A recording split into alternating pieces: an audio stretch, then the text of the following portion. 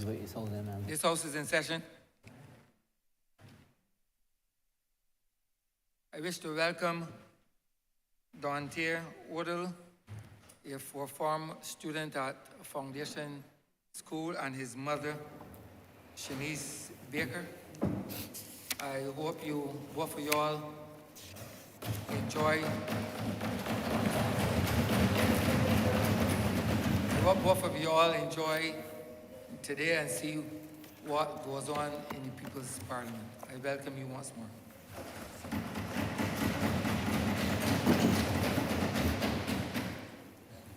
Minutes of the meeting held on Tuesday, November 15, 2022 to be confirmed. Honourable Leader Government. Thank you, Mr. Speaker. I beg to move that the aforesaid minutes be confirmed. Questions that the aforementioned minutes be confirmed. All those honourable members in favour, please say aye. Those against, please say no. Meeting the ayes have it. The aforementioned minutes are hereby confirmed. Announcements by Your Honour, the Speaker. Messages from Her Excellency, the President. Petitions, papers, government notices, private members' notices, notices of questions, reports from select committees, first readings of bills, statements by ministers, congratulatory and/or obituary speeches, personal explanations, motions for leave of absence, oral replies to questions, notices of motions for the adjournment of the House on matters of urgent public importance, orders of the day. Leader Government Business. Thank you, Mr. Speaker. I beg to move the suspension of standing orders 6, 16, 18, 20, 42, subsection 5, 43, and 44 for the remainder of the day's sitting.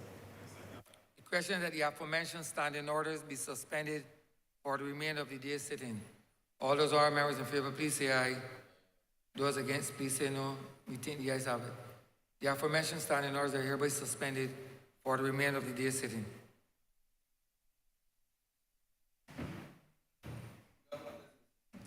Government business, the order of the day. Order number 6, in the name of the Honourable Minister of Housing, Lands and Maintenance, to move the passing of a resolution to rescind the resolution passed by the Honourable the House of Assembly on the 23rd day of June 2015 and the Honourable the Senate on the 8th day of July 2015, assented to by Her Excellency, the then Governor General, now President, on the 28th day of July 2015, and published in the Official Gazette as Resolution number 20 of 2015 on the 3rd day of August 2015, approving the lease to the Rotary Club of Barbados South of a parcel of land, then the property of the Crown, now property of the state, situate at Garfield Sober Sports Complex, Upton in parish of Christchurch in this island, for the construction and development of a recreational facility for children with disabilities. Honourable Member St. George South. Thank you, Mr. Speaker. Good morning to everyone. It's indeed a pleasure to introduce this resolution to rescind the lease to the Rotary Club of Barbados South. But, Mr. Speaker, we wish to do a cognate debate, not only to rescind the lease to the Rotary South, but also to grant the lease to the Rotary Inclusive Player Trust. And reason being, Mr. Speaker, we move to rescind the decision to grant the lease to the Rotary Club of Barbados South.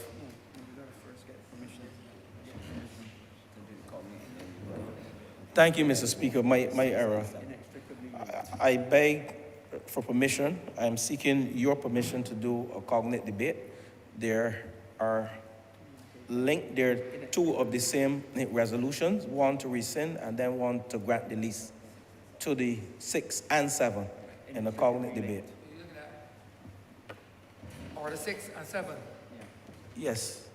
My apologies, Mr. Speaker, for not requesting permission in this Lord Chamber to do this resolution as 6 and 7 as a cognate debate. And 6 pertains to...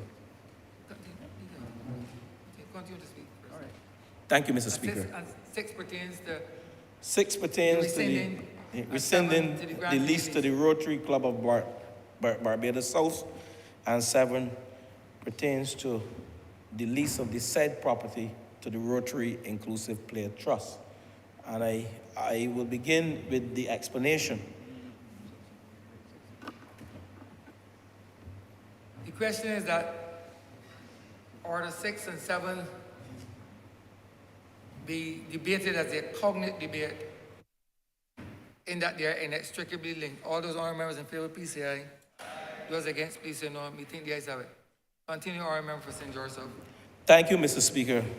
In my haste to explain, I would never want to breach any of these standing orders in this Lord Chamber. And I thank you for the... Honorable member will not allow you, sir. Thank you, Mr. Speaker. Thank you for the guidance, and indeed, thank you for the patience as well. But, Mr. Speaker, in the excitement to get this debate going, because this is indeed a very important debate, and the whole aspect of rescinding the decision to grant the lease to the Rotary Club of Barbados South of some 25,000 square feet of land at the Garfield Sobers Sporting Complex, and then to ask that we then grant the lease of the said land, 25,000 square feet of land, to Rotary Inclusive Play for the establishment of recreational facilities for children with disabilities. And perhaps that's the haste and why I want to get the debate going, because back in 2010, the Rotary Club of Barbados South made a request to lease the land of 25,000 square foot of state land at the Garfield Sobers Sporting Complex, Wildy, on a long-term basis.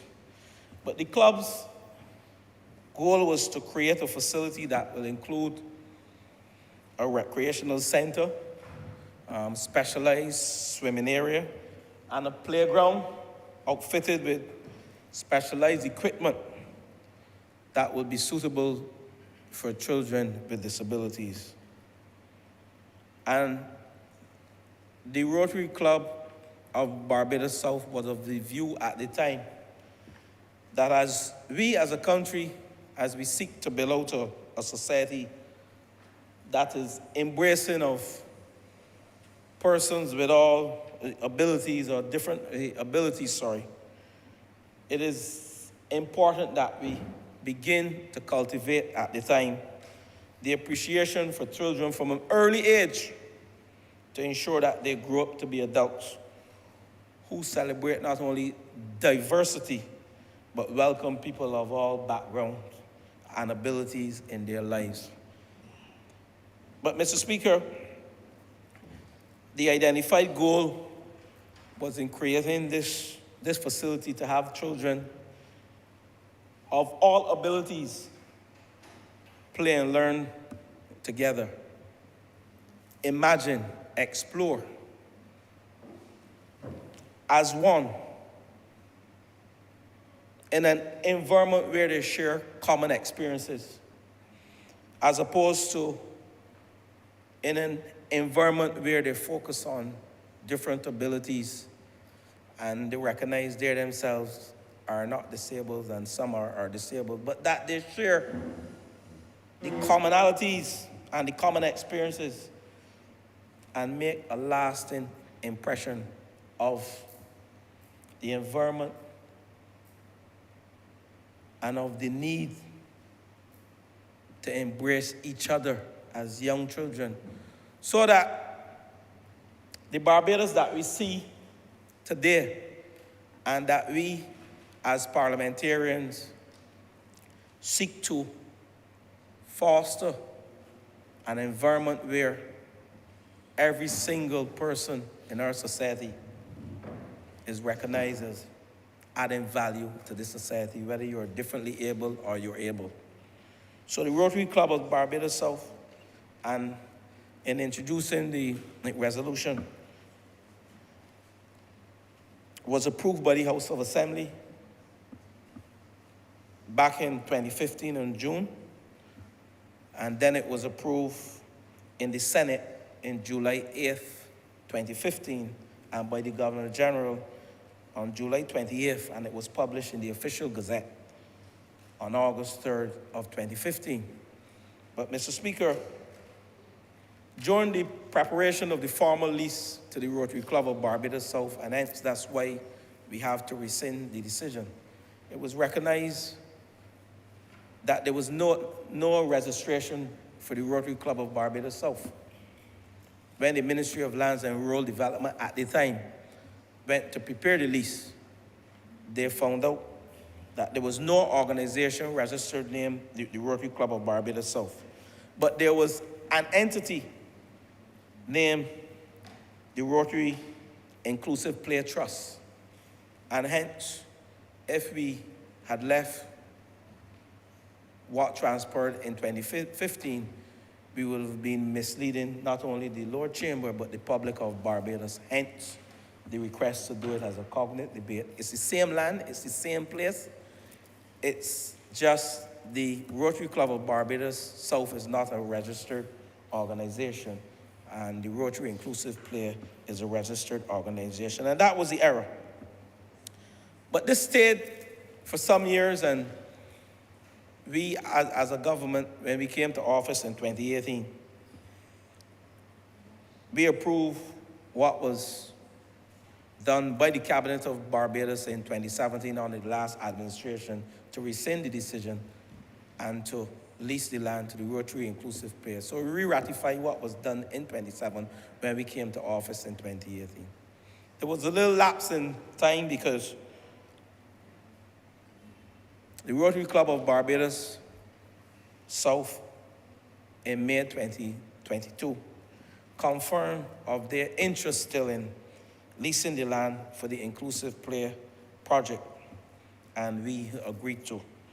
But, Mr. Speaker, let me move on to the work of the Rotary Club. And, you know, being a Rotarian, and I pride myself of being a Rotarian, but this was the vision of one man by the name of Paul Harris that started back in 1906, February, where he saw the need to facilitate the exchange of ideas and interests and forging friendship among professionals with diverse backgrounds.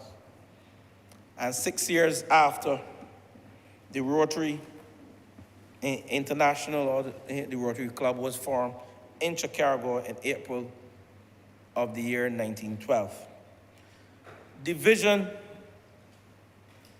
basically at that time was to forge interest and friendship among professionals of diverse backgrounds where they can exchange, I guess, some of the challenges and some of the good practices and focus on making the world a better place.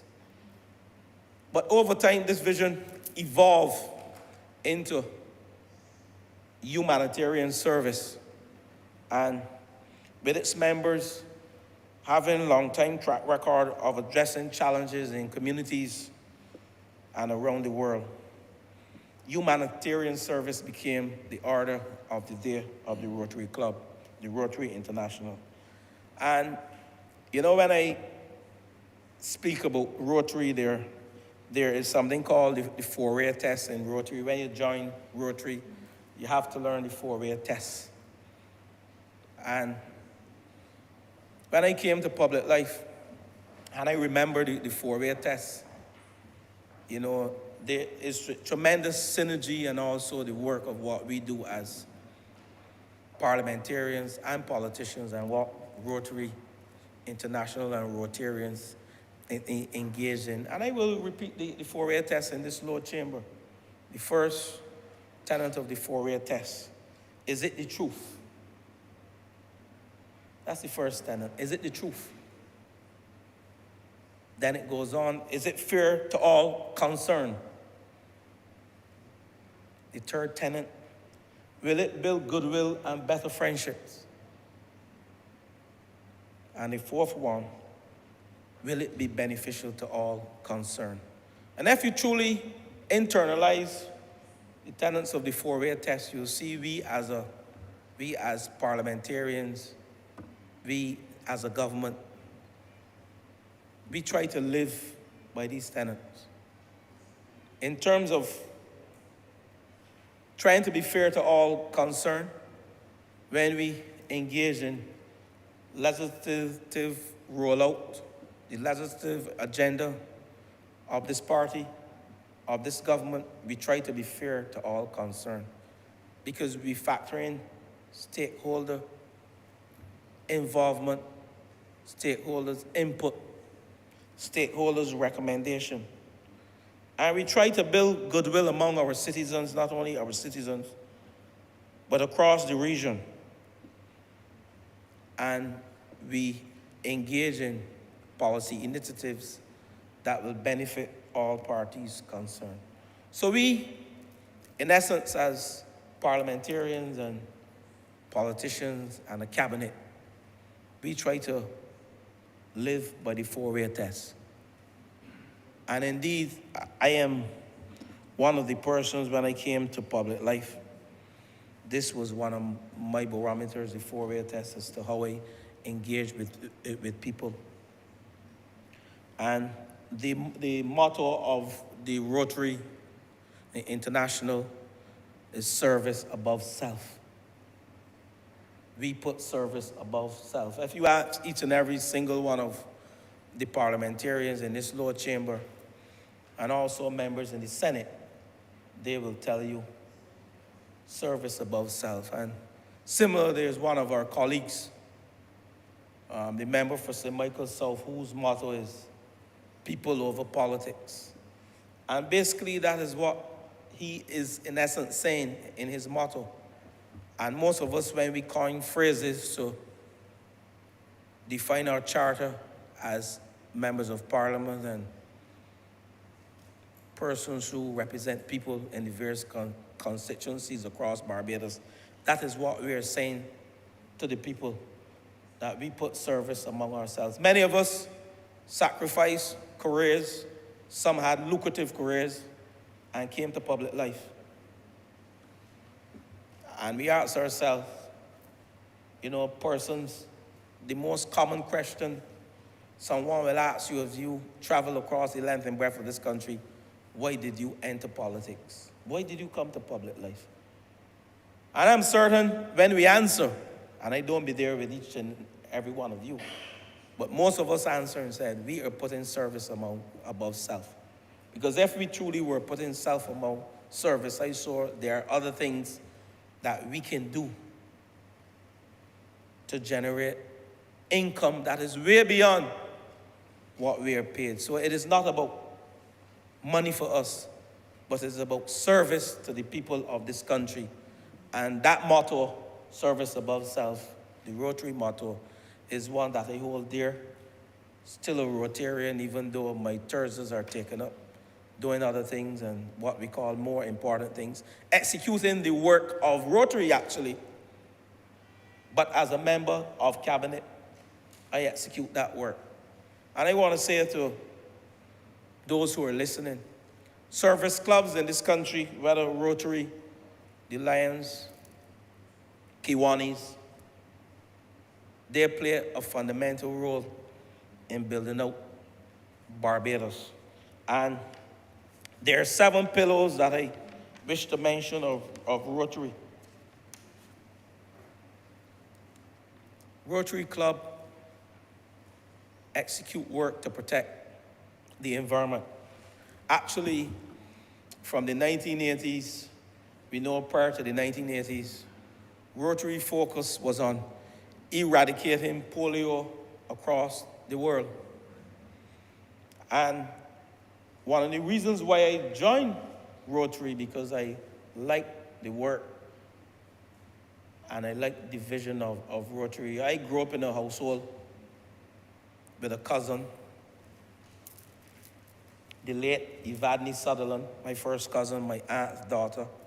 We grew up in the same household in Ellerton, St. George. And she was a victim of polio, suffered from polio. That was her disability. She migrated to Canada in the late 70s to be with her mother, my aunt, who's still there. She's deceased now. And some of the areas that I will mention with respect to persons living with disability. She died in her early 50s, and I frequented Canada because we grew up together, and I would go on vacations sponsored by my dear aunts, some who are no longer with us, but some who are still there. And one of my aunts, she was a nurse. She's retired now. She's still alive. And she would say that Evadne's lifespan is a shorter lifespan than the average citizen, person without disabilities.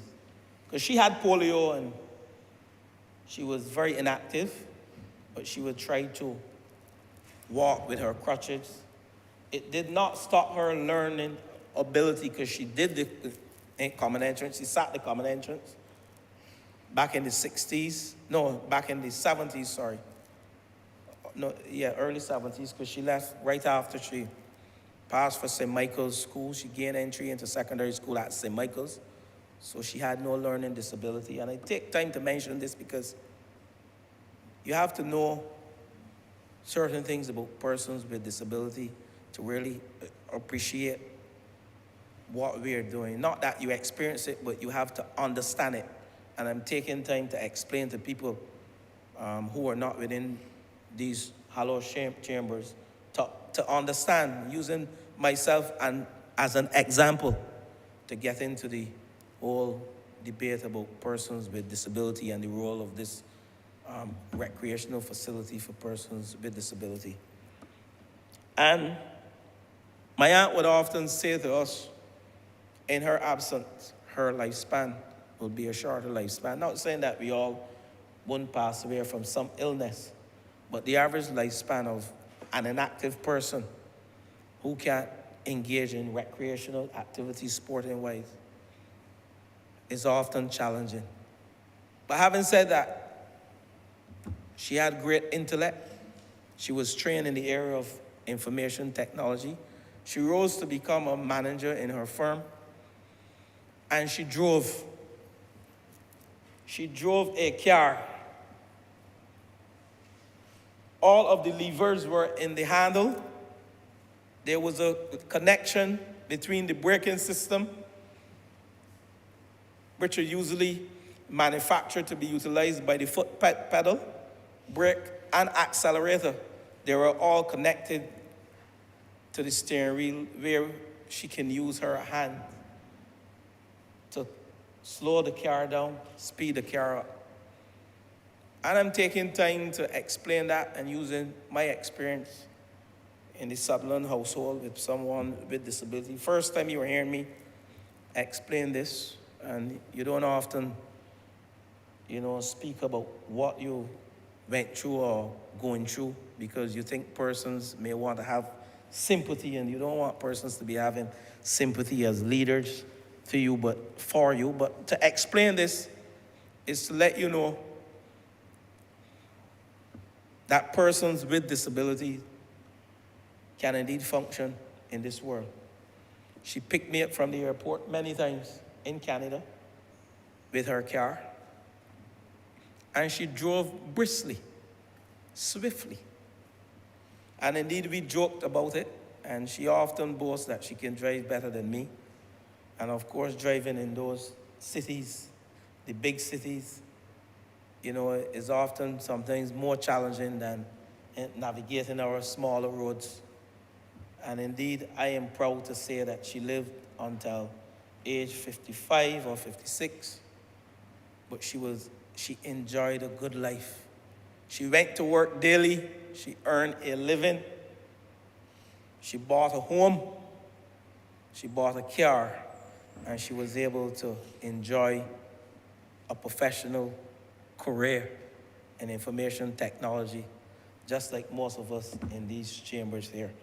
So that's my living example that I wanted to share with you as I get into the whole work of the Rotary, the 7 pillars, and I mentioned protecting the environment, and I mentioned Rotary back in the 1930s and the 1940s. The thrust was on eradicating polio and hunger across the world. But they had other tenets. Growing local economies, that's pillar number 2. Pillar number 3, saving mothers and children. Pillar number 4, providing clean water, sanitation, and hygiene. Pillar number 5, they fought diseases. They continue to fight it. Pillar number 6, they promote peace. And pillar number 7, they support the education. So the majority of the work done by the Rotary Club across the world are similar to what we do as a government and a not-for-profit organization. I take my hat off to the Rotary Club of Barbados, the Rotary Club of Barbados South, and the Rotary Club West. Those are the 3 organizations in Barbados. The Rotary Club of Bridgetown, that was formed, I think, back in the 1960s or the 1970s, and then in the 80s, the other 2 Rotary clubs were formed. Now, Mr. Speaker, the Rotary International is the world's first service club with more than 1.2 million members in across 330 clubs worldwide. The Rotary has spent internationally over $80 million on eradicating polio across the world. And I mentioned the mottos of Rotary International. One of the mottos, service above self, but there is another motto: they profit most who serve best. And that conveyed the philosophy of the unselfish voluntarism of which the organization is all about. I'm taking time to mention this to you because we as a government cannot build a just and equitable society on our own. We as a government cannot build a society where persons of different abilities are indeed empowered. We cannot do it on our own. So the work of the Rotary across the world, and in Barbados, I heard some of my colleagues reciting some of the work Rotary did in this island for years, in education, in promoting peace, in dealing with the vulnerable, similar to this one, addressing the plight of persons with varying disabilities, autism, ADHD, dealing with work where mental challenges present tremendous obstacles, dealing with work where persons have been stigmatized and polarized and placed in certain boxes. We mentioned the whole issue of mental health that include attention deficit, anxiety, and depression. And when you look around today, only recently we heard our Prime Minister speaking about the increasing cases of persons with mental health issues. When I was in that other ministry, the member for St. John now has full responsibility for Ministry of Youth, Sports, and Community Empowerment. One of the speeches that I made when I first went to that ministry, and I recall that mental health challenges will become, mental health issues will become one of the major challenges that we will face among working class people. And I said that coming out of COVID, or during COVID. And we recognize that these anxiety deficits,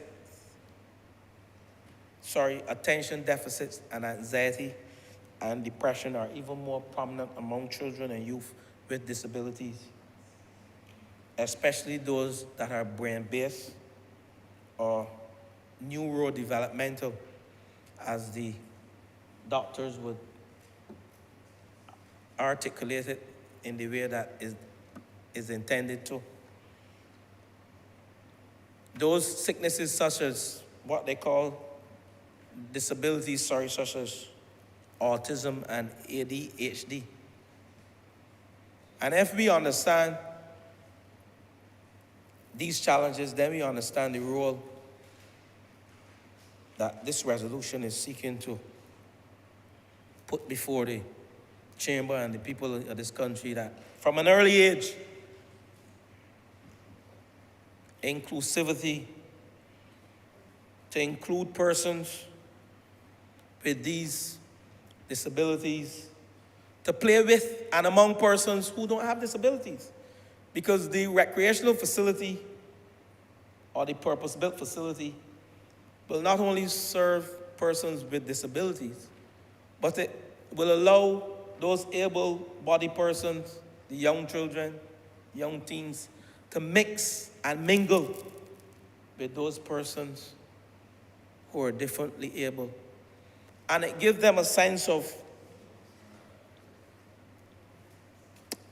understanding from an early age that we should not discriminate, stigmatize, or polarize persons who are differently able in whatever form it is. Mr. Speaker, the current epidemic of obesity associated with inactivity is furthermore a local health concern for all children. And you will recognize, Mr. Speaker, there is an element of emotion as I speak, because, and I don't want to keep referencing it, but my cousin was very inactive, polio, and what she died from was a result of inactivity, health concerns as a result of inactivity.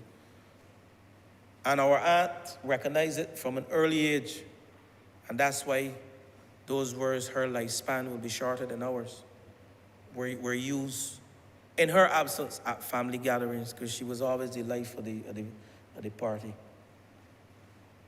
And she suffered from a case of obesity that impacted her health in a major way.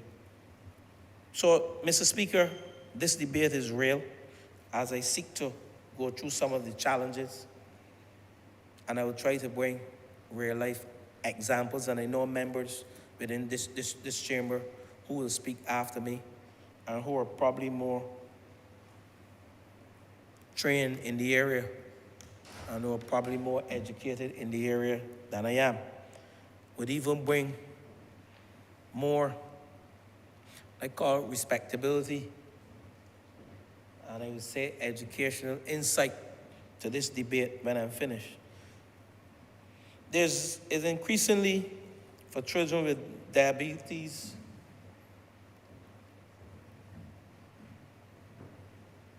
to be sedentary, placing them at higher risk of obesity and associated health conditions. But it has been recognized, Mr. Speaker, and members in this chamber, that sporting and physical activities are just as important for persons with disabilities, and I would say even more important with persons with disabilities as they are to the average person. And several work by NGOs would show that there is a connection between physical exercise and brain health. Not only on the basis of fitness, but also for the health of developing the brain of children with disabilities. And Mr. Speaker, as I speak, you see elements of the reasoning why this project is so critical to us in this country and persons with disabilities.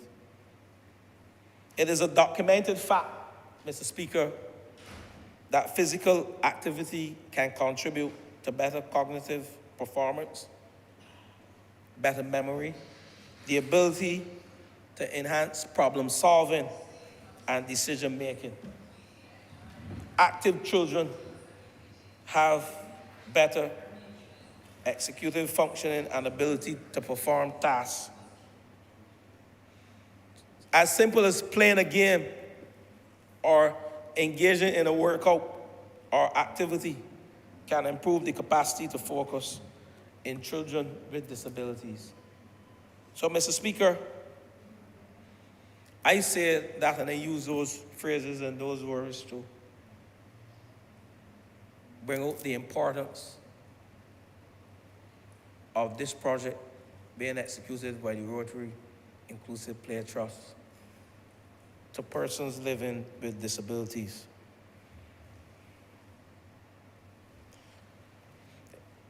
We also must understand, and I know the work is being done by the member for St. James North, and I will speak briefly to that, and also the member for St. Michael South, and work that was done by the member for the city, and also the member for St. Thomas who started the work. Multiple barriers stand in the way of children and youth with disabilities, and we are seeking as a government to work through those barriers. There was a call, Mr. Speaker, by the special needs parents organization some years ago, more than 2 decades ago, for a purpose-built recreational facility for persons with disability. And as a result of that call, it's not good to call names in this chamber, Mr. Speaker, but permit me this one time to mention the president of the Rotary Club of Barbados South, who conceptualized this project, Ms. Katrina Sam, in 2011. She conceptualized the Inclusive Play Project. Was an ambitious project to create an inclusive play facility where I said earlier, where children with all abilities play, they learn, they explore, they imagine together in an environment where the common experiences make a more lasting impression than their different abilities. And that was the whole essence of this project. And it was aimed at helping the wider community integrate children with disabilities into Barbadian society. And I said earlier, we know some of the challenges that parents face with their children who have disabilities: insecurity, self-esteem. These are some of the challenges that parents face with children who have disabilities. And it is important for them to have the social interaction skills, whereby a parent can leave their children at an inclusive play facility and leave their children with disabilities at an inclusive play facility and go and execute their chores. We need more inclusive play facilities across Barbados. And I will list some of the elements of this project. When finished, we see the establishment of a fully accessible recreational facility, and it is touted to be the first of its kind in this country. and some said in this hemisphere. Inclusive play will provide not only an outdoor sporting facility, but also purpose-built sensory and indoor recreational rooms. It will provide a place where parents of children with disabilities can leave their child, and I mentioned that earlier, affording them the opportunity to go to work, go and do their chores. The facility will also be designed with an indoor recreational facility that will facilitate indoor sports, facilitate cultural activities and educational activities for the disabled community. Additionally, it will feature special rooms, special use rooms such as a sensory room with light and sound stimulation and a soft padded room. And when we go through the project, as I just did, we will see that this is really an inclusive project. A food preparation area, meeting rooms, for a sales station will be provided along with other multipurpose rooms. And last but by no means least, the playground will be fully wheelchair accessible, incorporating equipment that is accessible to both disabled and able-bodied persons. This is a wonderful project. The intention is to allow children with disabilities to be able to reach every piece of equipment on the ground. Now, we as a government, we started work. I mean, we had a green paper on disability and a white paper on disability. This government in 2000 and 2001. So this administration, I can say without a shadow of a doubt, I'm not speaking, I'm not talking about DLP or BLP or politics, but I'm just reinforcing the work that this administration did and continues to do and execute on behalf of persons with disability. Other administrations did work, but we made sure that a green paper and a white paper was prepared on persons with disability. That the member now for St. James North, he is referencing. And of course, the member for St. Thomas, she is nodded because she used that green paper and white paper to effect some of the positive changes to incorporate persons with disability in this wonderful place we call our home.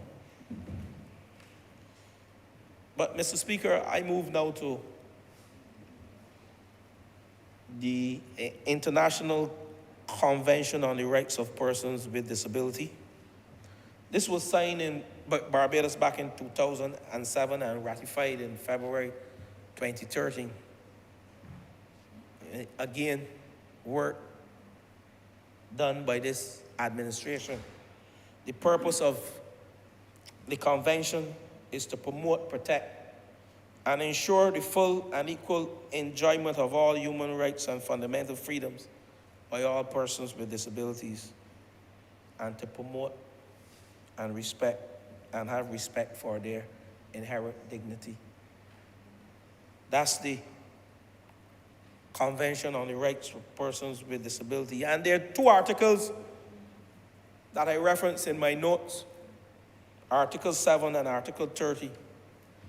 Article 7 speaks to the need of all necessary measures to be taken to ensure the full enjoyment by children with disabilities of all and fundamental freedom on an equal basis with other children.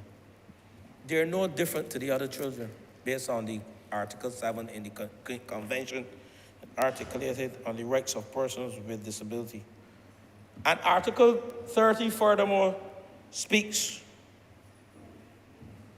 on the parties of the Convention to take appropriate measures to encourage and promote the participation to the fullest extent possible of persons with disability in mainstream sporting activities at all levels, as well as to ensure that the children with disabilities have equal access with other children to participate in play recreation, leisure, and sporting activities, including those activities in the school system. So Article 30 is relevant to what we are doing here today, the Rotary Inclusive Play project. But I want to mention a few barriers to inclusion by disability, and these were barriers highlighted by stakeholders when I reached out to them, and they asked me to mention some of these barriers on the floor of Parliament during my presentation. But I want to say, even though I will reference these barriers, I am not at all saying that this government has not, and this government continues to address some of these barriers that I will highlight. The member for St. Thomas, as I mentioned these barriers, I recall the member for St. Thomas speaking about auditory messaging and dealing with persons hearing impaired. I recall her coming to cabinet and asking us and saying to us that we need to do more for them. And I recall the member for St. James North. He's a fan of one of my constituents who has a disability, who's visually impaired. She was called to the bar within the last 2 years. Yes, the legal bar. Sorry, member. And he spoke passionately about the use of technical language, long sentences, and words with many syllables. And he cited those as significant barriers to understanding for people with cognitive impairment. You recall that, member for St. James North? And I'm saying these are some of the barriers when I spoke to key stakeholders, mentioned written messages that prevent people with vision impairments from receiving messages, such as the use of small print or no large print versions of materials, as well as not making the material available in Braille.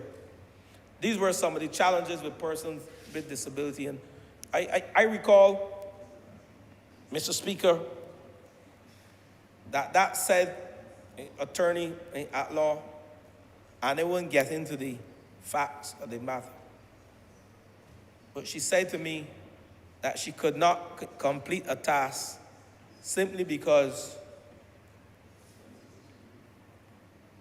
the material available was not in Braille. So we were denying someone with great intellect at the point in time, and I should not mention where because I think persons are very sensitive to these matters and I'm on the floor of Parliament. And I have to respect these hallowed chambers.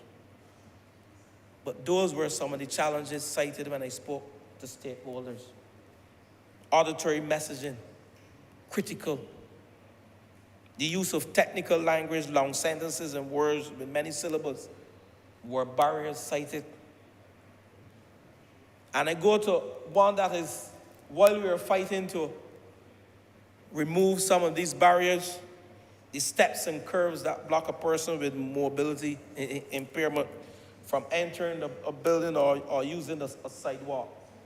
I heard members in this chamber echo those words in cabinet, in parliamentary settings, in focus group settings, where we have to remove some of these barriers. And I know that the work being done by the member for St. Michael South and the member for St. James North, supported by the member for St. Thomas,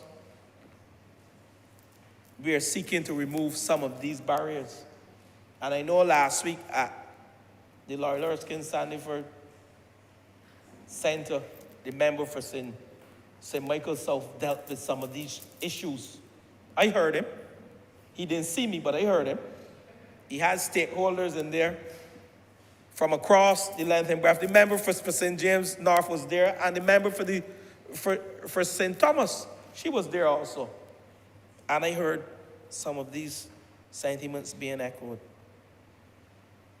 And I go to one that I know we are working on assiduously. Denying reasonable accommodations to qualified individuals with disabilities. I hope I'm not stealing the members' thunder, the experts who will speak after me, but these are some of the key barriers that were mentioned to me when I did my research.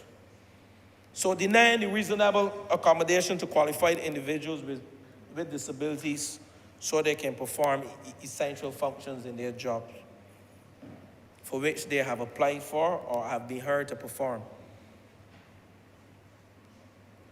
Denying job opportunities to persons living with disability is discrimination.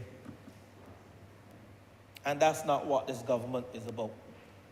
So we are focusing on removing some of these barriers, if not all of them. Some handicapped persons in this country may be denied access to jobs, and persons may speak to the fact that these jobs can only be done by competent personnel. But we say to you as a government, persons with disabilities are also competent personnel. And we cannot discriminate at all. We cannot put them in a box and say to them, these are the only functions you can execute. We cannot create a society where we have limited opportunities for persons with disability. We cannot do it. But I go further because the Canadian government funded the Improved Access to Justice in the Caribbean, what we call Impact Justice. The Impact Justice Project recently published a report on the access to justice for persons with disabilities in CARICOM countries. I see the member for St. James North. I am not going to speak too much on the because I know you have a lot to say, but it would be remiss of me to lead this debate and don't mention some of the work. The Impact Justice work started in that Ministry of Commerce. And I know very well when that project came to fruition. And the report published by Impact Justice provides an overview of the United Nations Convention of the Rights of Persons with Disability, 2006, and its accompanying protocols, as implemented by 11 CARICOM countries, of which we are one. And the report draws on the experiences of persons with disability in terms of how they access justice in comparisons with able-bodied persons. So a lot of work is being done in this country. And you know, one of the things that they looked at was how persons with disability can access the courtrooms. And I want to compliment this government because on Friday night, the Deputy Prime Minister and the members, some other members, the member for Christchurch East, we were fortunate to witness the opening of Henry Ford and David Simmons Judicial Complex, it is. And when we toured that complex, I say without a shadow of a doubt that the work done by the Attorney General and the Ministry of Housing, Lands and Maintenance, the Attorney General's office who had overall oversight for the project. The member for Christchurch West started that project. The rejuvenation project was to refurbish the old Supreme Court building.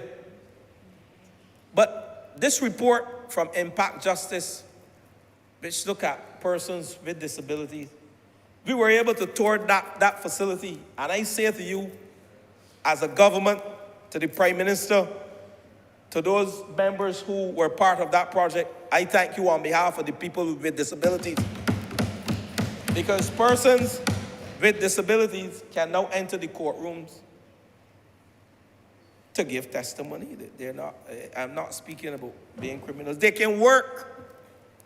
They can work. because it is a disabled-friendly refurbished building. And I congratulate this. It is times like this, member for St. James North. This is probably one of the few times you heard me speaking on disability. But I have another example to share with you, members in this chamber.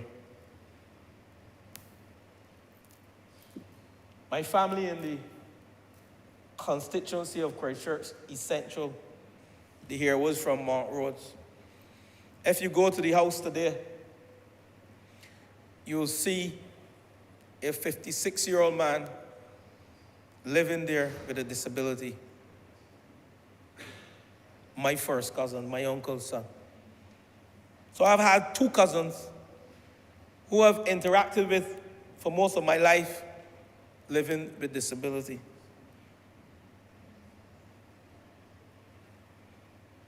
And one of the disappointments that I have, that young man did not enjoy a life like my cousin Ivadni, who migrated to Canada. He did not enjoy that life because he was housed up. He had limited social skills to the point that when he was brought out into the environment, and I can speak to myself, so I'm not ashamed to say these things.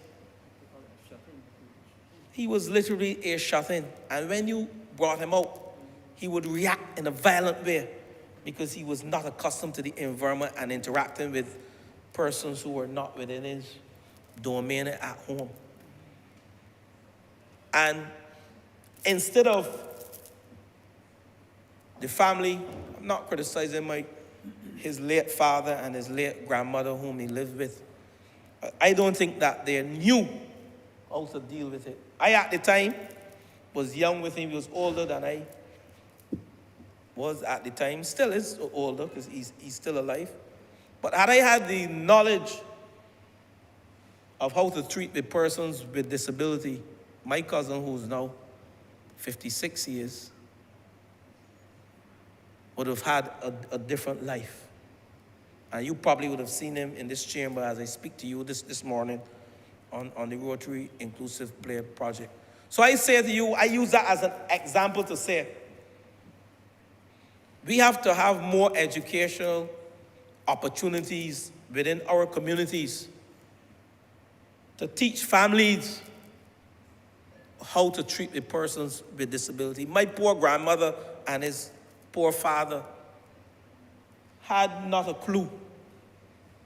And I was seeing when I visited from Christchurch, from St. George to Christchurch, to spend time with my late grandmother, Pearl Harewood, who was a janitor at the Christchurch Boys' School, whom a member in the last administration, and I often say this, you hear me say this, when I sat where the member for St. Lucy is sitting, and the member for St.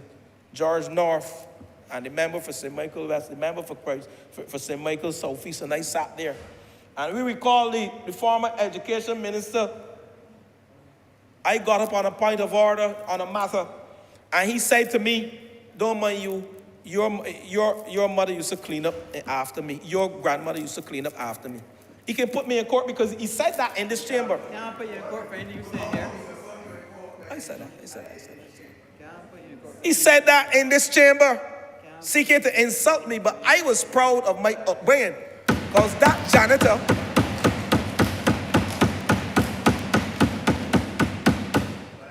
janitor at Christchurch Boys' School, today, when I travel to Christchurch, and the member for Christchurch Essential, you are lucky because I had my eyes on Christchurch Essential.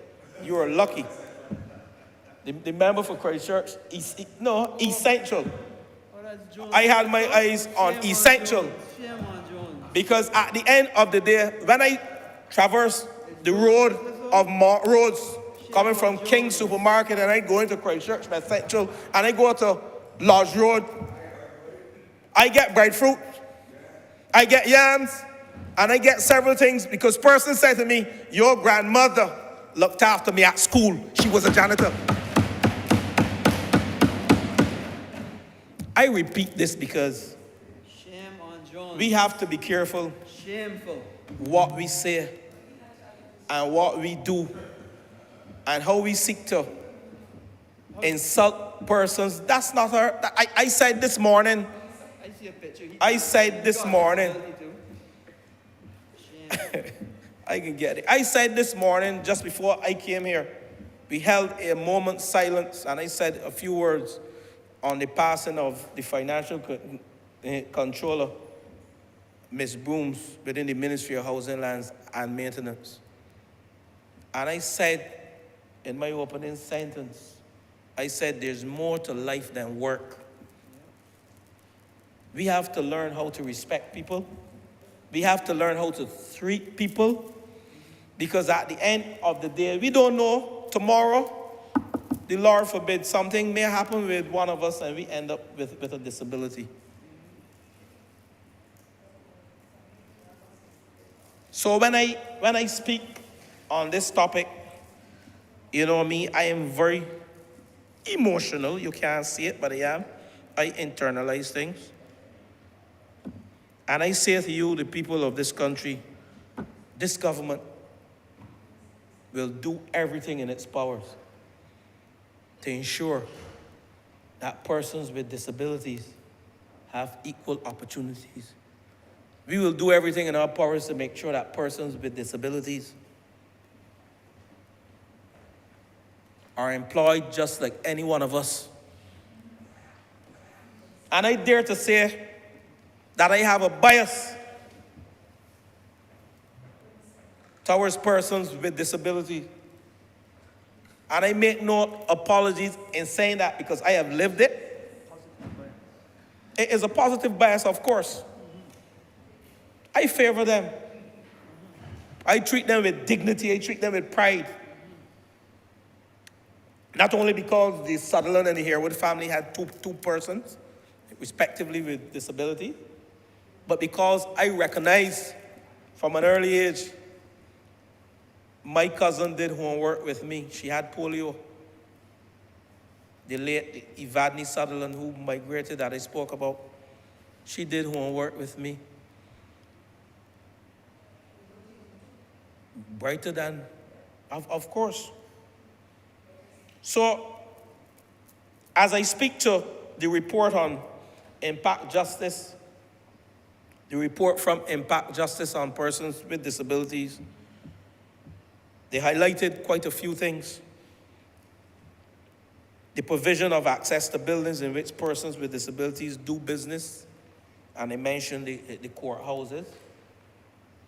The need for amenities such as disabled-friendly bathrooms, and I list a few here. Improve arrangements for transportation. I want to congratulate this government again as I mentioned transportation. The electric buses that we brought into this country, I thank the member, Christchurch West, and also member St. Michael West Central, it is? Yes, member for St. Michael West Central. I want to thank you and the member for Christchurch West and the Prime Minister for recognizing we didn't only buy electric buses because of our thrust to become renewable energy compliant by a certain time, but we recognize that when we bought those buses, that we had to cater for persons with disabilities riding on our buses. And I want to thank this government again. And affordable chairs where we can put them in. There's a space for them, wheelchairs. So when we stand here and members get up to speak this morning, we speak from a position of strength with respect to how we have treated as a government, successive administrations, not only under Owen Seymour Arthur, but under Mayor Amor Mortley, led by Mayor Amor Mortley, how we treat with persons with disabilities. And I'm proud to be part of this government. But, Mr. Speaker, I'm going to just list two other aspects of the impact justice report, where they cited some of the responses of persons with disabilities. These are persons speaking. They also mentioned the need to accommodate for the hearing and sight impaired. That's how they wrote it. More accommodation for the hearing and sight impaired. So these were some of the comments, the responses coming from persons with disability. And ultimately, the responses given to impact justice show a need for further intervention that would provide an opportunity for persons with disability to enjoy full and effective participation in a society on an equal basis with others. Now, Mr. Speaker, this brings me briefly now to the role we are playing as a government to improve the lives of persons with disability. This government in the year 2022, and in the month of June, on the first day of June, established an advisory committee on persons with disability. And the responsibility of that committee was to guide the establishment of a commission for improving the lives of persons with disability. It was also tasked with preparing a national policy on disabilities and ultimately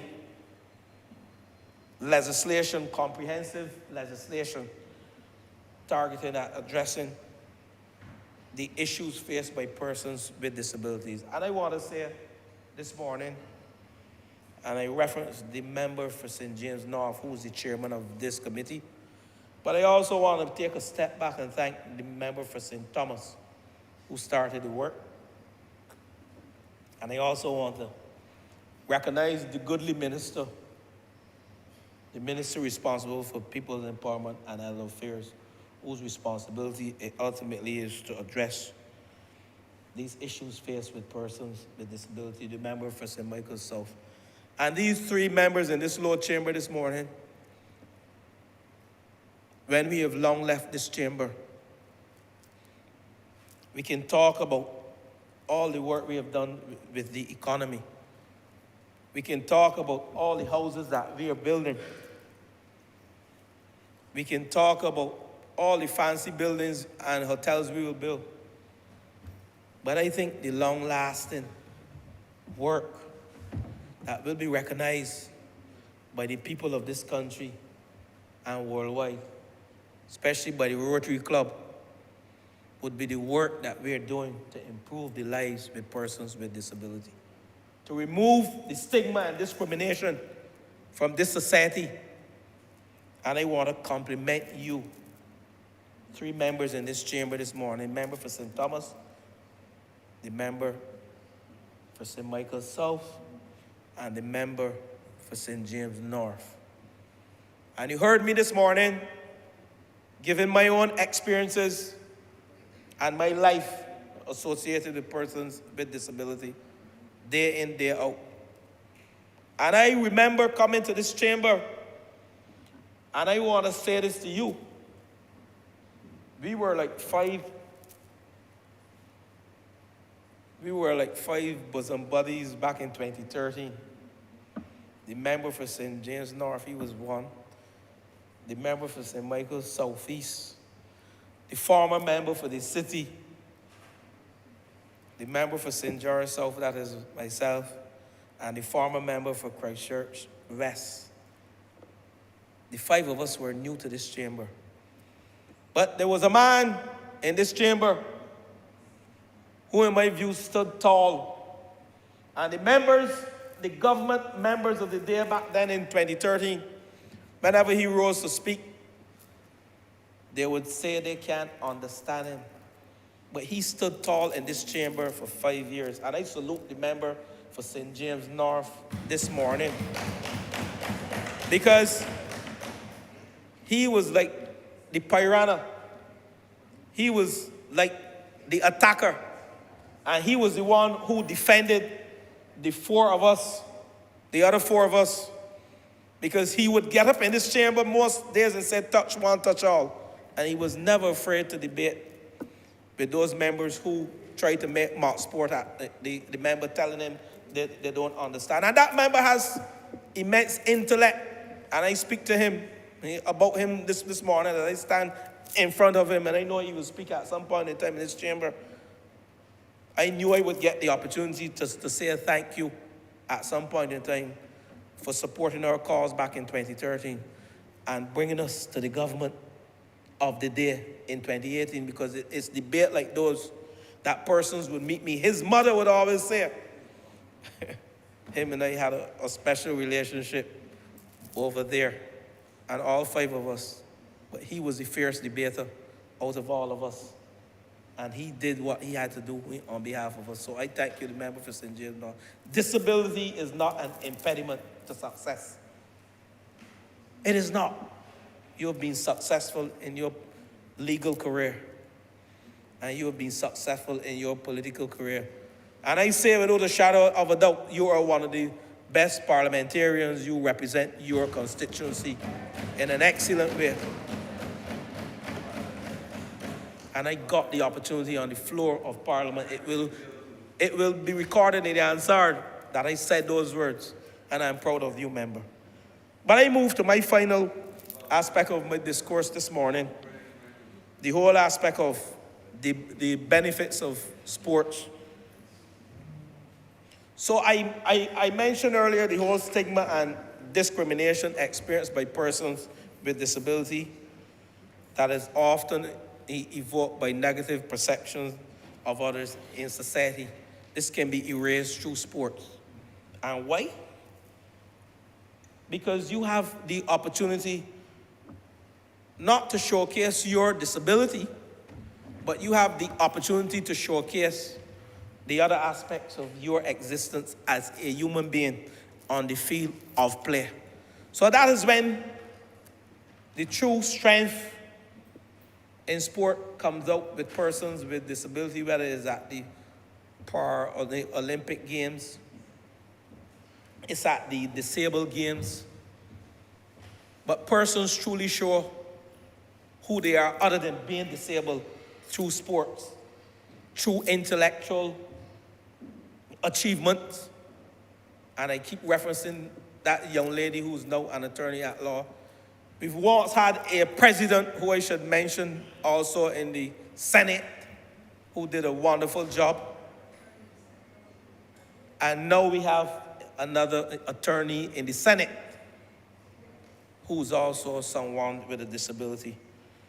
So engaging in sporting activities is considered one of the means through which the negative perception and the attitude of society towards persons with disability can change. And it transcends culture, language, social barriers, while engendering inclusion and what I call adaptation of persons with disabilities. Mr. Speaker, disabled sports in this country. We have disabled sports currently played in this country: blind cricket, athletics, swimming, football, goalball, road tennis, cycling, golf, and softball, badminton as well.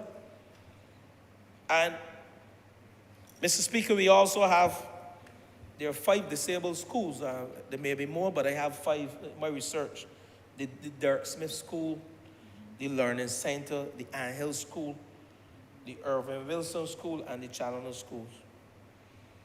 But persons who have graced the walls of those 5 schools have participated in national and regional sporting events.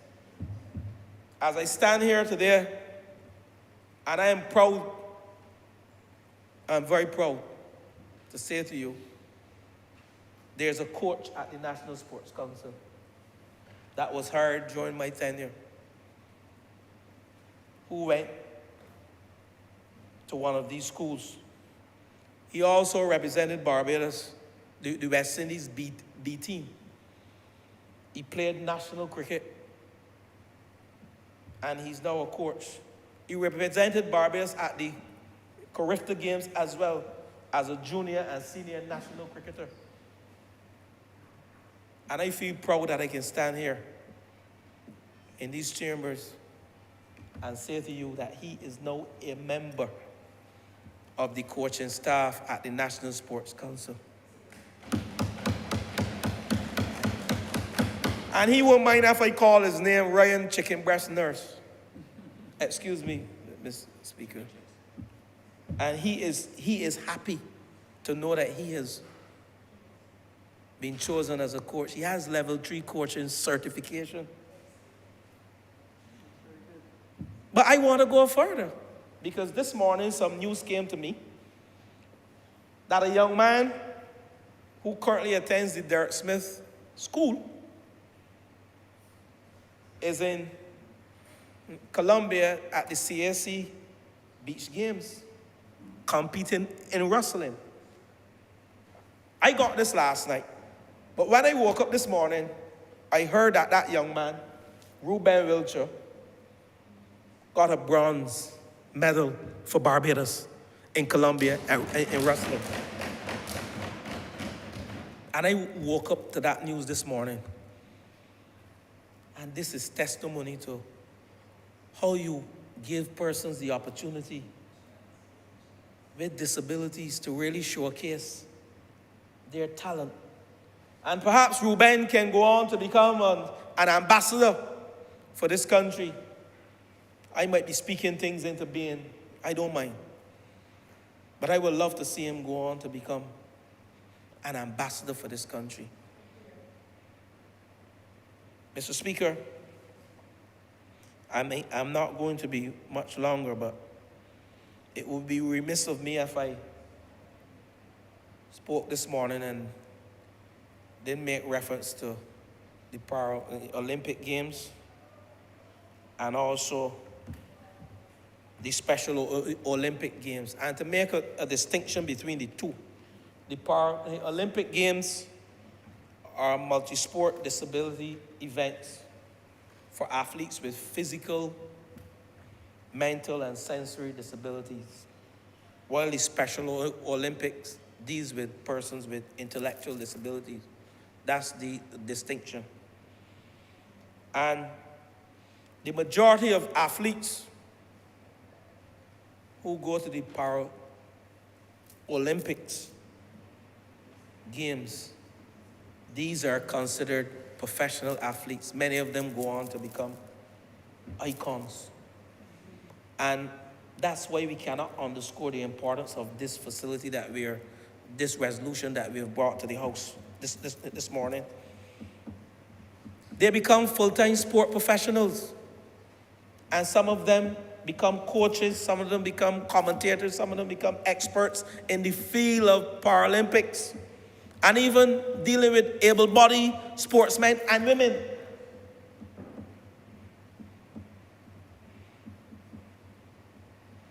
And it is said for over 100 years, persons with disability competed in the Paralympic Games worldwide. From as early as 1888 in Germany. It started there in Berlin, where the deaf athletes, persons, hearing impaired athletes, I did some research, member for St. James North, were able to start this journey. And it was only after the Second World War that they were recognized and categorized officially all through the world. But Barbados competed in the Paralympic Games firstly in the year 2000. And we have participated in every summer Paralympic Games since then. But only 2 persons have represented Barbados at these games, and I will list the 2. You know, You know, the Lord often put you in certain places to say certain things. Daniel Coltrus, and I heard a member for St. Thomas touting cycling, Paralympic cycling.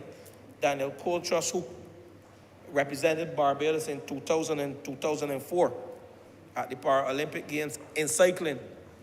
And one of my very close friends, hailing from that district of South District, a man by the name of David Taylor, in 2008, he swam for Barbados at the Paralympics. There were only 2 persons.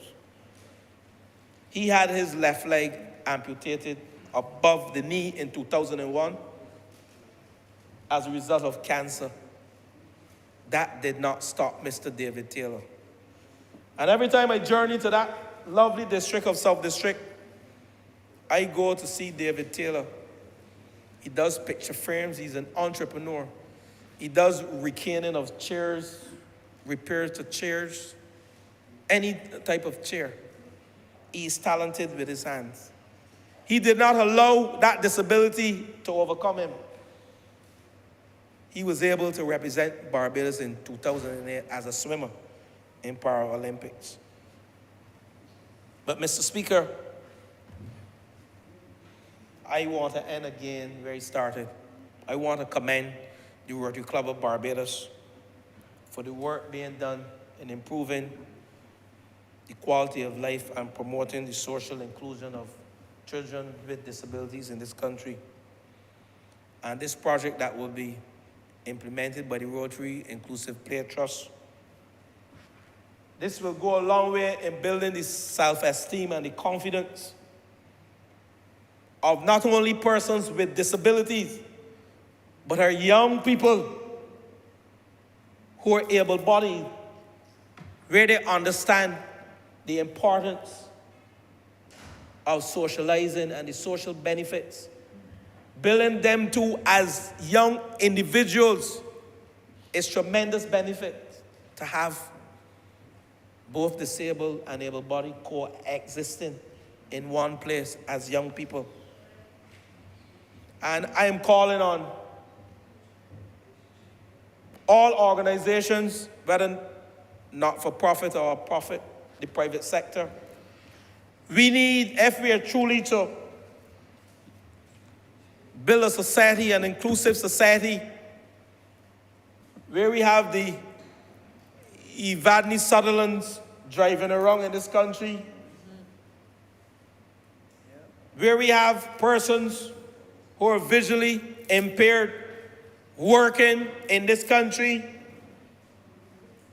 where we have persons who have an hearing impaired deficit or challenges working in this country, or whatever disability we confront, we give them the opportunity to become equals in this country.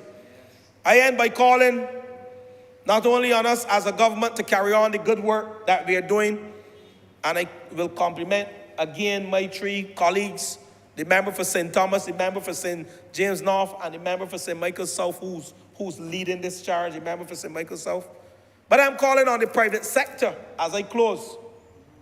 A lot more work, philanthropic and humanitarian work, needs to be done in this country to assist persons with disability, the vulnerable community, persons who their lives are challenging as a result of some health impediment, some health challenge, whether they're disabled or otherwise. But I'm calling on the private sector to join with us as a government in building an inclusive society where fair play, where opportunity, where justice and equitable opportunities become the order of the day for every single person, whether with a disabled impediment or not. We as a people must coexist, and we as a people, once these opportunities have been created, Barbados will truly become the best place to live, work, do business, and raise a family. I want to thank you, Mr. Speaker, for giving me the opportunity, and I do beg that the resolution to rescind be agreed in this lower chamber.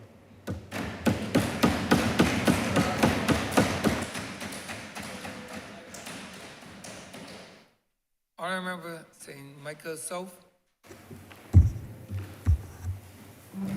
Good morning, Mr. Speaker, sir. Good morning to all of Barbados.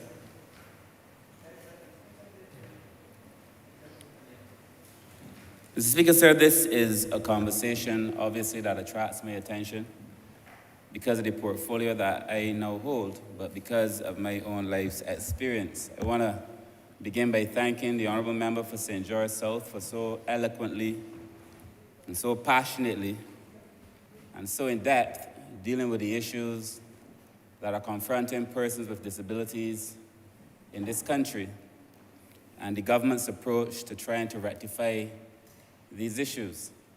I want to thank him, sir, for acknowledging all who has played a part in making sure that this kind of thinking, this kind of progress could come to fruition. I also want to thank, as he did, sir, the Honourable Member for St. Thomas, who held this ministry responsible for persons with disabilities before I did, for the work that she did in leading the charge. And very soon, sir, this Honourable Chamber will be in receipt of legislation that will improve the lives of persons with disabilities, sir.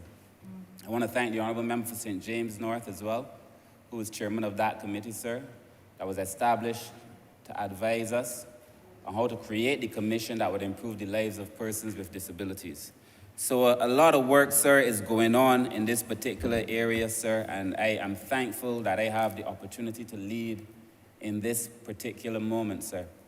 Naturally, I would want to thank the Rotary Club South, who would be doing a lot of this work, sir. It is through the hands of other people that we will be able to get to the destination that we are seeking to get to, sir. I want to thank also, as I begin, the Barbados Council for the Disabled, who has done yeoman's service, sir, in this country. It is one of the NGOs, community-based organizations, charitable organizations, sir, that is doing tremendous work, sir. And this country owes the Council for the Disabled a debt of gratitude. I must, as I begin, also thank the Sir David Simmons, sorry, sir, for permitting me to call his name, Sir David Simmons, who is chairing the Law Reform Commission, and who, through his efforts, sir, we are able to have the draft legislation for persons with disabilities finished and being brought to this House very soon. And I'm sure the Honourable Member for St. James North will speak to a lot of these details. Today, I do not intend to do that. So I want to set this debate in the context of social development, sir. I want to do so because all of us understand, sir, almost naturally, innately, that those of us who are born into this country expect a certain standard of living. We know, sir, that for most of us, being born into Barbados comes with a great promise. And for those of us who are trained in social development, sir, we understand this to mean, sir, that there is that rich marriage, that integration of social progress, but there must also be some economic growth. There must also be some economic progress. There must also be the idea that development reaches everybody in the fullest context, sir.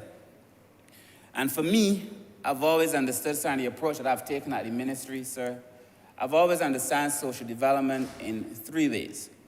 And that when you are trying to attend to the needs of a group, particularly a disadvantaged group, you must look at how needs are met, how problems are managed, and what opportunities for advancement exist or that you are able to create. Needs are met, problems are managed, and opportunities for advancement. It is in that context, sir, that I have brought all kinds of understanding, not only to persons with disabilities, sir, but to the elderly, to children's issues, to persons with HIV, to the most vulnerable, sir, in this country, because we have to look at how their needs are met, how we manage some of these social problems, and how we create opportunities for advancement, sir. And we could do that at the macro level, as we do in the ministry, but we also must get down in the weeds and do it, sir, in the lives of people. It's okay to have a bird's eye view, but sometimes you need a worm's understanding. Down on the ground, What are the realities facing people, sir? And that is what I think, sir, should be, for me, at least today, because there will be another time, I think, when we bring the legislation. That is the conversation that I wish to have today, sir. How do we look at the challenges facing persons with disabilities and other vulnerable groups within the context of how well are we ensuring their social development in this country, sir? And I said, sir, there is known to all of us, whether it is told to us or whether we've come into contact with it through our own life experience, sir, but we believe that there is a promise of Barbados. We believe that being born in this country, sir, entitles us to certain things. We believe that being born in this country allows us opportunity, sir, to rise sometimes from poorest of circumstances to hold the highest offices in this land, sir. To be born, sir, in circumstances where people do not see you, sir, and command the world stage. To be the Prime Minister of a small island developing state as we are, sir. But to hold the international community, sir, their attention, because that is the promise of Barbados. That all of us, sir, born into this country believe that we can go on to do the greatest things, sir, because we were fed that from the time we were children, sir. We saw it through our political leaders. We see it in our community practitioners. That Barbados is real. But for some in this country, sir, they have not seen the benefit of that promise. And that is the kind of distorted development, sir, that we came to office to be able to address. If it is that the promise of Barbados has not reached persons with disabilities, sir, then we are doing ourselves a tremendous disservice, sir. Those of you who know me well know that I like the words of John Donne over and over in most things, sir. But he says that no man is an island entire of itself. Every man is a piece of the continent, a part of the main. All of us, sir, are interconnected. During the election campaign, I would say that we are all threads in the same fabric of life, interwoven into forming the finest tapestry. That is what makes us special, that we are able to utilize people's skills, sir, to recognize and to utilize people's skills, sir, regardless of their own circumstances. Again, I would say, sir, without fear of contradiction, that in this country, that has not been the reality for persons with disabilities. And that if you, sir, or any of us, sir, have a conversation, as we've done over the last few months, sir, under the chairmanship of the member for St. James North, if you have conversations with persons with disabilities, they would tell you that they feel they've been left out of the development of this country. And sir, for me, that is unconscionable. I know it is unconscionable for the Honourable Prime Minister and for the Cabinet and for the Parliament, sir. And that is why, sir, we are seeking to do things to make life different. We will not be able to do it on our own. Again, I want to thank Rotary Club South and all the different service organizations in this country, sir, who are doing things to make life easier for other people, sir. But if you look at international indicators, and I don't have time to get into all of it today, sir, but if you were to look at the indicators, just look at the indicators. For most of us, if you look at the Human Development Index, you go down the road. You look at the areas, sir, pertaining to health. You look at the issues pertaining to education. I mean, you pick any of them. And then, sir, you apply the standard that I just said. Needs are met, problems managed, opportunities for advancement in any of these areas. And for persons, sir, who are considered able-bodied, sir, and then look at the situation facing persons with disabilities. And you would see, sir, that what we have, in a true sense, in this regard, is a distorted development. And distorted development, sir, is where that development is not even for everyone. Where you could look and see that some people are prospering, and then you can look and see that others are not prospering, sir. And that your policies continue to perpetuate that kind of negativity. Or where your policies, sir, continue to reinforce these existing patterns of inequality, rather deliberate or otherwise. That is distorted development. And I would say, sir, that in relation to persons with disabilities, Barbados and the Caribbean has seen tremendous distorted development, sir. And that is where we have to be able to fix it. And sir, we say persons with disabilities, and you know, it sounds like there's a homogenous group of people and everybody's disability is the same, but you know very well that that's not the case. And that when I say persons with disabilities, that we are talking about a wide range of disabilities, sir. I won't get into that. I don't know if the Honourable Member for St. James North will, but we're talking about a wide range of disabilities. And that if we are going to address disabilities, then we have to address a wide range of disabilities. Many of us like to say we've addressed disabilities, sir, because we've addressed persons who are in wheelchairs. And we haven't addressed, sir, people who may have cognitive issues, other mental issues, sensory issues, sir. There is a young man, I think I spoke of him, sir, one night. He asked me if I drive with my lights on, my bright lights on. It was a day we were at the swimming pool, sir, for children with autism. He asked me if I drive with my bright lights on. And I said, no, not really. He said he doesn't like the bright lights. The conversation actually began by him telling me that he was tired. He was so tired he hadn't slept. And I asked him why he didn't sleep. And then we had the conversation about the lights. He said, do you drive with your lights on? Your bright lights? I said, no. He said, I don't like the bright lights. I said, well, I don't understand. He said, the bright lights, sir, when I am home in my bed last night, all I could see were the lights. And I got no sleep because people refused to turn off the lights. And he said his dad was flashing the other people to dim their lights, but they wouldn't dim their lights. He couldn't sleep because the lights affect him differently from how the lights affect you or how the lights affect me. And that unless we start to understand what the challenges are, we will not begin to address them. And so I ask people who drive unnecessarily with bright lights, when you're not approaching an oncoming vehicle, or if it is that you have those extremely white lights that shouldn't be on the road anyhow, because you have to look away when they come to you, that you are causing people unnecessarily all kinds of discomfort. But we have to begin to understand, sir, that there are all kinds of disabilities, sir, if we are going to be able to address them, sir. And I believe that a lot of these are systemic issues. I believe that, sir, because it is too consistent in almost every aspect of our existence. I just said, sir, if you go through health, education, transportation, social service delivery, every component, housing, every component of our existence, sir, you see that persons with disabilities, sir, are not getting a fair share. We have to be able to address it, sir. I think that this situation is going to require our focus, of course, but at the same time, it is going to require our finance. It is okay for us to come and to talk, sir, but it costs to care.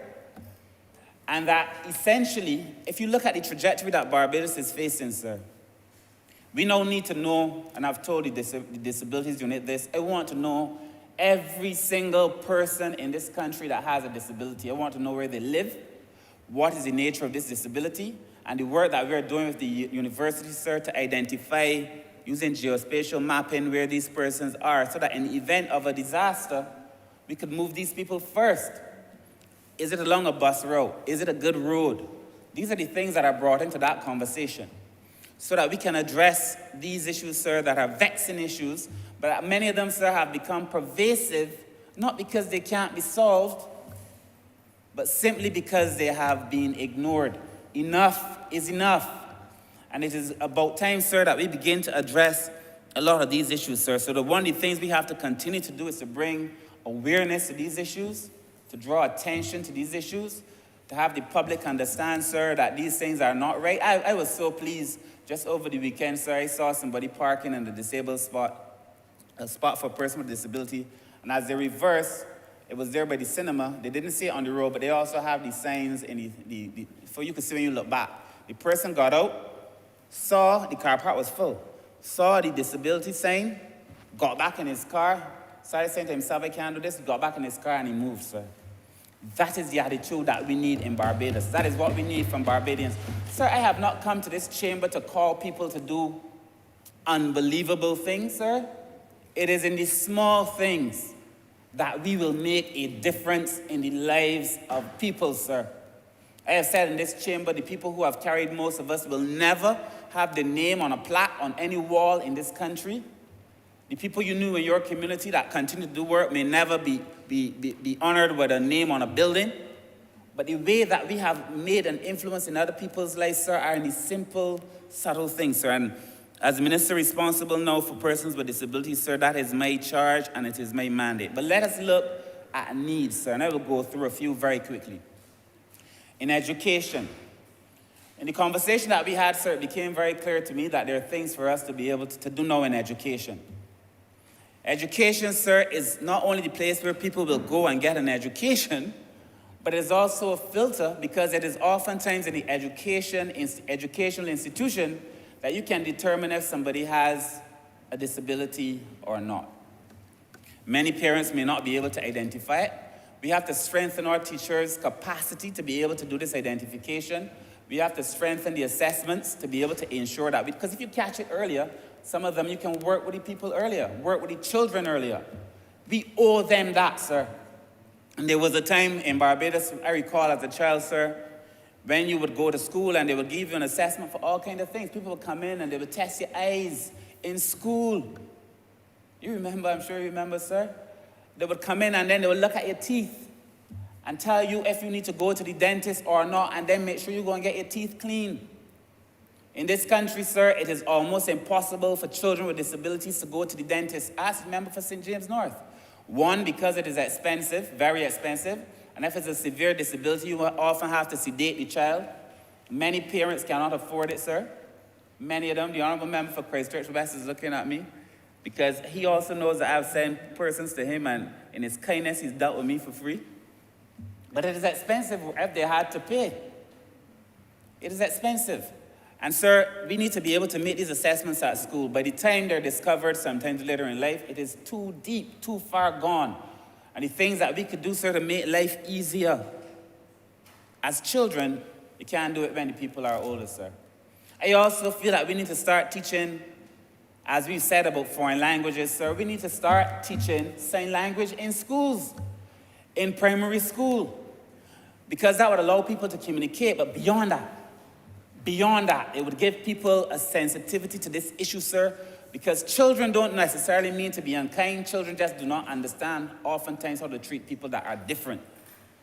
And if we teach them how to communicate via sign language, sir, like the child who told us when we were at foundation school, no, sir, we were at the church, close to foundation school.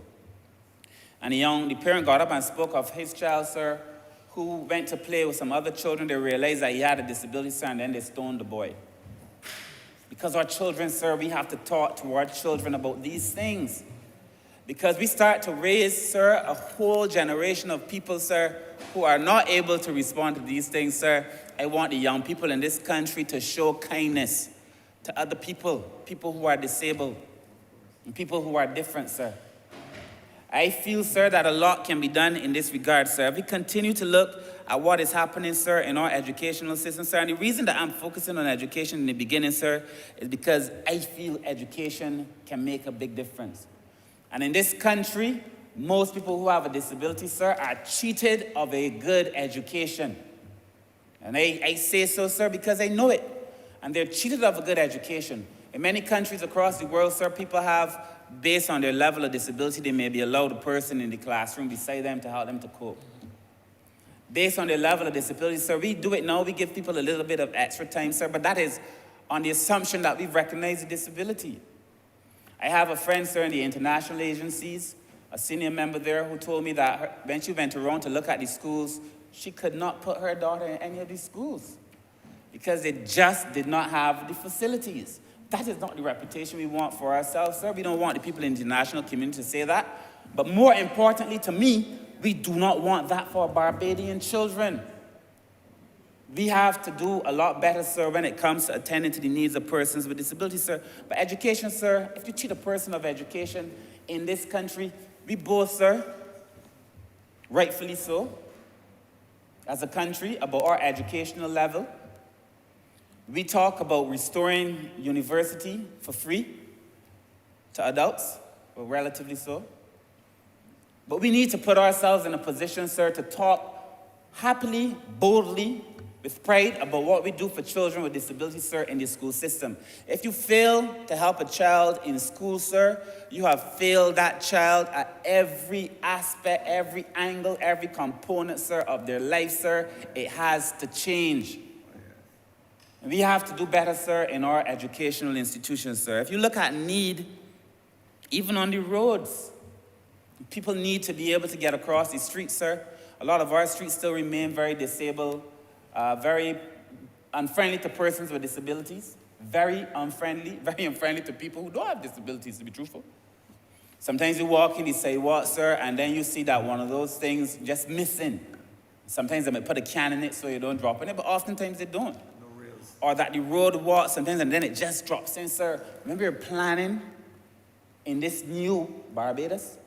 We have to plan with persons with disabilities in mind. When we are planning in this new Barbados, persons with disabilities have to be at the table. Or we continue to do them and this country a disservice, sir. I have said to my staff, if they were here, they would tell you, that while I think this ministry attends to some of the most urgent needs of this country, in my mind, dealing with the issue for persons with disabilities must be our most important charge. Because the deficit in terms of people's development is most clearly seen in relation to persons who have disabilities, sir. If we look at some of the problems that we are dealing with, sir, how problems are managed. I spoke briefly of the attitude, sir, I won't go over it. But abuse. And people with disabilities, sir, are continuously abused in this country. And when we bring the child legislation, sir, which we will bring to this parliament by the end of this year, and we go through the definition of child abuse, a lot of the definitions apply. And we talk about verbal abuse and neglect and emotional abuse. But physical abuse, sexual abuse, sir, you know, I know, all of us in here know, people in Barbados know. Sometimes you will see a person, sir, that you know, because of her level of development, is still at the level of a child. And you see them pregnant, time and time again. Sometimes they can't even tell you who the father is. That is because some person is taking advantage of the situation. And we have to bring an end to those things, sir. I also feel, of course, that persons with disabilities, sir, are allowed to have their sexual freedom like anybody else. Should be allowed, if they're cognitive enough, sir, to make the decisions, should be allowed to pursue relationships like anybody else, if they are able to make that determination. But when they are not, and people are taking advantage of them, sir, we have to make those persons feel the weight of the law. Oh, yes. Sir, because people are taking advantage of people who have disabilities, sir, in this country, sir. Healthcare, again, I mean, sir, we could go through a whole lot of them. I don't want to spend the few minutes that I have, sir, going through all of these. And lastly, sir, needs are met, problems are managed, opportunities for advancement. When I spoke of the educational system, sir, I spoke of it in the context of what occurs in our schools, but also what occurs in our training institutions. I want to thank the NTI, sir, for the work that they're doing to ensure that persons with disabilities are included. But if you consider that education for all of us has been that pillar, that post, that step that has allowed us to move from one position in life to another, you, I know very well, would not be in that chair were it not for education, sir. I would not be standing here were it not be for education, sir. Why should you have? Why should I have? Why should we all have the benefit of a good education that allows us to change our social circumstances when people with disabilities do not have that same opportunity, sir? And then we consider this society to be a meritocratic society. We say that this society is based on merit. If you have the qualifications, you will get the job. If you have the requisite training, you will get the job. If you have the experience, you will get the job. Persons with disabilities won't have the qualifications, but they can hardly get into school. When they do get into school, they can hardly get the opportunity, sir, to do well because they don't have the support. So there are people in this country, like the former president of the Senate, sir, who I will continue to commend, sir, because to make it as a person with disabilities in this country, sir, you've got to be something special. But it should not be so. That should not be the exception to the rule. It should be the case that persons with disabilities are able to do well in this country like anybody else. And the barriers that are preventing people from doing well in this country, sir, are not the barriers that are intrinsic or that live within the persons with disabilities. The barriers that are preventing people from doing well in this country are ours, in the systems that we built. Some, sir, in the 60s and the 50s, that we still continue to use. People using all kind of words to describe people. You're an imbecile. You're retarded. Offensive at the core. And we continue, sir, to let people pass, sir. We got to pull them up when we know that people are doing things that are wrong in this country, sir. And that for all that we do, when we bring the legislation, for all that we do, invariably what we must achieve is a transition in people's attitude, people's mindset, sir. And imagine if you're badgered. You know, when we as a people don't understand difference, sir, it troubles me because most of us of color, sir, came to this country against our will, were tormented for years because we were different, and also because people wanted to use us for their own exploits and advantage. And then we turn around and do that same thing to people with disabilities because they're different. People get treated badly because they are different, sir. And something has to change in this society, sir, if we are to make the promise of Barbados real for all. I say to you that the promise of Barbados is real for none if the promise of Barbados is not real for all. That is our mandate. That is our mandate, sir. And so for all that we are doing in the ministry, sir, to make sure that at the end of the day, people with disabilities can live, it is because, sir, that is the society that our forefathers envisioned. That is what Barrow thought of. It is what Grantley Adams thought of. That is what, you know, I often feel, sir, that we praise our forefathers, sir, for what they have done, more so than for the way they were thinking, the way they thought about the world. Because if we understood how they thought about the world, we would not limit ourselves to only appreciating what they did. Because we would know that were they alive today, they would be thinking about the new world. How does Barbados make its way in the new world? What will be the role for all Barbadians, sir? That is where we have to go, sir. But as I, sir, get to my final point, sir, how do we do this? How do we do this? I've heard, sir, we often talk about the private sector, sir, and the NGO. The Barbadian private sector, sir, is not the American private sector. They don't have those level of resources. You're hardly going to find a private sector organization donating $5, $10 million, but they could donate 5. They could donate 10. They could donate 20. We are calling on all the private sector organizations, sir, to do more. I am happy that I've seen in the recent past, sir, many private sector organizations reach out to the National Disabilities Unit, and I also want to thank them for the work that they've been doing, sir, especially in the recent past. I think the National Disabilities Unit is doing an exemplary job. In the recent past, sir, the amount of things that they have done for people with disabilities in this country, sir, is amazing. People are reaching out to the National Council, sir, and asking, do you have persons who fit this particular job description? So they recognize, sir, that there's a need now to do more for people. So when I was head of the constituency councils, we sent out a letter to all the NGOs in Barbados, because there are a lot of NGOs listed on paper. Sir, would you know that most of those letters came back unopened? That many postmen could not even find where these NGOs are? That these NGOs really do not exist, perhaps outside the minds of some people who might have gone to the registry and registered them, but never really practiced as an NGO? Or that some of them had a charismatic leader, and when that charismatic leader leaves or dies, the organization still exists in theory, but not in real terms. And that when we want to work through a lot of these NGOs, it is going to be difficult because a lot of these NGOs simply don't exist.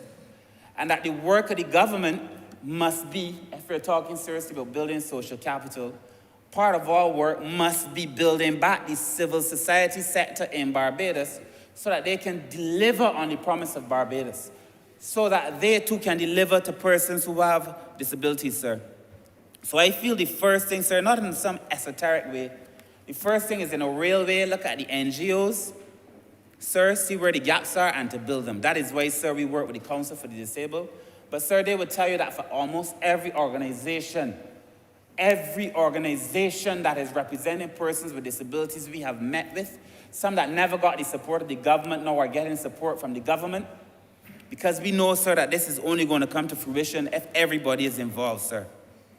Sir, we also have to make sure, sir, that a lot of the things that we do as individuals reach other people. We started a program, the Honourable Member for the City and myself, under the directorship of the PM, the Each One Reach 1,000 family, that the member told me to call the One Family, which we now call the One Family. The One Family program, sir, you'll soon hear us advertising it, where we are asking a person to just reach out and help another person. This morning on my way here, I had a call with a lady, sir, who told me she's a pensioner. Her only pension is from the government. She has no real wealth, but that she's doing 75 hampers. She goes around and she raises it. She's asking people for donations, and she's been able to, over the last few years, to do 75 hampers at Christmas in her own name, as well as in the name of the church that she works with. But she goes out and she does it. We don't need a government all the time, sir, to come here and tell us what we have to do. We know that in our community, sir, that the people who fed us, sometimes when we had nothing to eat, you knock on a door, somebody give you something to eat. We know this. We know, sir, that when you go to do a little pot on the side, sir, you know, in the pen you used to say you're doing a knots. When you're going to do a little pot, you can bring the peas, he can bring the rice, somebody might bring chicken if you're lucky, because chicken was a luxury.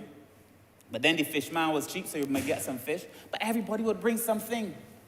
And, sir, that is the principle of the Each One Reach One. When you go to the supermarket, if you buy 10 tins of corned beef, or corned beef so expensive now, if you buy sardine, sir, you give somebody one or two.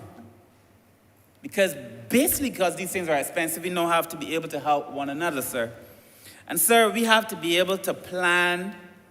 Sir, as I get to the end of my presentation, sir, we have to plan for aging. We have to plan for aging. And I say so in a conversation on persons with disabilities because a disproportionate share of our elderly people have disabilities. Sir, you would know whether it is a physical disability, whether it is a disability brought on by the diseases associated with old age, like dementia, and so on. A lot of them are dealing with disabilities, high blood pressure, you know, they lose a limb. We have to plan for aging because that is a disproportionate share of our persons with disabilities. And in the next 10 years, most of us, sir, are going to be near 60. The average age for Barbadians now is 40-something, you know. Barbados is an aged society. Yet we continue to look at, if you look at the expenditure, sir, we continue to allocate resources almost as if this is 20 years ago. Everything has changed. We have to change the way we allocate resources because the society has changed. It costs a lot more to cater for one older person than it does to cater for one child. Yet we're going to have a lot more older people in 10, 15 years than we do children. We have to look at these things, sir. The accident that we saw yesterday, sir, accidents on the road, gunshots, all these things, sir, are leading to increased numbers of persons with disabilities and putting a strain on our resources, sir. And finally, sir, we have to get better at transitioning. Some people are born with disabilities, sir, and they're given a hard deal in life. We have to do better there, sir. But when you are not born with a disability, you acquire a disability late in life. The transitioning is so difficult. If you acquire a disability, sir, as a grown man, never having known it, you go blind. You lose your hearing. Just imagine that tomorrow morning, all of a sudden, you can't see. The transitioning, the tools in place, sir, to make sure that people transition easily from one state to another state. We have to plan for it. These are the things, sir, that I feel we have to be able to address, sir, in this particular debate, sir. But also, I feel these are the things we have to address in society, sir. I am proud of the work that has been done by this government. You will see when the legislation comes to this house, sir, that it is thorough. I also want to again thank the Honourable Member for St. James North. His discipline, his commitment, his service to persons with disabilities is way beyond his service to himself, sir. I see it every single day. When he calls me, when he asks me, sir, what are we doing with this? Why hasn't this happened, sir? I want to thank him for the charge that he's leading for persons with disabilities, sir, for the partner that he's been to the ministry, sir, as we build out. But just like he has done it, sir, as I close, I call on all Barbadians to make real for all Barbadians the promise of Barbados, sir. And that does not happen by allowing some people to prosper and others to not prosper. It does not happen, sir, by allowing what is occurring now for persons with disabilities to continue. This is our country. And at the end of the day, as I said before, none of us will prosper, sir, if we allow some of us to fail. Sir, I wish to thank you, sir, for allowing us.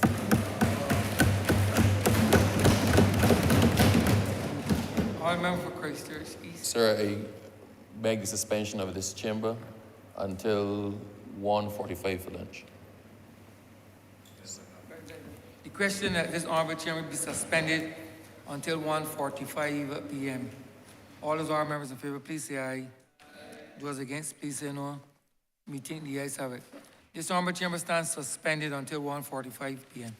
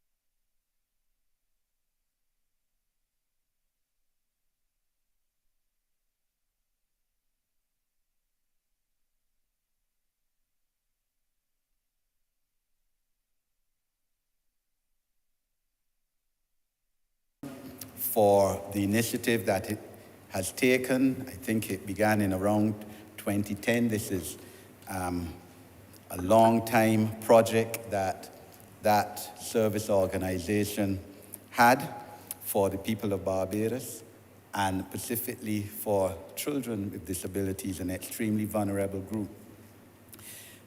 The Rotaries, just like the Lions, of which I'm a member, Kiwanis, Optimists, play an extremely essential role in our society and in our social and economic development.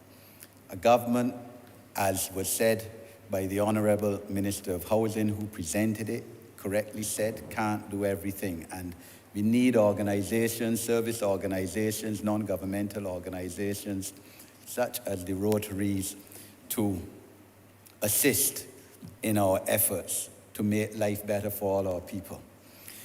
In fact, in Canada, I know certainly about 10 years ago, it was estimated that service organizations, non-governmental organizations, charitable organizations contribute about 7% to the gross national product and domestic product of Canada. And it would be interesting for a study to be carried out in Barbados, perhaps by the University of the West Indies, on how much these organizations contribute through volunteerism to the gross national product of Barbados. And of course, we have, since this administration came into office, added to that in terms of give back by students at tertiary level, in a lot of cases assisting these organizations and charitable organizations in this cause. I commend, sir, the Honourable Minister who led this debate this morning. He spoke with tremendous passion. I think he revealed for the first time that he also grew up in a household that had a relative, close relative with a disability, sir, and spoke with the passion that that brings, and also as a Rotarian. And then, of course, the Honourable Minister in charge of disabilities who spoke as a true social policy expert, was speaking as someone who has brought tremendous passion and dedication and drive to the cause of advancing the lives of people with disabilities since he's become a minister. I also wish to commend the Council for the Disabled, sir, as the Honourable Housing Minister did, and the Honourable Minister for People's Empowerment for the role that they have played, that Council has played in this initiative. I was a director of the Council of the Disabled, sir, when this initiative would have been driven. I was a director between 2013 and 18, so I know of the efforts made by the Council in this regard. And you've given me permission, sir, to call names. I sought and obtained such permission. Miss Rosanna Truder, sir, has to be commended in this regard, long-time administrative manager of the Council, in helping us reach where we are today. This also speaks, sir, towards the issue of tax deductions for persons who contribute to charitable organizations, registered charitable organizations, service organizations which are registered, and they have to register under the Companies Act for donees to get this benefit. And this administration would have reinstituted that income tax provision whereby donations to a registered charity are tax deductible up to 10% of your accessible income for the year. And that's commendable, sir.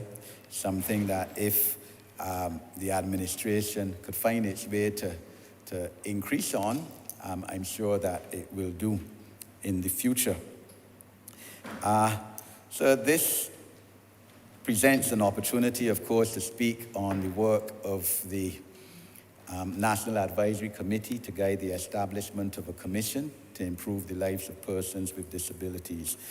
And first want to say, of course, the United Nations have already deemed as its theme for International Day next year, 2023, for persons with disabilities as transformative solutions for inclusive development, the role of innovation in fueling an accessible and equitable world.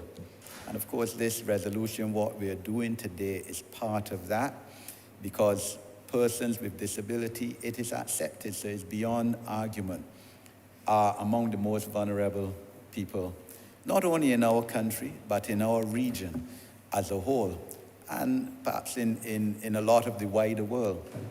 Caribbean Development Bank, in a study in 2017, identified that a significant portion of the poorest 5% in Barbados, and as I said, throughout its member states in the region, are persons with disabilities. And a society, a caring government such as what we are, must treat towards the most vulnerable. As Mahatma Gandhi said, a society has to be judged by how it treats to its most vulnerable people. And this administration is making and continues to make a commendable effort, sir, in treating towards improving the lives of persons with disabilities, and none more so than the formation of the National Advisory Committee, of which I have the honor to be chairperson. Prime Minister, on the 27th day of this year, when the Honourable Prime Minister, when cabinet ministers, members of Parliament, members of the Senate were sworn in at State House, said that she was going to, and the cabinet was going to establish this National Advisory Committee. The resolve of the Honourable Minister for People's Empowerment to have that done in the shortest possible time, realized the fact that by 1st of June, this committee was indeed established. And so in the, almost 6 months of the duration of the life of this committee, a tremendous amount of work has been done. I don't know that there have been many committees that in such short a time have been able to have engaged the public to such an extent that this committee has been able to, sir. And so I have to give credit to the members of the committee, sir. As I said, you have given me permission to call names. The Deputy Chairman, former President of the Senate, Kerry-Ann Eiffel, SCM, sir, has been a tremendous task. But Kerry-Ann, I mean, is a treasure, unique, sir. And she shows the possibilities, what is possible when people with disabilities, blind persons in her case, because people with disabilities are not a homogeneous group, get the opportunity. So they can achieve as much more than people who don't have any patent inability. Senator Andre Lee Boyce, so, a tremendous young man, 2-3 university degrees, outstanding individual, member of the committee. And sir, I have to commend Cabinet for agreeing to the choice of such a committee, sir. I would have recommended all the members except one. If I had thought of that one person, I would have added him on too, sir. Janelle Odell, first blind attorney at law in this country. Someone who, despite her visual impairment, sir, taught her class at law school. Distinction. First class honors in law. Again, showing the possibilities of someone with a disability. Joyanne Higgs, communication specialist, been of tremendous help in advising on public relations and relationships with the media to the committee. Larry Smith, Silk, of course, assisting in terms of the legal effects and on the mental health and challenges issue, autism issues. Granville Carter, sir, 6-time Calypso champion in contest for the blind in this country, 6 successive times, worthy of a national honor, sir. Sonia Rollins, head of the Derek Smith Vocational School, one of the schools mentioned by the Honourable Member for St. George South as a school that treats towards people with disabilities in this country. And Mr. John Hollingsworth, who is director of the National Disabilities Unit, and that organization doing yeoman's services in this area with limited human resources. So this committee, sir, grounded with equality individuals such as those that I named, and every member of that committee either has a disability, sir, or has a close relative in terms of a child, or in my case, a sister with a disability. So we all know disability as a lived experience. And this is important in terms of the enthusiasm and the drive that has gone into the works of this committee, sir. So we initially met with all the ministries, each and every ministry and major statutory corporation, major government department we have engaged in. Within the first 6 weeks, June, July, that was up to the middle of August. And I again commend all the members of cabinet, sir, who led their ministerial delegations in meeting with the committee. They had their top policy advisors, permanent secretaries, and senior managers at the meeting. In each and every case, a minister attended, except in one case where that minister was out of the island on government duties. And that was a meeting that we combined anyway, as we did with some ministries. So, you know, there was still ministerial representation at the meeting. And that showed me, that showed the committee, that showed people with disabilities that this is an administration that truly cares and is not only willing to just form a committee and speak on an issue, but to act in that regard.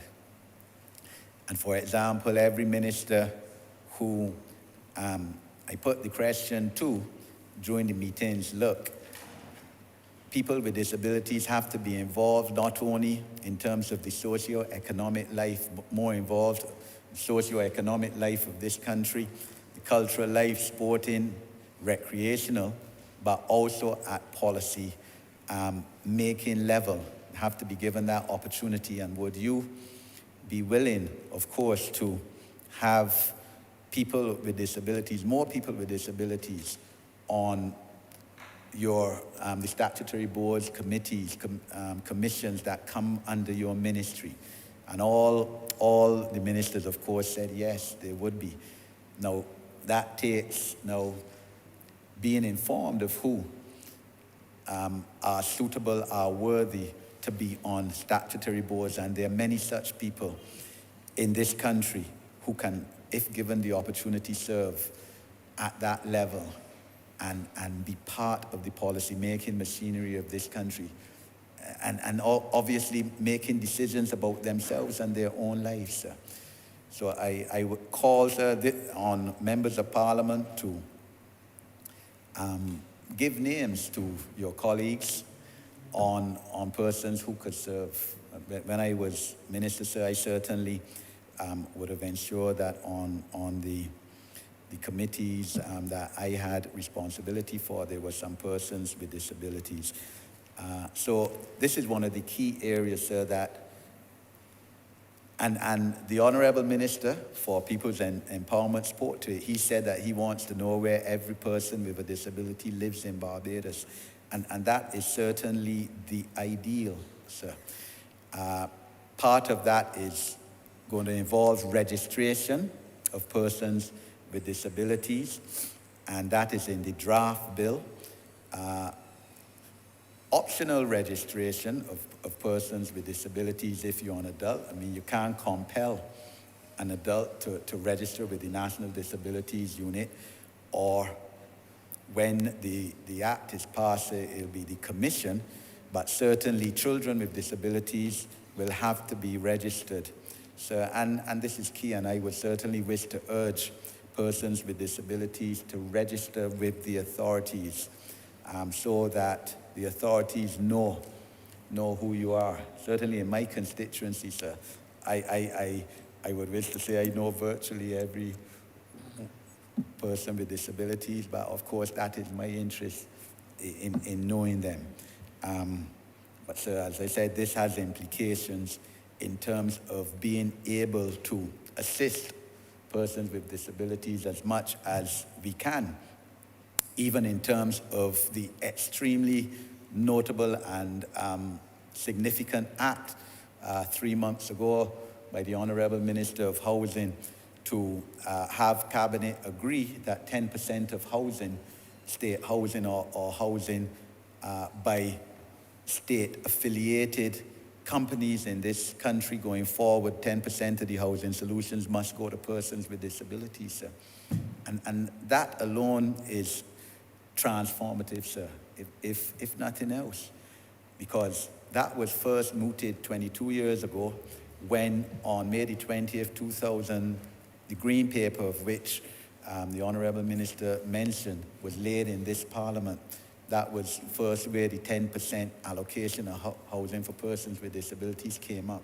But it was never implemented. In fact, it dropped out of the White Paper 2 years after, as that paper was laid in Parliament. But to make this now a lived reality and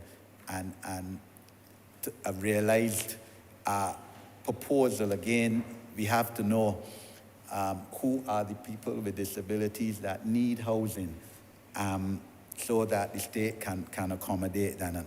And part of that, of course, the major part is registration. That is why, sir, it's so important. I mean, tomorrow the committee is meeting for the second time with the Electoral Boundaries Commission, because there has apparently been slow registration of persons with disabilities for the Trident card, under which, within that card, you could register your disability as well, and therefore it's important for us to try and get this right in terms of registration of persons with disabilities. After meeting with all the ministries and major government departments, sir, the committee also met with the labour movement, the business community, employers confederation, Chamber of Commerce, with United Nations organizations here in Barbados. The Honourable Minister of Labour and Social Partnership reached out to us and said the Social Justice Committee wishes to meet with you to see the work you're doing and the faith-based organizations, and we therefore met with them as well, sir. We met, sir, with the opposition political parties, because there is no political divide on this. There can't be any political divide on this. Disabilities doesn't say, I can give you this because you're a BLP, but I'm not going to give you this because of a Dem. You're a Dem. So it was important to involve the opposition parties, and I must commend them for agreeing to come and meet with us. In terms of the LP, it was their social committee, sir. And in terms of Bishop Atherley, he came himself, sir.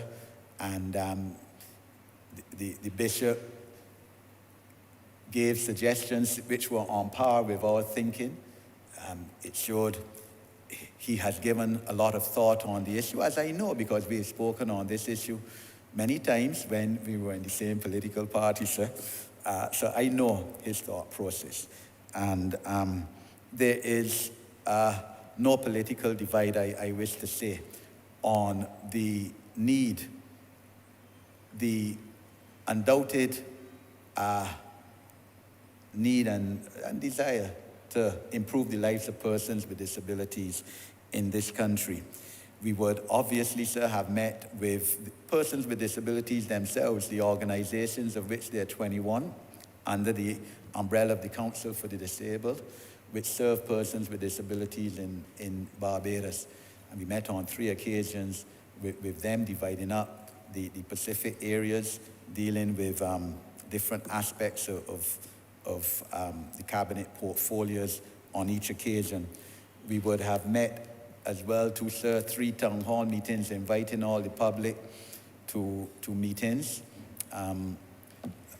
one in the north, one in south, one in Bridgetown, sir. In addition, we invited, or even now, the public can write in memorandum on proposals and legislative provisions which they believe should inform ultimately the Cabinet's consideration in considering the draft legislation and the policy proposals, sir. And many persons have done that. And we specifically wrote organizations such as the Rotary, the Lions, inviting them to submit memorandum, Bar Association, BAMP, the Homeless Society. So this has been an extremely wide-ranging public consultation in the 6 months of the existence of this commission. No one can say they haven't been given the opportunity to meet and to engage the National Advisory Committee, which has been established in some form or another. Our consultations have shown, sir, that, look, we have come a far way from the days when people with disabilities, as we know, and as you know, sir, you're a social policy person, were hidden away in a house and were not brought out in public in a lot of cases because their family, in a lot of cases, considered them an embarrassment, sir. We've come a far way from that, sir. But we still have a far way to go. What the Cabinet has done in establishing this committee has taken a big step, sir, towards the recognition that there's a need for greater participation of people with disabilities in all aspects of this country, that they have a right to, as citizens of this country and residents of this country, to equal treatment, that they have a right not to be discriminated against, to be included in all aspects of this country, and to be able to have accessibility in all definitions of that term to all areas of this country, sir. And therefore, the Ministry of Public Works also has to be commended for making some car park spaces in Bridgetown, sir, some within a big stone's distance from here, for the first time in this country, something that the Council for the Disabled People with Disabilities were calling for from 2015, when over 10,000 people signed a petition and presented it to government, calling for car park spaces for people with disabilities in this country. So, and a call has to go out for people who do not have disabilities to recognize that the parking spaces reserved for people with disabilities are what they are. For people with disabilities or who are either driving, because that is possible, sir, as the Honourable Member for St. George South spoke about his cousin being a driver, sir. And I have experienced that too, sir, when I was in Canada. A friend of my family, she drove me, no fingers. She was one of those babies born in the 60s, you remember? Mothers took a tablet that they thought would help, and their children, a lot of them were born without limbs. But I have experienced that, sir. And that's the possibilities that they have. There must be no limitation for people with disabilities in any aspect once they have the capacity to perform, sir. They must be included in everything. And the car park spaces are to be reserved for people with disabilities. And during our meetings, certainly, sir, with the business community, we call on them to be more vigilant to prevent people without disabilities abusing this position, because it is the law of the land to and subject to fines for parking in car park spaces reserved for persons with disabilities. So I wish to speak about the role of the Law Reform Commission, sir. And the Honourable Member for St. Michael's South mentioned it, but I will also mention it, sir. The role of the Law Reform Commission headed by Sir David Simmons, sir, whose name, as we know, last Friday, very worthily and deservedly, sir, is now on the judicial complex, along with name of another former Attorney General, Sir Henry Ford, both members, long-standing members of this Parliament, sir. In the case of Sir David, also a former Chief Justice, sir. And the Law Reform Commission recognized that we have a serious deficiency in our legislative framework in this country in not having comprehensive disabilities legislation. All we have, sir, of course, is the Constitution, which would give generally rights, human and fundamental rights to all citizens of Barbados. We have the Employment Prevention of Discrimination Act, passed in this Parliament in 2020, which speaks as one of the categories of persons not to be discriminated against in terms of employment as people with disabilities, but there's no comprehensive legislation. And Sir David, sir, would have contacted the Honourable Minister for People Empowerment and myself after he heard of the establishment of the National Advisory Committee, and said, we will retain a legal consultant for you to draft the bill, to draft the disabilities legislation. So, and you know, the Lord works in mysterious ways, his wonders to perform. The stars, it's like the stars all coming together in alignment at the same time, because that has been a tremendous benefit, sir. So the Law Reform Commission retained Dr. Jason Haynes, one of the brightest academic minds in this Caribbean. Vincentian, born, married to a Barbadian, again, top of his class, first class honors, distinction in everything. He did now a lecturer at the University of Birmingham, in the recent past, Deputy Dean of the University of the West Indies Law Faculty here. And he drafted us a bill, as he had done, sir, in his home country last year in St. Vincent, in drafting disabilities legislation bill.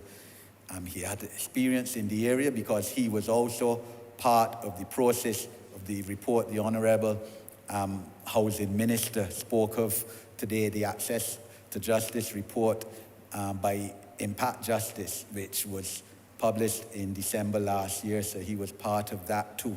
So he has a platform, and we had a draft bill, sir, which the committee has obviously looked at and tightened up on many proposals, and this Parliament was told today of the all-day session that was held last week, Wednesday, with all the stakeholders in the community of people with disabilities and the organizations, as well as officers from the Chief Parliamentary Council that ultimately, of course, would have overview on the draft bill.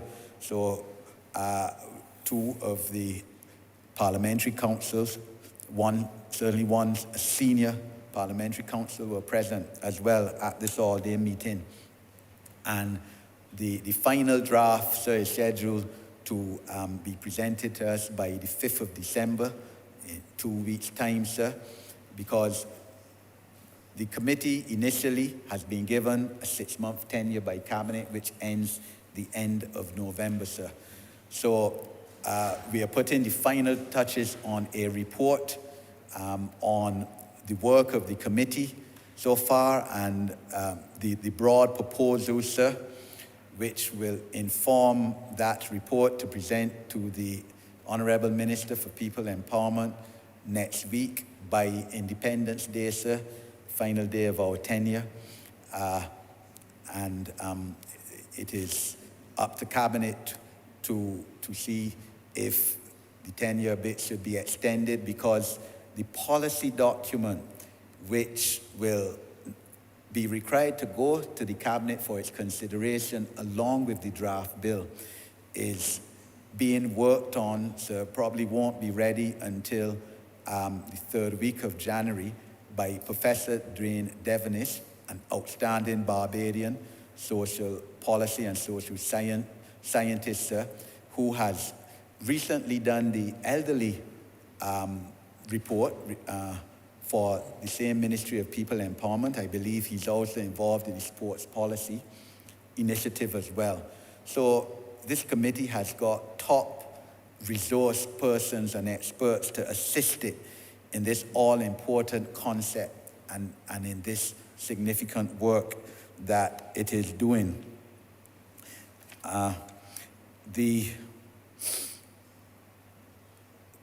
Sir,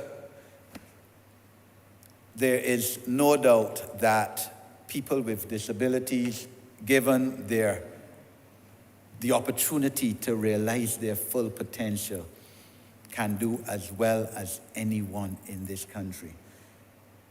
But they have traditionally been disadvantaged, sir, because as was mentioned by the two previous honourable members, sir, when you have a situation in Barbados where 90%, sir, of people with disabilities, adult of working age, are either unemployed or not self-employed, you have a problem, because that represents 10 times the average nationally in Barbados. And it is therefore the duty of any government, sir, that cares such as this, to reduce and to treat to that clear problem, sir, where people with disabilities are not given the opportunity to work in this country.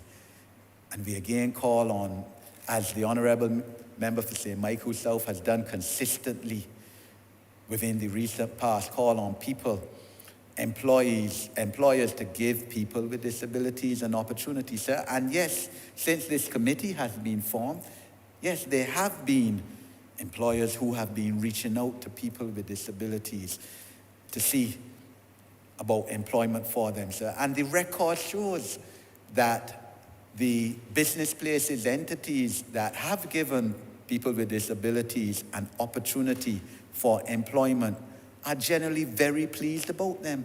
They say they concentrate on the work, they're not gossiping, they're not on Facebook or on a cell phone all day, because they are tremendously happy to be given the opportunity to work, but obviously within their capacities, sir, because people with disabilities are not asking for any handout or any tokenism, sir. This is their right, and we're asking for them to be involved in work that they're capable of doing, sir. And COVID, 2 years of COVID, sir, harsh COVID that we've recently come out, has shown that people can work remotely, sir, because that is what a large percentage of Barbados were doing for a significant part of 2 years. So people with disabilities can work remotely. Many of them, sir, are better with information technology and computers, certainly, than I am, sir. So there is that opportunity for them. There's provisions, sir, in the draft bill for retrofitting public buildings, which treat towards persons with disabilities, that invite the public, that this proposal that public buildings will have to be retrofitted to allow accessibility for persons with disabilities, and that certainly buildings that are built going forward, sir, such as the Judicial Centre, which we heard mentioned today by the Honourable Housing Minister as being accessible to persons with disabilities, that has to be the norm, sir. And when we met with the Town Planning Office, we said so. So, for example, multi-story buildings, the elevators ought to have braille on them as well, or devices that the deaf can see and therefore be guided by. That is so in some of our government buildings, such as the Baobab Towers, I know have that, sir, but other government buildings don't. And that has to be the type of engagement that the government must lead in terms of making Barbados all-inclusive for persons with disabilities. When we met with tourism, sir, and I commend the Honourable Well, she's no longer the Honourable Senator who was Minister of Tourism then. She's, of course, now Minister in Small Business, but she realized that, that we do not cater enough to tourists who have disabilities. And even from an economic viewpoint, that can be a major market, because a lot of persons with disabilities in the developed countries are multimillionaires, even if from the settlements which they have received as a result of the incident which caused their disability.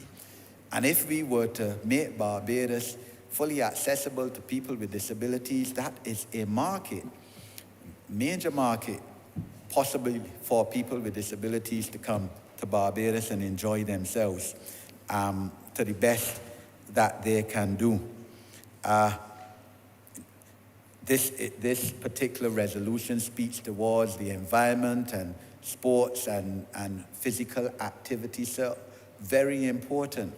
And so I know the committee had an opportunity to speak towards the sporting policy for persons with disability that the Honourable Minister for Sports and Community Development is now crafting, and I believe is near finalization.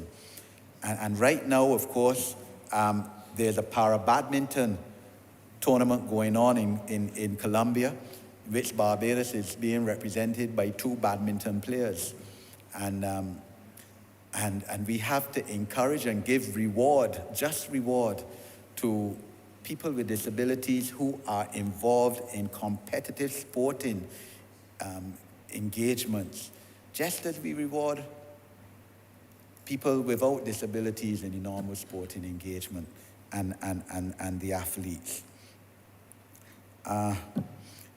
So, education of children with disabilities is major, because you're not going to vastly reduce the unemployment figure of persons with disabilities without education for better education opportunities for children with disabilities. And as I said, sir, it is perhaps that the stars have come together, because the Ministry of Education, as we all know, is in the midst of looking at education reforms, and part of that education reform must include children with disabilities.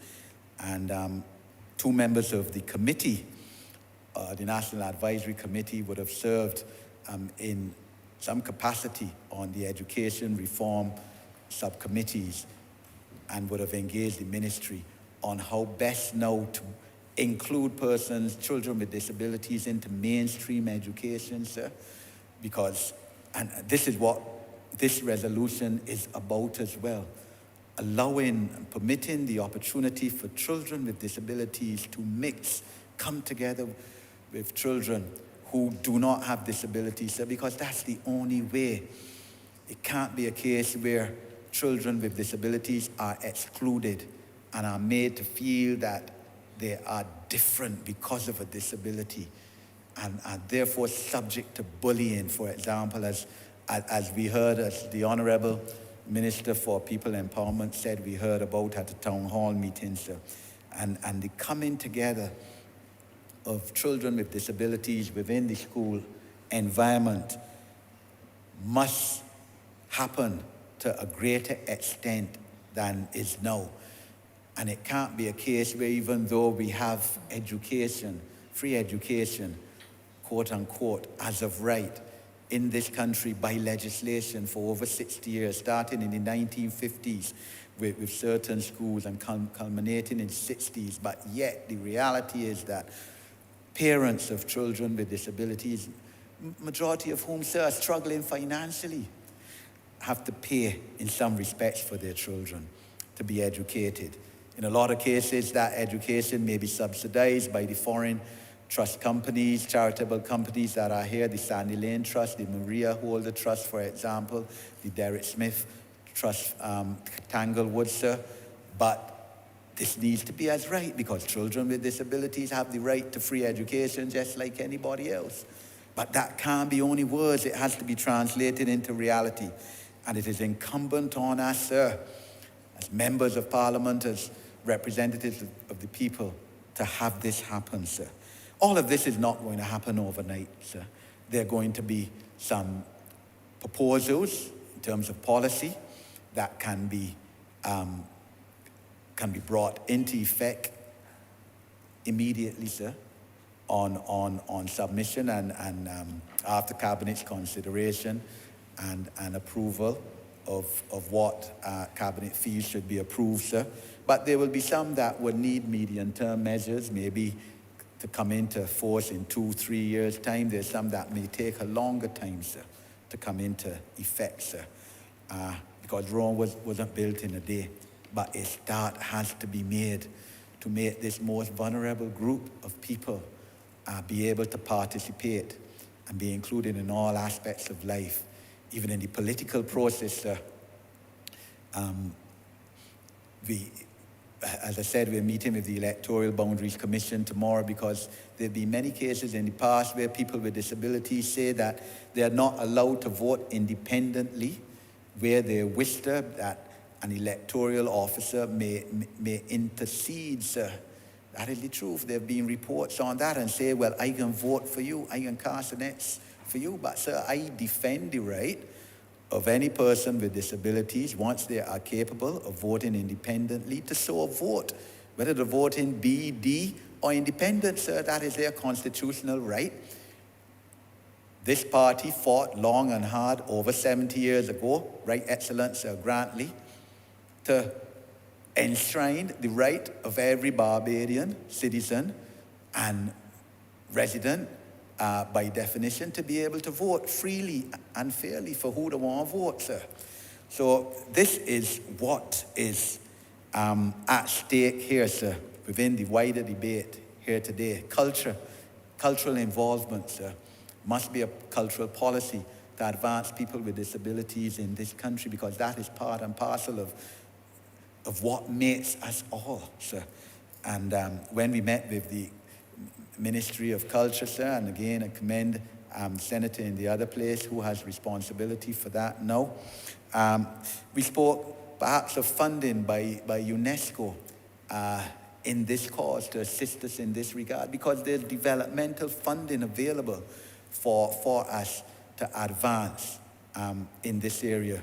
And the issue too, of course, is that Barbados, we are looked at as a high-level middle-income earning country, and therefore not accessible to some developmental funding, a problem and dilemma which the Honourable Prime Minister speaks about in almost every forum that she speaks at internationally, sir.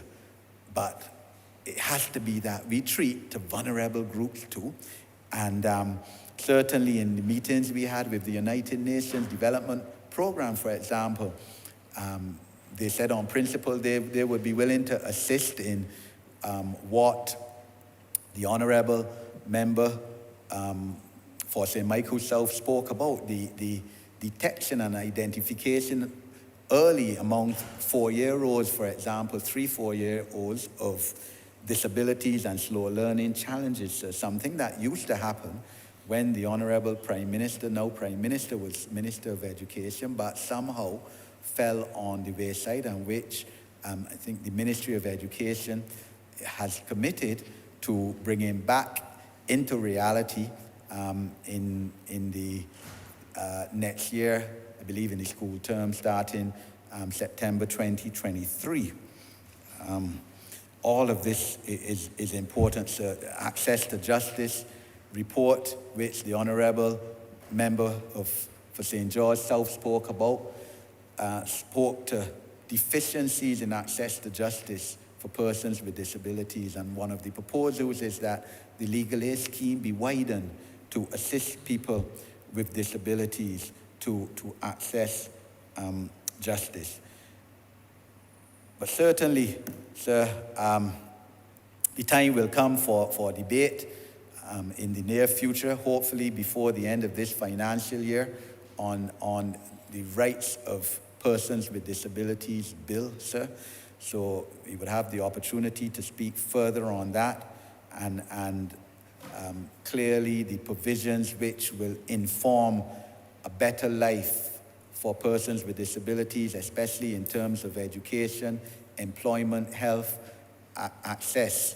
So in employment, sir, the committee is recommending proposals for a quota system for businesses employing over a certain amount of persons. So we have to speak towards transformation and some radical changes if we are going to reduce this high unemployment figure of 90% for persons with disabilities. Because let's put it within context. The 2010 Housing and Population Census spoke towards 11,500 people with disabilities in this country. That represented 4% of our population at that time. I would put my head on the block, sir, to say that that figure is now significantly increased, and that percentage as well. Because since then, of course, we have people living longer.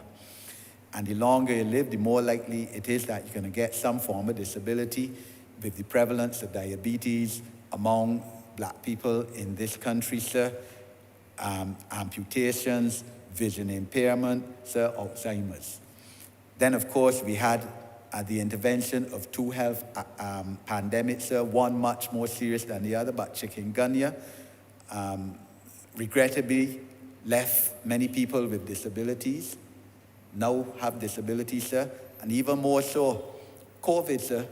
Those who were fortunate to survive, a lot of people, especially the elderly, who contracted COVID, regrettably now have some form of disability. I'm sure that all 30 of us in here could speak towards constituents in that position.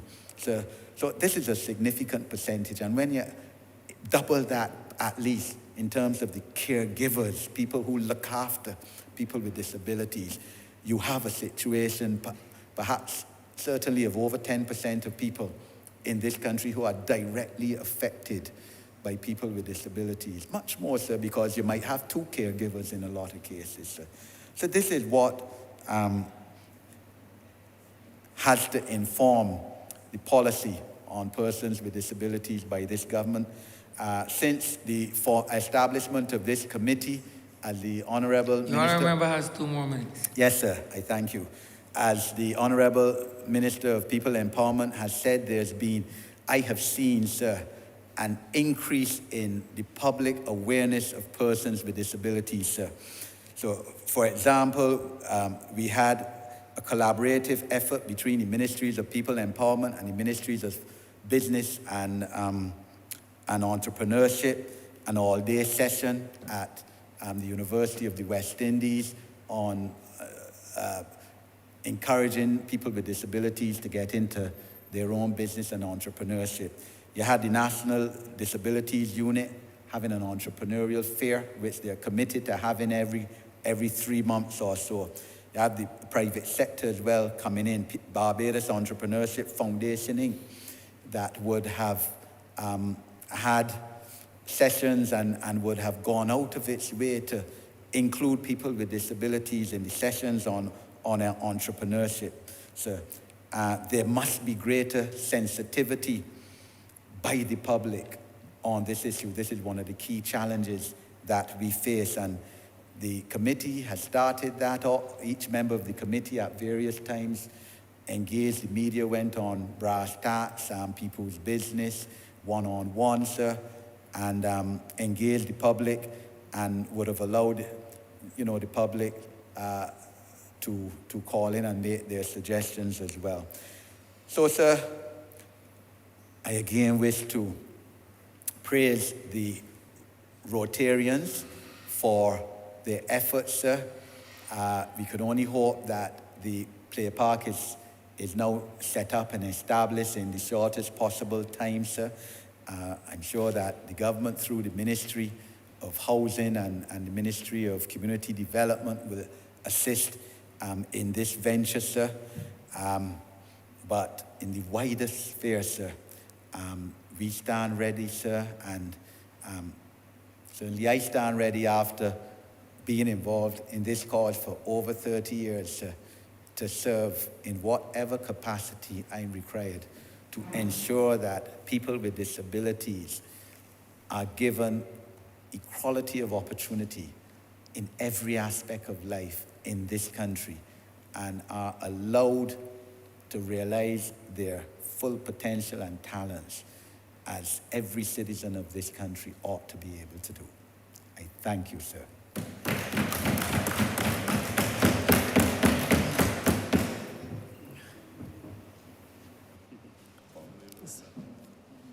Honourable Member St. Philip West. Thank you, Mr. Speaker. I rise this afternoon, sir, to support this resolution before this Honourable House, to support the purpose for which the land that is the subject of this resolution is being put, to support the service organization, the work of the service organization who would have charge for the project that has to go forward, and to speak very quietly, sir, but hopefully clearly about the personal responsibility that we have as we raise our children in a world that is respectful and inclusive of those persons with disabilities. Even as we speak on this as a land resolution, as we might call it in this Honourable House, sir, I think that what we are doing here with regards to providing recreational facilities for children with disability or facilitating that project, I think, sir, it is about a bigger philosophy. And that is a bigger philosophy that speaks about the values we as adults must have as a country that is moving into the 21st century and the kind of values we must inculcate in our children. And I think that bigger philosophy has to do with respect, not only for the rights and the freedoms of people, but for access to facilities and the contributions that they can make.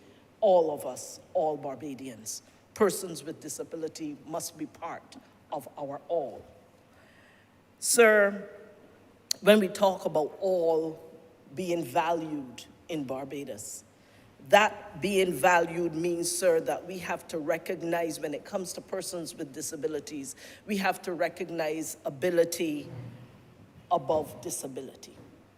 It means, sir, that we have to make accommodations for persons with disability as a matter of course, not just as a matter of cause because somebody made noise about it, but as a matter of course we have to bake it into the way we do things as a standard.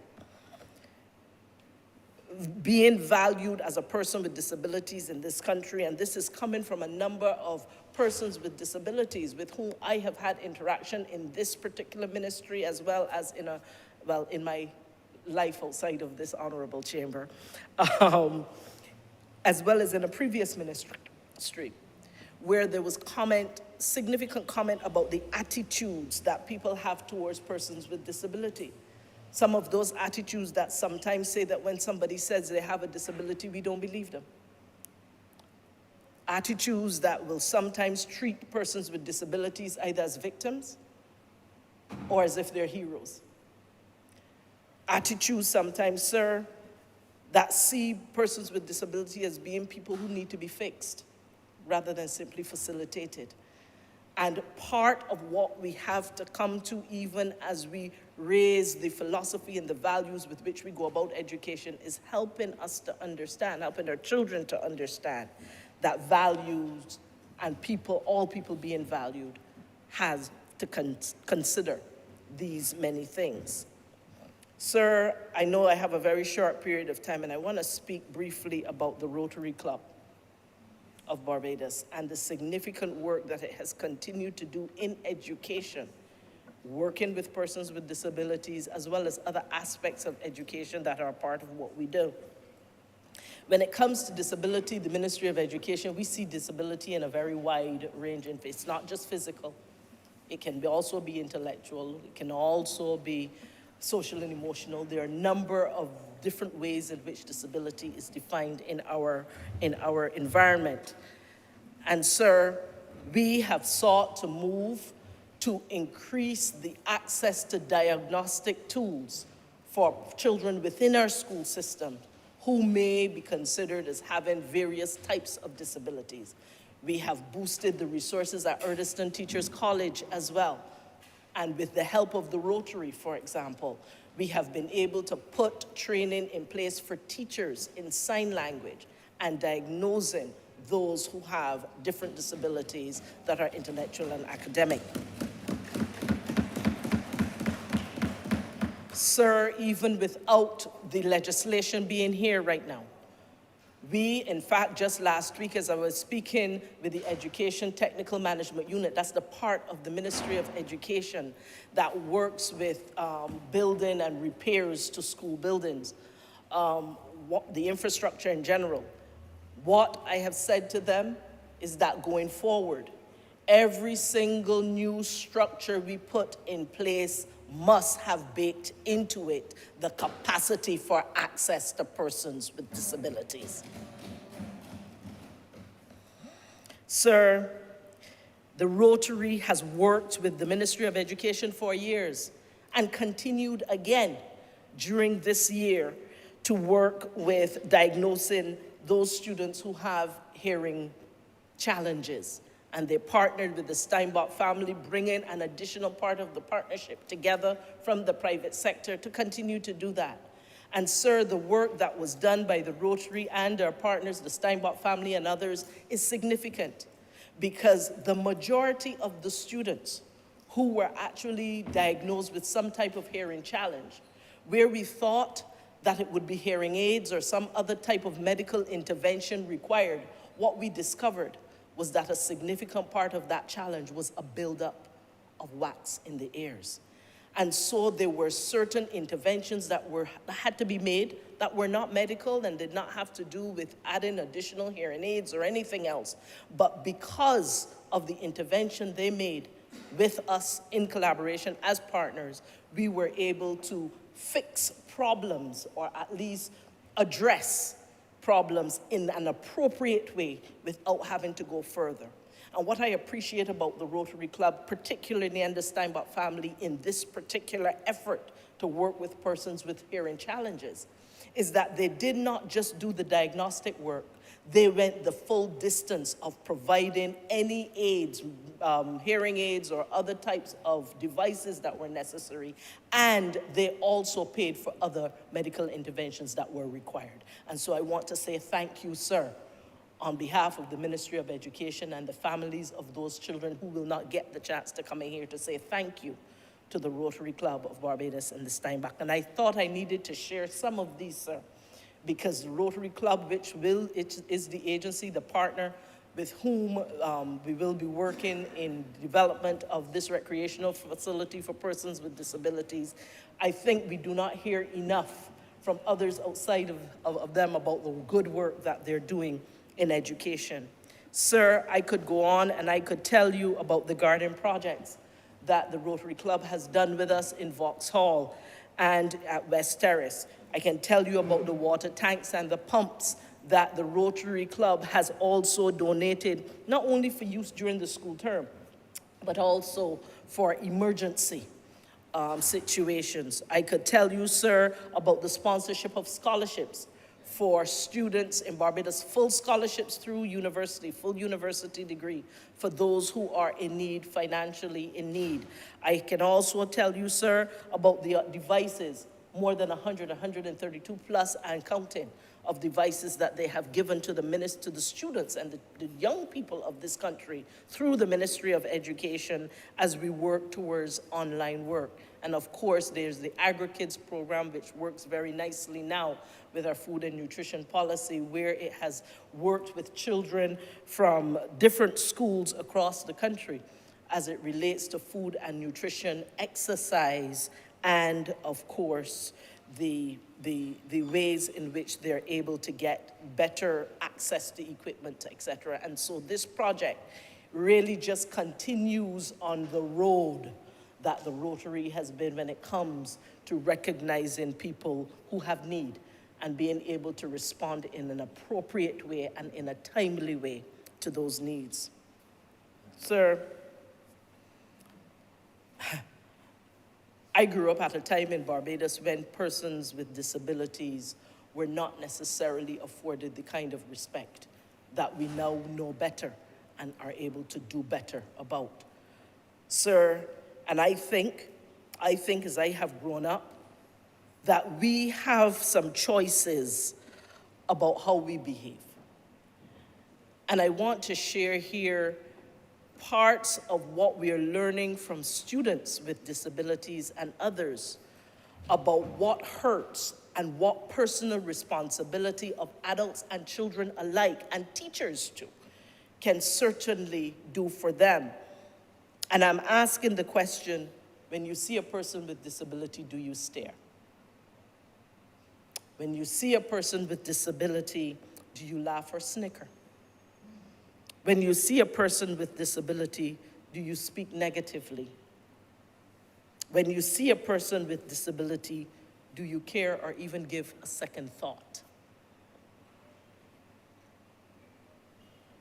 Words and actions hurt and they matter.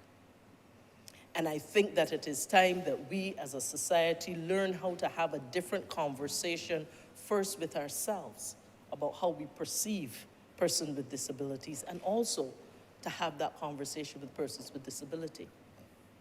You had one child who has a wheelchair, who's concerned that people tend to go and put their foot on the wheelchair, lean on the wheelchair, touch their equipment in ways that's not comfortable for them, but that they don't have the confidence to be able to say, stop that, don't do that, I don't like that.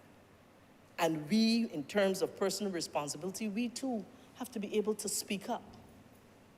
But not just speak for people, because that too can be offensive. Get permission to speak on behalf of a person with disability. Do not assume that you need to jump in and be their hero.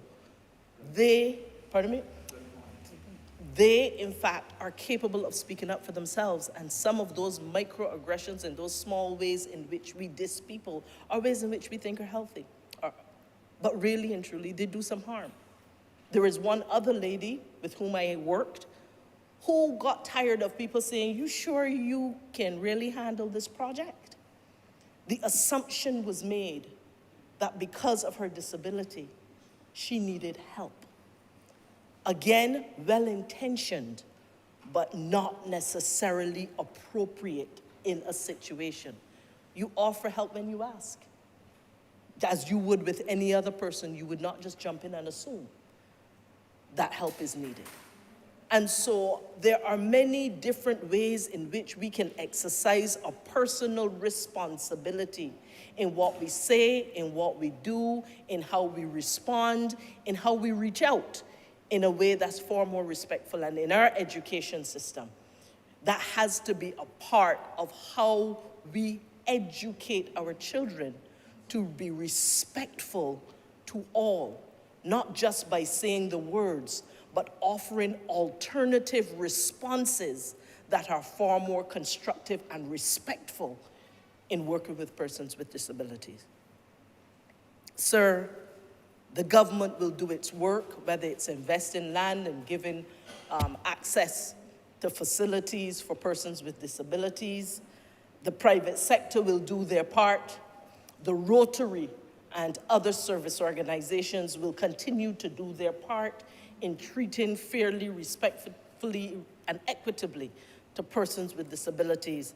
Sir, if there is no other message here, it is that we also have a personal responsibility as to how we treat persons with disability, remembering that children will live what they learn, and what we as adults model is likely what they will emulate. Sir, with these few words, I thank you and I offer my support to this resolution. Honourable Member for St. James South. Thank you very much, Mr. Speaker.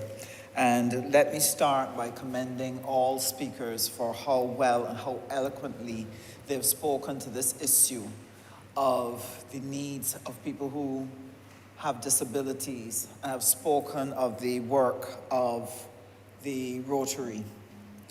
I stand today because one of the things I'm extremely passionate about is how are we going to find a way to build a society that is inclusive? How are we going to build a society that takes care of all? that provides for all? How can we build a society that works well, family level, community level, national level? And that means including those persons who live with disabilities. And to be able to build such a society requires, it is a process of time, is a process of dedication, it is a process of determination that is necessary in order for us to build a society that can adequately and properly take care of all of its members. And so I want to heartily commend the members of Rotary South. I have the privilege of being associated with them. I'm an honorary member. So I get to see firsthand the spirit. I get to see firsthand the dedication, the determination with which they seek to reach out and to do things that will affect national life. Sir, one of the things that has impressed me about this particular project has been mentioned by everyone so far, that it is about inclusive play. It is not about just providing a space for persons, children with disability to play. It is a space to integrate all children regardless of their abilities, to allow them to play together, doing a number of things. Not only providing children with what, as children, they should enjoy, play, fun, relaxation, enjoyment, but also providing a space in which children can learn the importance of loving and caring for each other regardless of what those differences may be, and to recognize that those differences are not a problem, that there's so much more to enjoy and engage because we are whole persons.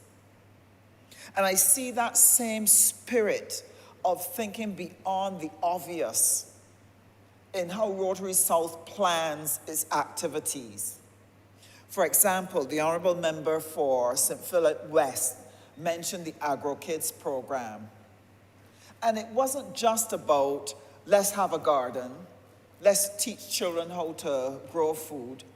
It was about providing them with the training and the knowledge about nutrition, about good eating habits, good exercise habits. Why? Because they saw this as a way to make an intervention in a population that has a very high level of NCDs, that has a culture of poor nutritional habits. The fact that cuckoo and flying fish could almost be supplanted by macaroni pie and fried chicken tells you that we are in danger. We are in danger.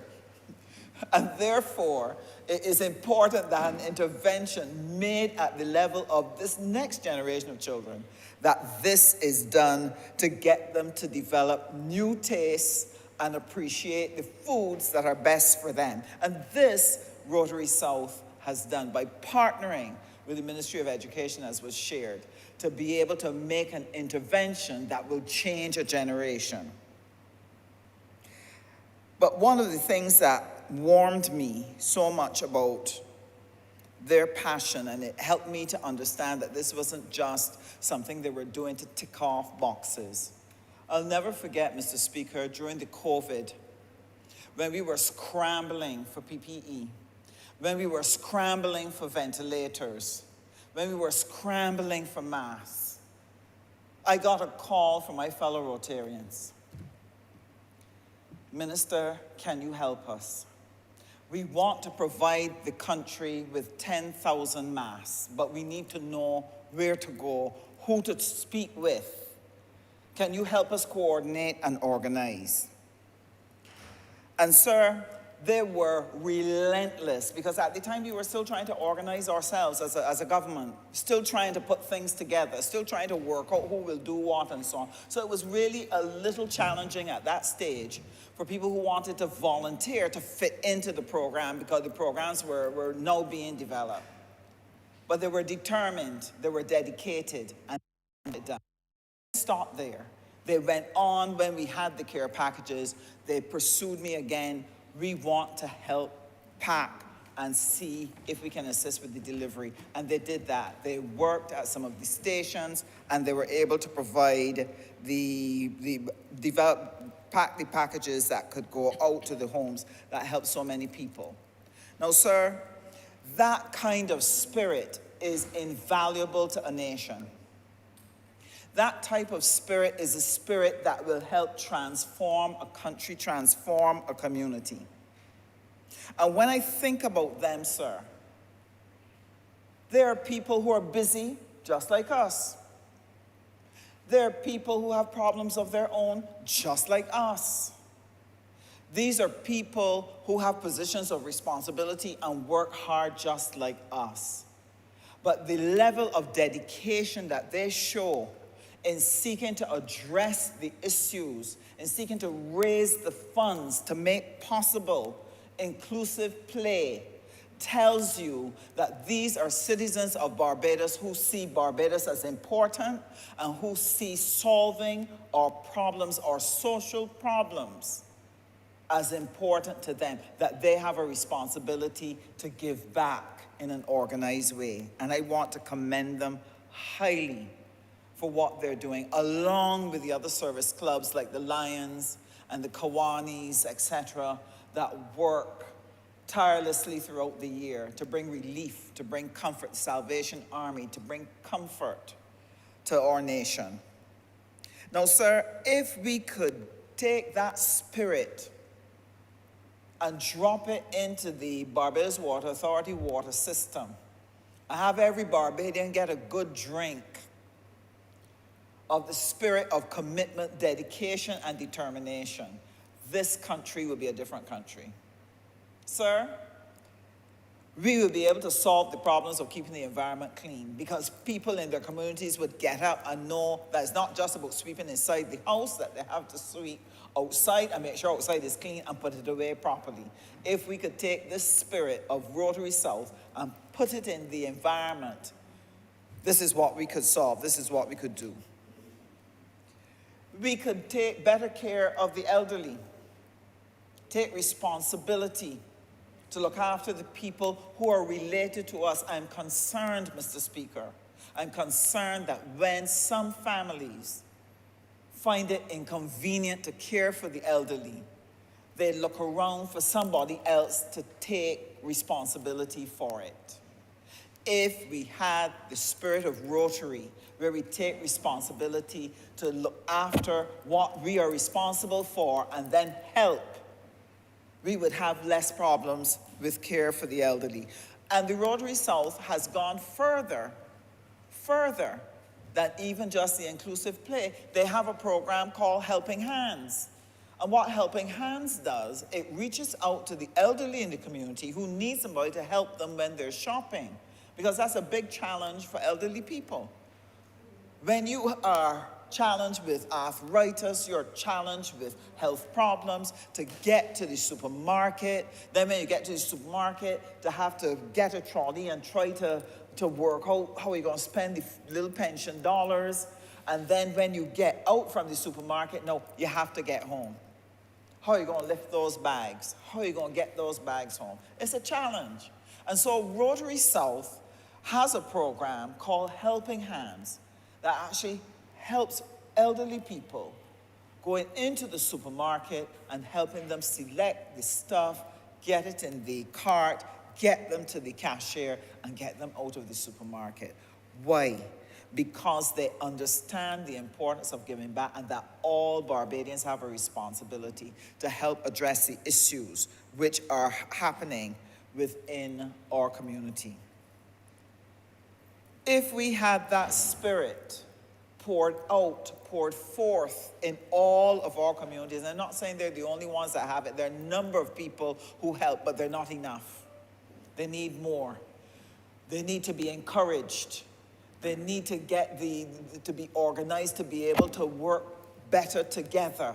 But we need more because there's a selfishness that is beginning to creep into the Barbadian behaviors that was not there when I was a child. When I was a child, a community took care of itself. Nobody didn't pick up the phone to call a politician to tell them about garbage there on the corner. People in the community went and took care of that garbage and made sure that it was taken care of. So if we had more of that spirit of community, we would not have those types of issues. We would not have the issues of mental wellness. A lot of us don't understand that spirit of coming out on evenings on the step and talking and laughing and playing some dominoes and listening to each other share was the way how people maintain mental wellness. They had problems too. They had challenges and stresses. They had less resources and less options. But that spirit of community, that spirit of reaching out and sharing and seeking to do something about something when you see it, helps to make a difference. And we need to find a way, and I know that this is something that occupies our minds as government ministers. How are we going to help strengthen and rebuild the social fabric of Barbados? How are we going to rebuild the spirit of volunteerism? How are we going to encourage people to understand that you do not live unto yourself, but you are part of a community, and your success only occurs because a community is at work. If a community was not at work, there'd be no school. If a community was not at work, there wouldn't be any housing. There'd be no buses. We only live and move and have our being within that community setting, and all of us have to contribute to it. And I want to deeply congratulate the members of Rotary South and all other charitable organizations for the work that they're doing. And I want to encourage people, no matter how small, reach out and help and do something. And before I sit, I want to commend, I had a wonderful weekend, Mr. Speaker. I really did. Because I had so many of our people in St. James South out doing something. Cutting trees down around the school that were presenting a problem. They wanted something better for the children in the community. The same Agro Kids program, looking at, okay, how can we help them keep this going well? Can we clean it up so that the kids can get started again in terms of their agricultural project? That is what I was involved in this weekend, and so happy to see people contributing. But the sweetest thing to my heart was to hear that 3 retired professionals went to the school and said, we are coming to help with the reading program, with the agricultural program. We're going to help in terms of giving secretarial support to the principal so that she can continue to do the excellent work that she does at her school in West Terrace, so that our children can have the very best possible experience. That is what we need. And if we can do this right around this country of Barbados, this Barbados would grow, it would prosper, but more importantly, we will have stable, loving, secure communities which provide all of us with the opportunity to live their best life. So again, my congratulations to the Rotary South, and I thank them very much for the honorable work that they have done and will continue to do to transform this nation. I'm obliged to you, and thank you for the time. Honorable member for St. Thomas. Thank you very much, Mr. Speaker. I am grateful for the privilege. I shall try to be as brief as possible because those other honorable members who have spoken earlier have really encapsulated much of what I wish to say, but I felt it extremely important that I make a few brief comments and observations in the hope that the policy and the legislation that is being worked on will be able to reach and look after the needs of thousands of Barbadians who really should come on board and help. We have always been a society of persons who will share and care, but I recognize over the past few years, many people have no interest because whatever is taking place is not impacting on them in the same way as if it were in their immediate families. And so I want at the outset to express my gratitude to the Honourable Minister who did the presentation this morning. It's one of the best that he has ever done.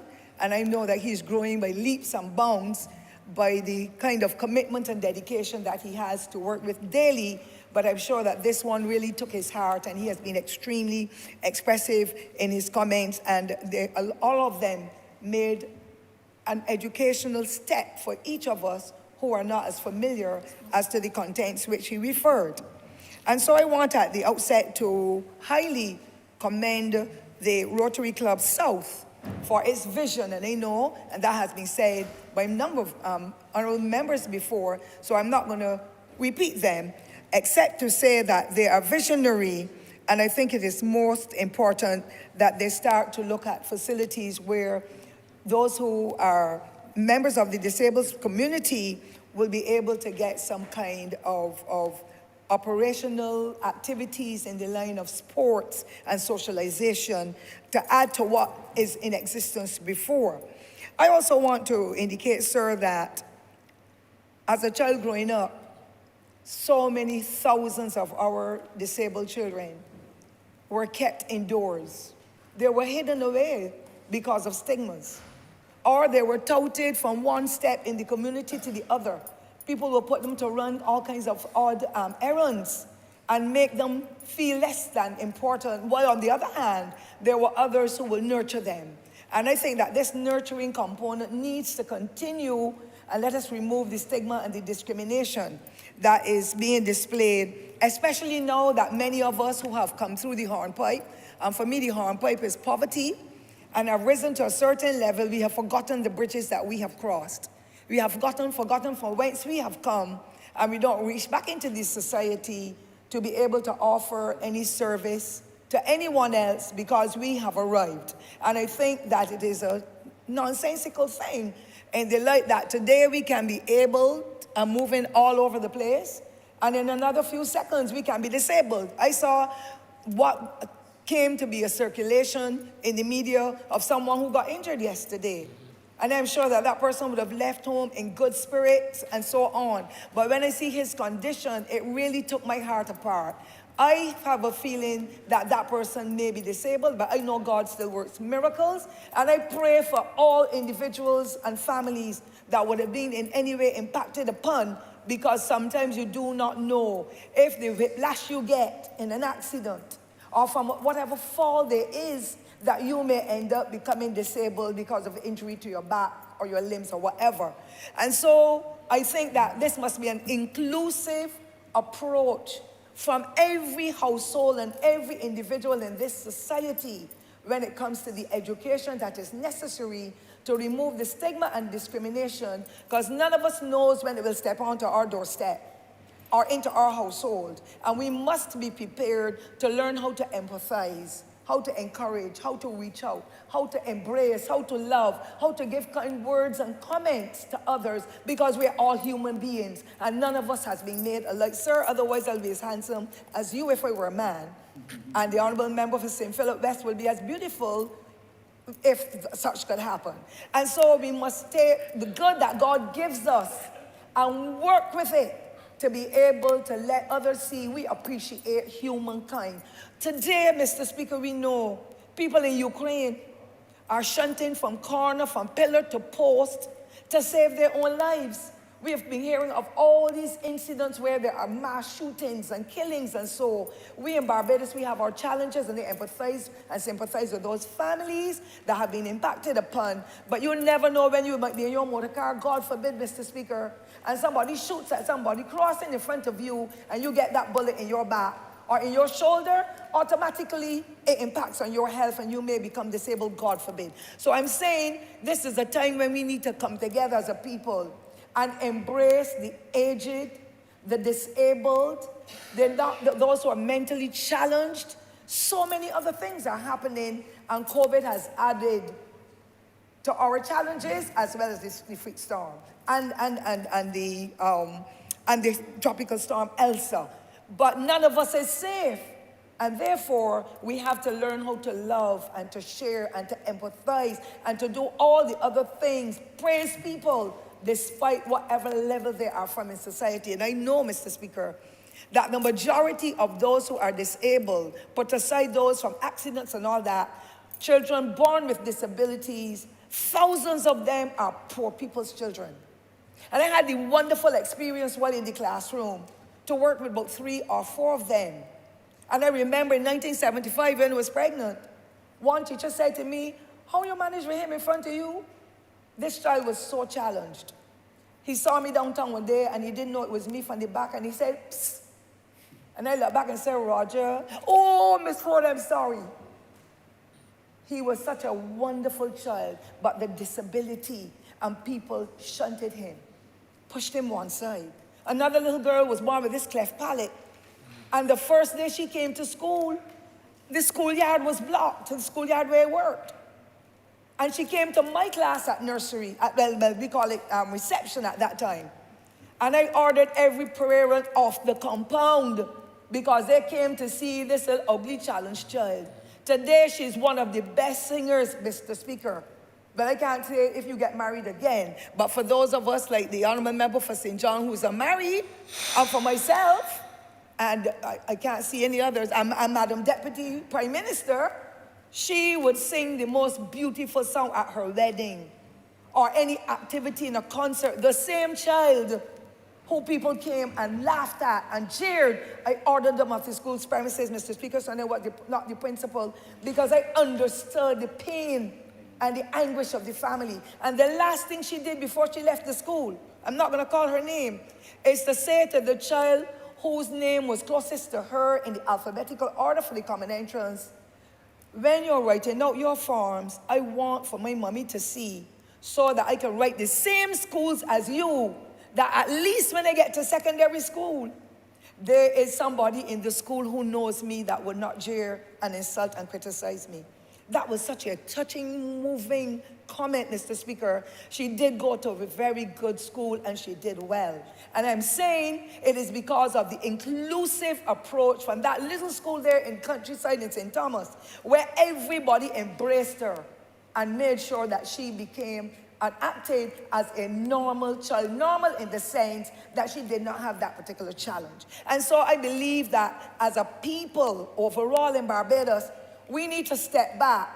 Suppose the baby that the person is carrying happens to be born with a disability. Suppose it goes in the yard and plays and falls and hits its head, and that child becomes disabled in some way or have educational deficits. You do not know, you never know. So we must all as a people learn to respect and appreciate and encourage, love, uplift, and all the other positive things, because we never know until the shoe gets on our foot. I want, Mr. Speaker, as well to say that the costs for these very poor people meaning like how my mother would have been with all those children, and how many families in Barbados would have been. They had food to eat. Nobody can dispute that. But most of us were half naked, little clothing. In those days, one pencil had to be cut in 3 to serve 3 children. Nowadays, children have 6 and 8 pencils in their bag. Some of them can't even write anyhow. They can't spell P in pen or pencil. But that is as the story was. And I want to say, sir, the costs to raise children and others who have challenges of that nature is prohibitive for most families. And that is why I am happy that the National Disabilities Unit has enshrined in its mandate the opportunity to help with assistive devices that will help those who have disabilities to be able to go to the next level. So grab bars, because not all young children are able to walk on their own or to step into the bathroom or to go up the stairs. So the disabilities unit helps with those. Wheelchairs, walkers, canes for walking and so on. And it's not only the disabilities units, Mr. Speaker, sir, because the Salvation Army and Prison Fellowship and the Wheelchair Association and others are there in the vanguard helping out, because not all of them will have to pay. There are agencies in the international arena that donate to be able to help poor people to get that wheelchair they might have been waiting for 10 and 15 years. And therefore we need to bring in those private entities on boards and recognize the outstanding contribution that they are paying towards helping those within our society who have got whatever deficits there are, and they're not able to reach their potential unless they are offered those kinds of services. Of equal importance is transportation. And if I can't get a bus to come to the community where I live, what about the disabled, whom a lot of people don't really look at or consider to be in need? So sometimes they can get a bus in the morning to bring them to school, but then in the evening it is so difficult. And that is why I am a strong supporter of the government assisting. And I know that there has been some funds in the budget when, just before I left the ministry, for a specially designed bus to facilitate those children, because there's no point in taking them to school for 1 week. And then the next week, the bus has to treat to another group of persons. And then those children are losing out on the free education that is being offered. There are about 6 to 8 of the schools across the island. I cannot mention all of them because I don't want to prolong this session. But many of them, parents have to pay for the private tuition.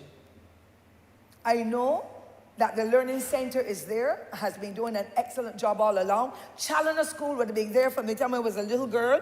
And if you see some of the things that have been prepared, the items, Mr. Speaker, I've got an ironing board, and it has lasted me for about 15 years from the Challoner School.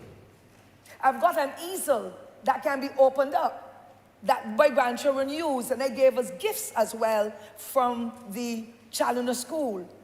I have bought a couple of items at a specially organized market over at the Disabilities Unit a couple of months ago. And I bought a stand that I can put wine on. I bought necklaces and little handpieces that I have been wearing all along. I bought glass cases. I bought so many things, and vegetables and fruit and seedlings that they have been planting as part of what they are doing within those schools and those environments. We've got the Derek Smith location over in St. Michael. And of course, we've got the School for the Blind. We've got the Irving Wilson. We've got the Ann Hill schools. Other schools are helping. Sadly, the Albert Graham Center, that has been put on the table for upgrades.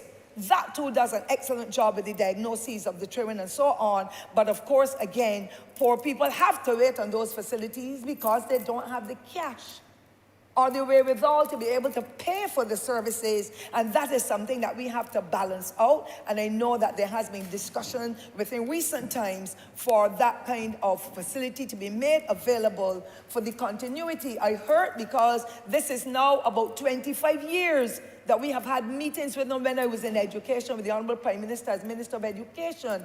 And we have had meetings to see how the mergers can happen. And I understand there has been some communication within recent times so that the Albert Graham Center can be managed, run alongside the Ministry of Education to be able to give a better deal to those individuals and groups that require them for their diagnoses, for the testings, for the various things that have to happen. And I know that there are quite a number of medical personnel who donate most of their times to be able to help out. I didn't ask your permission, so I will not call the name of anyone in that respect, because I don't want to create jealousies, and then I didn't call this person's name, I called the next. And that is really not what this opportunity here this evening, sir, is about. But I believe that housing for them has to be looked at more critically. I talked about the education already, and I know the Ministry of Education has been granting them some scholarships to be able to help them continue at Challoner School. If they go to Challoner School and they reach 16 years, their 16 years is not comparable, perhaps at times, with the 16 years of those who are in secondary, who will get another year for free to be able to do over some CXCs, or to be able to write them, or to be able to pursue some skills training. But those children then have to be paid for still.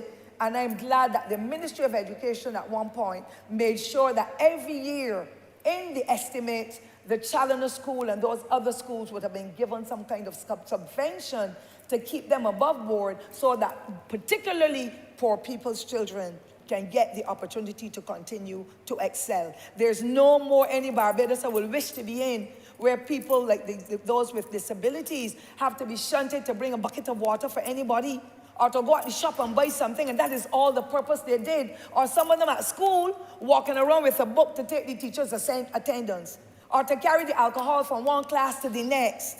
We need to change the culture if we have not gone beyond it, because, sir, I'm no longer in the school system, but I hear a lot, and I know a lot, and I would wish for us to treat them with the dignity that is required, because they too are human beings and not responsible for the situation or the plight that they may be experiencing in this society. I must say, however, and I was very proud last year, I attended an activity, or no, it was 2020, and the only PTA that went to the gymnasium to discuss how they would handle the COVID-19 pandemic was the strongest one with those of parents of children with disabilities. Mr. Speaker, I was so proud. The Honourable Minister then, now the Deputy Prime Minister, sir, she was at that session, and I'm sure that she too was proud, because few of our schools' PTAs are functioning, but that of those children with disabilities was the one that took the top. And I highly commend those parents, and I encourage those parents and teachers and guardians, continue to work with those children. They need it now more than ever with the kinds of challenges that our children and parents are facing. I also want, Mr. Speaker, to indicate that this resolution, for me, is profound. And to see it coming on the heels of the kind of discussion that took place last week, with the legislative approach that will be put on the table and sometime coming soon, that blessed my heart more than anything else. But I want for us as a people, not just the government, the private sector, and the agencies such as the entity of which we speak now, the Rotary Club South and others, I want them to come on board, because too many of our disabled are living in poor housing conditions. And if you don't have a back step, but you have some impediment with your foot, you need to have a proper step. You need to have a retrofitted bathroom in which you can roll your wheelchair or your night chair, whatever the name of the equipment is that they have to use in that bathroom, to be able to be a little more comfortable and to meet and to have the necessary needs achieved.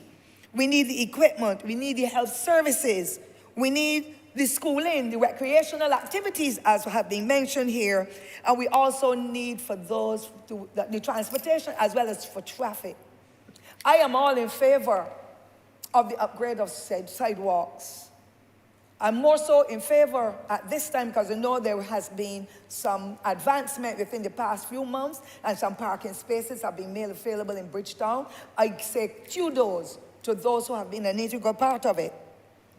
But I want some traffic lights to be able to give a sound, particularly where the disabilities unit is, and where the other facilities in St. James, where the learning center is, and so on.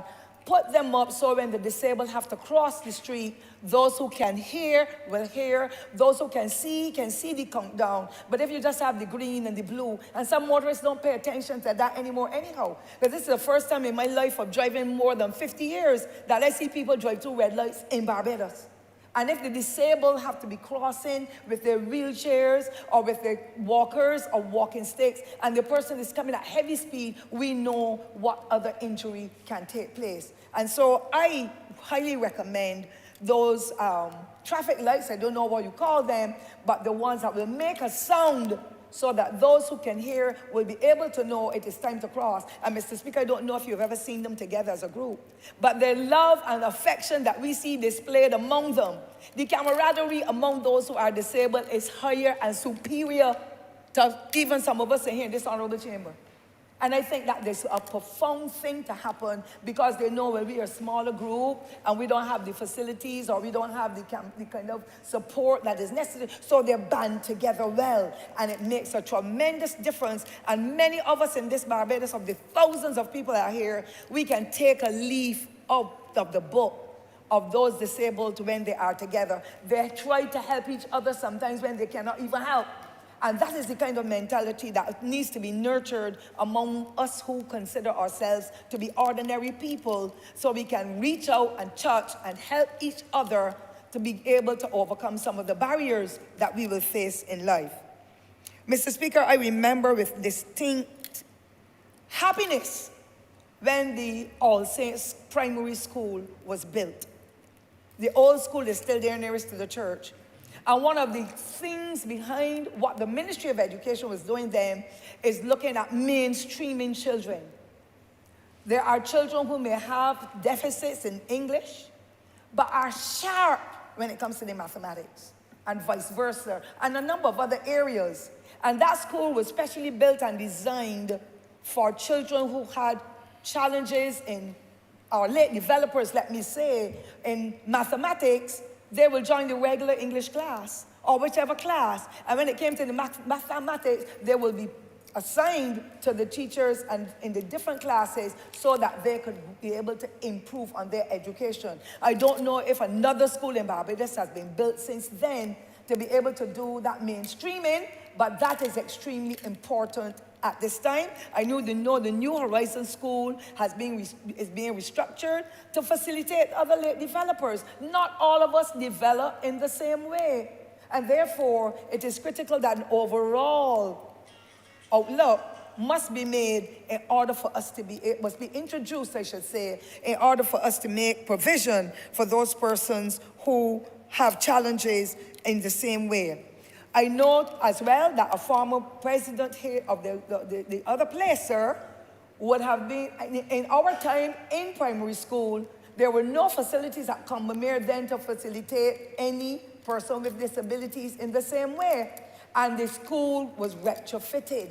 And then we saw other schools having bathrooms where children can reel in the wheelchairs. We didn't have those before.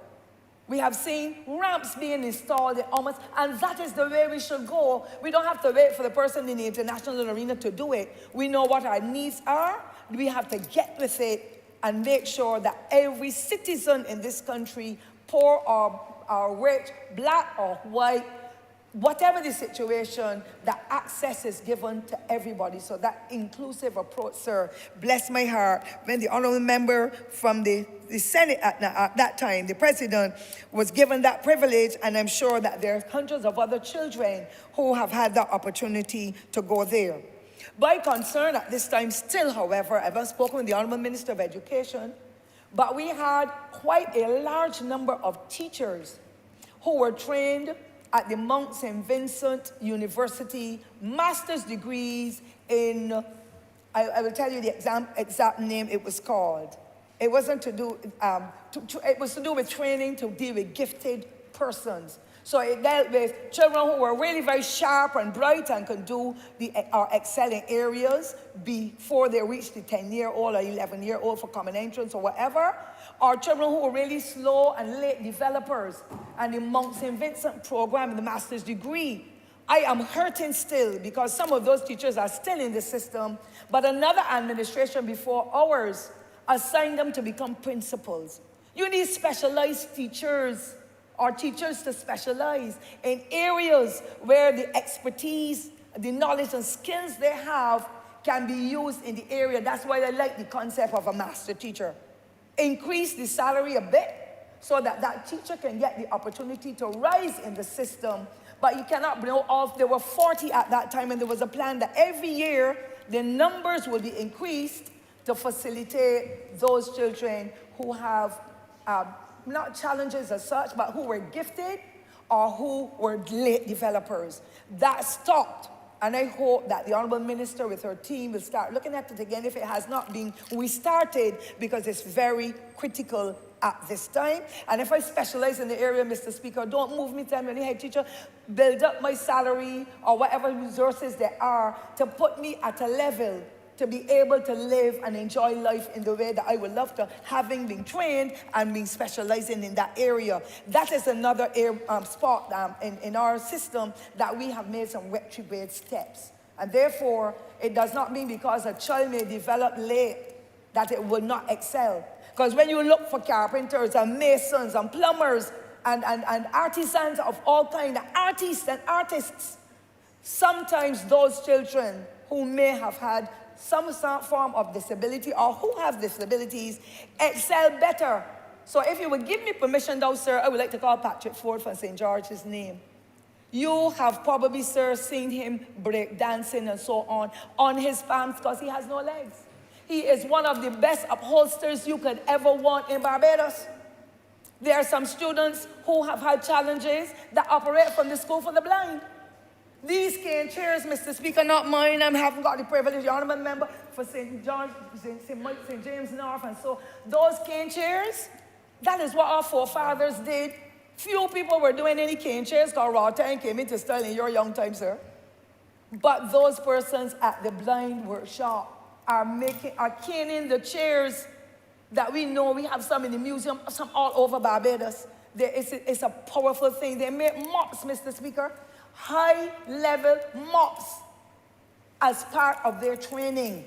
And therefore, I want to say, yes, there is a place in our hearts, but in our society, to embrace persons who are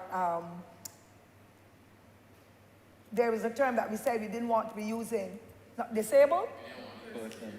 You don't want to use disabled? Oh, they didn't want to use differently able because that was a North American or some other style, but we are copycats. I know disabled, and sometimes we say challenge too, and people understand what we are saying. So the disabled, they're the ones who get who have challenges, but some of them have excellent skills. And if we continue to work with them in the area of sports, drama, whichever area that they excel in, we can see some of the best of them coming to the level. Some can play cricket better than you or I, sir. I can play cricket too. I can hit it, of course.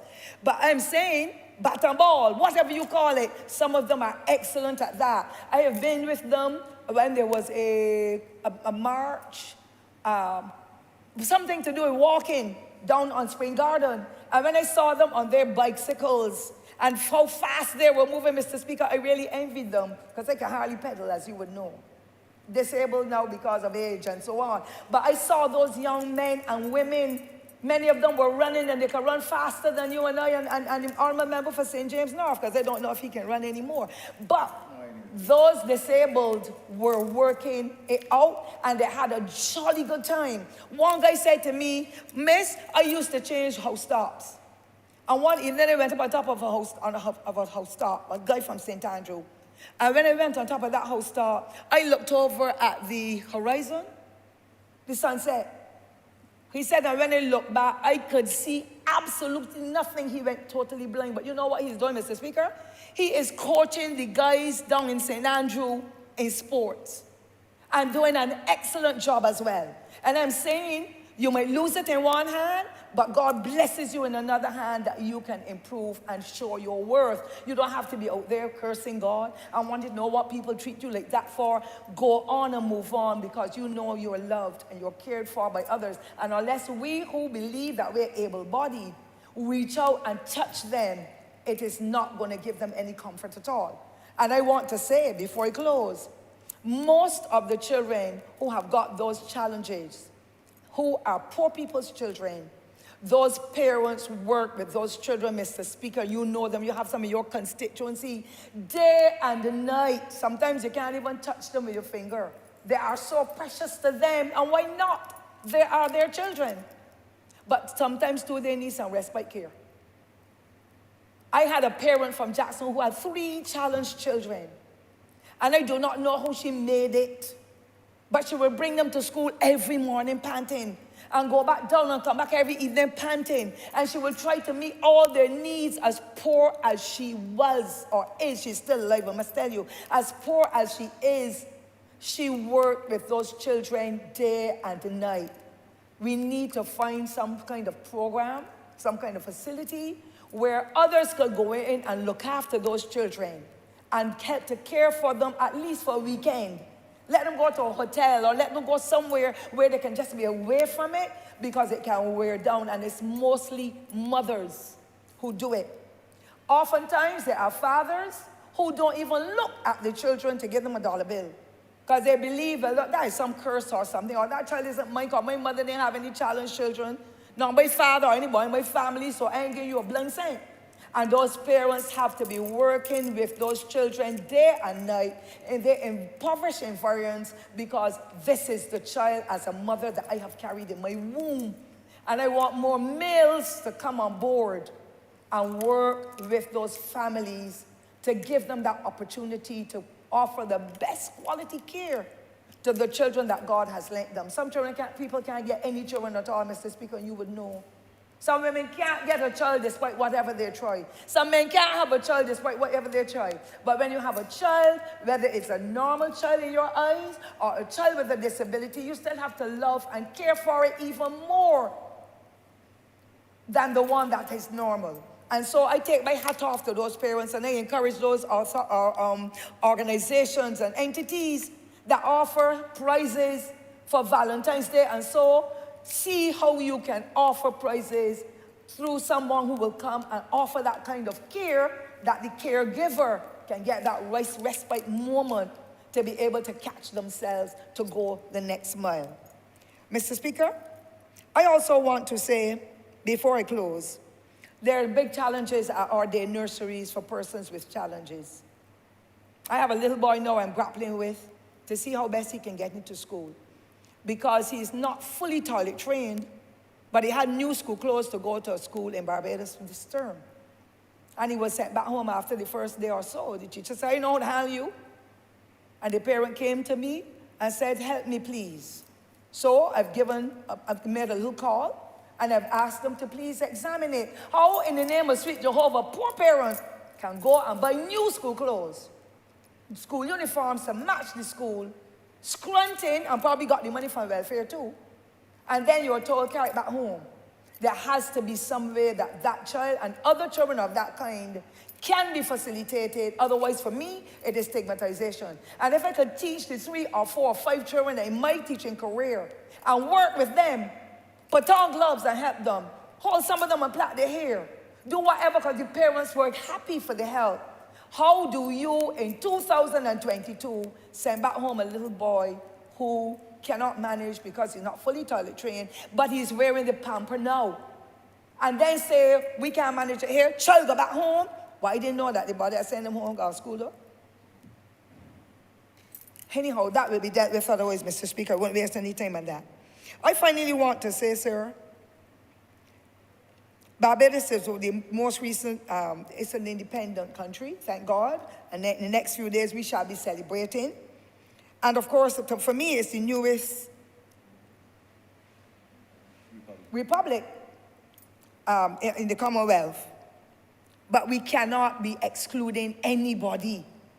All must be embraced. Everybody should get the privileges to be able to live in a house where they can rest themselves, they can have a proper sleep. They must be able to have food on their table. They must be facilitated at school and in the health institutions.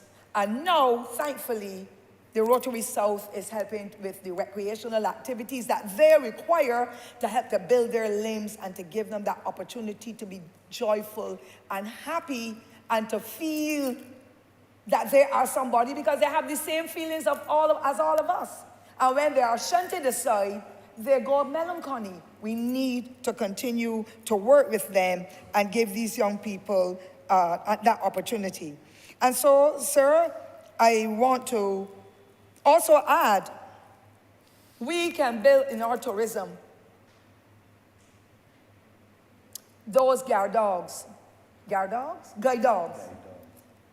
I know that there has been some talk about it recently, but there are so many people who would love to come to Barbados that are blind or visually impaired, let me say it that way, who would come to Barbados and help to build our tourism. But there, as far as I had been told when I was investigating a year or 2 ago, and people wrote to me, they have not been allowed to bring in their guide dogs with them. The guide dogs are what they have to use to be able to move from one point to the other. And therefore, that is something that we as a developing nation and republic must acknowledge and try to see how we can put protocols in place for that to happen. I know they will have to go through immigration and the Ministry of Health and all that, but it is something that we can examine in order for us to make it happen and let Barbados be the location that is well admired and respected. My final comment, Mr. Speaker, sir, is to do with unemployment. Unemployment for them is extremely high. The honourable member from St. James North may have mentioned that before. And I want to laud those ministries in the government sector that has employed persons with disability, because I know that the People Empowerment Ministry has at least 3 members I can speak of. I know that the Ministry of Labour has got a driver who has got his own challenge, but he is the driver messenger. That is the kind of thing we want to see happening. How would you or myself as an individual feel where I know I have the skill to drive? It's an automatic car. My left foot might be the one that has the challenge, and I still cannot get a job to feed my family. And therefore, that is an example that the government has set. There are some private entities that are hiring people as well. And therefore, I think it is important that overall, the business sector as well, look to see how best they can embrace and employ persons with disabilities, because it may be one hand that is withered. The next one can still operate the computer, because all I can do, Mr. Speaker, with my little stuff, whatever, because let's say, touch with my right hand. But if my left hand is withered, I may not be able to do it, but I can still produce in the job. I've seen people who try to pull down things off shelves from in their own homes with the same right hand that is good, and the left hand, then they hold it there and hold it closer to the bosom. We need to give people a chance. And unless we take that step, we cannot go any further. So, and therefore, sir, I want to highly commend everyone and to let those parents and guardians not be weary in serving their own. Do not be weary in doing it. The blessings do not come from mankind. You will get more curses than blessings from mankind, but the blessings come from Almighty God. And that is blood of your blood and flesh of your flesh. If the child is so far gone with the disabilities, there's some that the child care board. And the care that they get, Mr. Speaker, you would know, is beyond what we will do in our own homes. And I can understand that. But most of those parents still visit that institution and look after their children. Just to be there for them and to go back and tell the rest of the family, I saw Mary Jane today and she was looking and winking and smiling. Can't talk. Or any of the other institutions, for that matter, where those children will be, because their condition is so far gone, or so to the extent where the families don't have the resources or the wherewithal to work with them in homes, in their own home, and therefore they have to be in the institutions. I highly commend those workers who work with them and make sure that they get the opportunity to still be able to go forward. And I encourage this government, sir, this progressive government that I am a part of, and I'm proud to be here to continue to see how we can add to what is happening already to make the difference. I've got photographs, Mr. Speaker, of persons who have come to different locations, especially that ministry that we are in, and they are parking in those 3 reserved disabled spots. Able-bodied men and women. I haven't had the chance yet, because if I go back there any day at all, and I see them, I'm going to put them in the media. Because Barbadians have to learn respect, rules, and regulations. Because when a disabled person visits the ministry, wherever that ministry is, and that person cannot find somewhere to park, then, because some of them are drivers, then they now have to be looking all around and have to try to, in some way, to get back to where they are going. It is wrong. If I were disabled, I would want to be able to get that power. If you, sir, were disabled, you would want to be able to get that facility, so it makes it easier for you to get out of your wheelchair and to go on the ramp and to go wherever on the island it is. But unfortunately, some of our people are selfish, they are disrespectful, they are deaf as to what the rules and regulations are. And it is not just ordinary people either, Mr. Speaker, sir. There are some people who walk around with a collar tie, have no manners, care about nobody by themselves, because suddenly they have arrived. And you know what, Mr. Speaker? I say it about me, not about of you. They have come out of the hornpipe like me. Poverty, but excellent parents and neighbors and others teaching us to respect each other, whether you're old, disabled, young, mentally ill, or whatever. And I am hurting to see how my society has changed with people who have had free education but have not shown me that they have common sense to go with it. And it is so sad. And so today, Mr. Speaker, I highly commend the Rotary Club Trust South for the plan for us to get the recreational facility done so that our persons with disability and others can use those facilities, because the disabled children don't want to play by themselves. They need children who are able-bodied. The honourable member has 1 more minute. Yes, Mr. Speaker, I thank you so. I just want to close by saying we're on the eve of independence.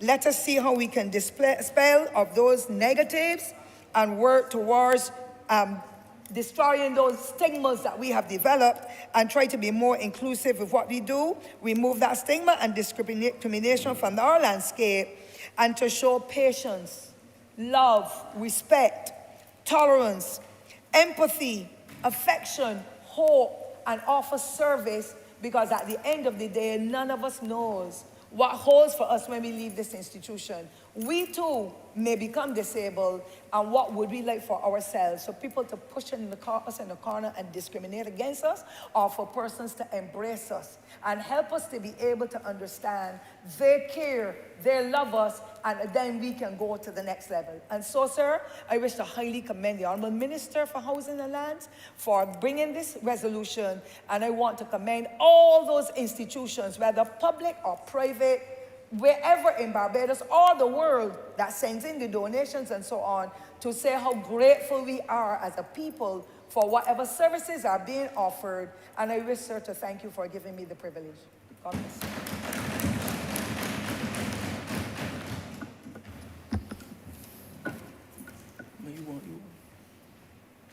Go ahead.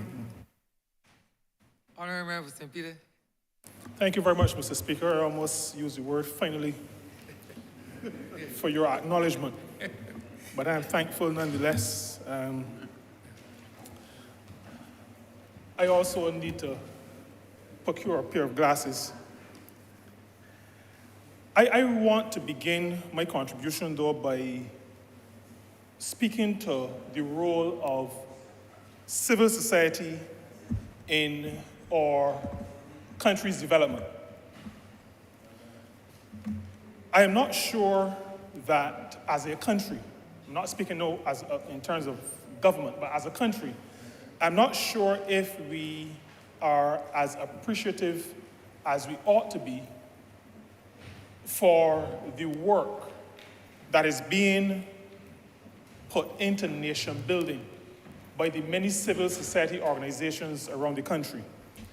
I separated the country from government only because in the lead up to the 2018 election, there was an appreciation expressed and ultimately documented in relation to the fact that we needed to pay special attention.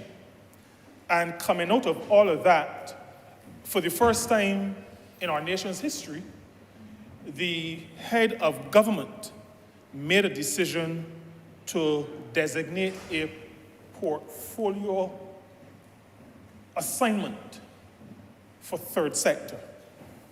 And I think I ought to just say briefly, based on everything that I keep hearing, including speaking to some members of the diaspora just on Sunday evening at a church service to celebrate our independence. The third sector is non-public sector, non-private sector, civil society, organizations, faith-based organizations, community-based organizations, service clubs. These organizations constitute the third sector. And this government, the Honourable Member for St. Thomas, used the term enlightened, and it is a term I agree with. This government and the Honourable Member for St. Michael Northeast recognized, understood that government had to pay particular attention, not by the way attention, not tangential attention, But this government had to pay particular attention to the work, to the role, and to the involvement of the third sector, civil society organizations generally. And that is what we did. We recognize that civil society organizations, third sector organizations, are involved in a wide range of activities. They're involved in healthcare, health education particularly, and many of them came out of the lived and real experience of persons. So you will find a person, I'll share an example that I know is, would be accepted by those involved. And that is because the persons involved have a strong connection to St. Peter. And I refer to the now late president of the Barbados Cancer Society, who was buried at St. Peter's Parish Church just a couple of months ago. But her starting of the Barbados Cancer Society came out of a reality. They lived, she and her husband lived just to the east of where I now live, in Rosehill. And her husband succumbed, unfortunately, to cancer. And out of that experience was born the Barbados Cancer Society. As a matter of fact, I think there is a proposal now to rename the building in Cullimarock, yes, after both late husband and wife.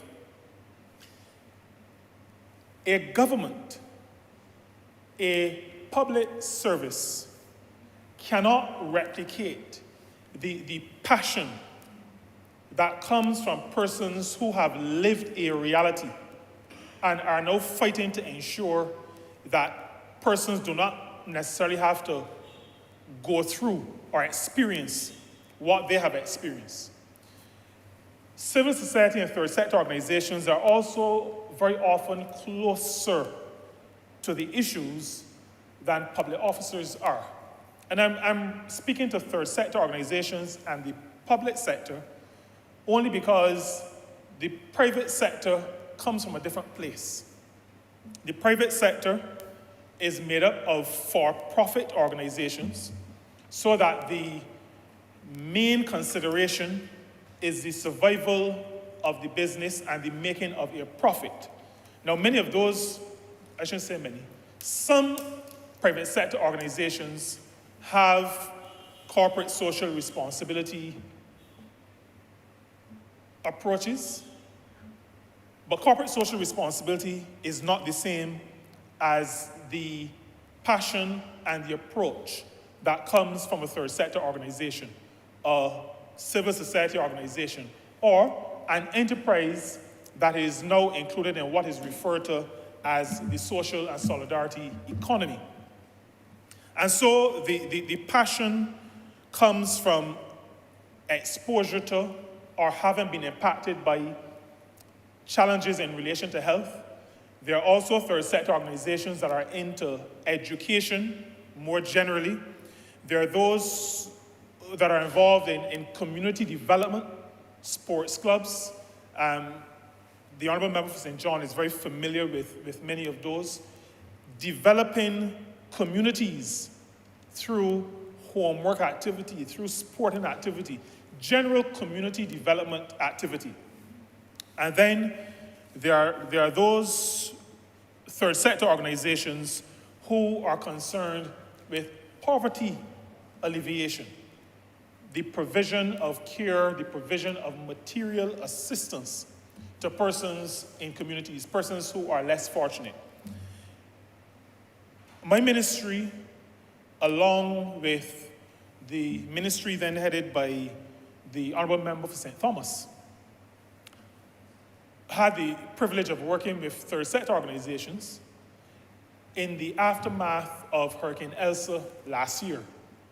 And what we were able to accomplish with the assistance of the third sector organizations, particularly the faith-based organizations and service clubs, we would not have been able to do without their active involvement. And so, Mr. Speaker, I share these things because what we debate today is not a new thinking by a third sector organization. It is what they do by their very nature. It is what they're set up to do, and those who are involved, it is what they have the passion to do. Now, the goal of nation building, developing a society, is one that is the purview of all of us, those in this honorable chamber and many outside of this honorable chamber.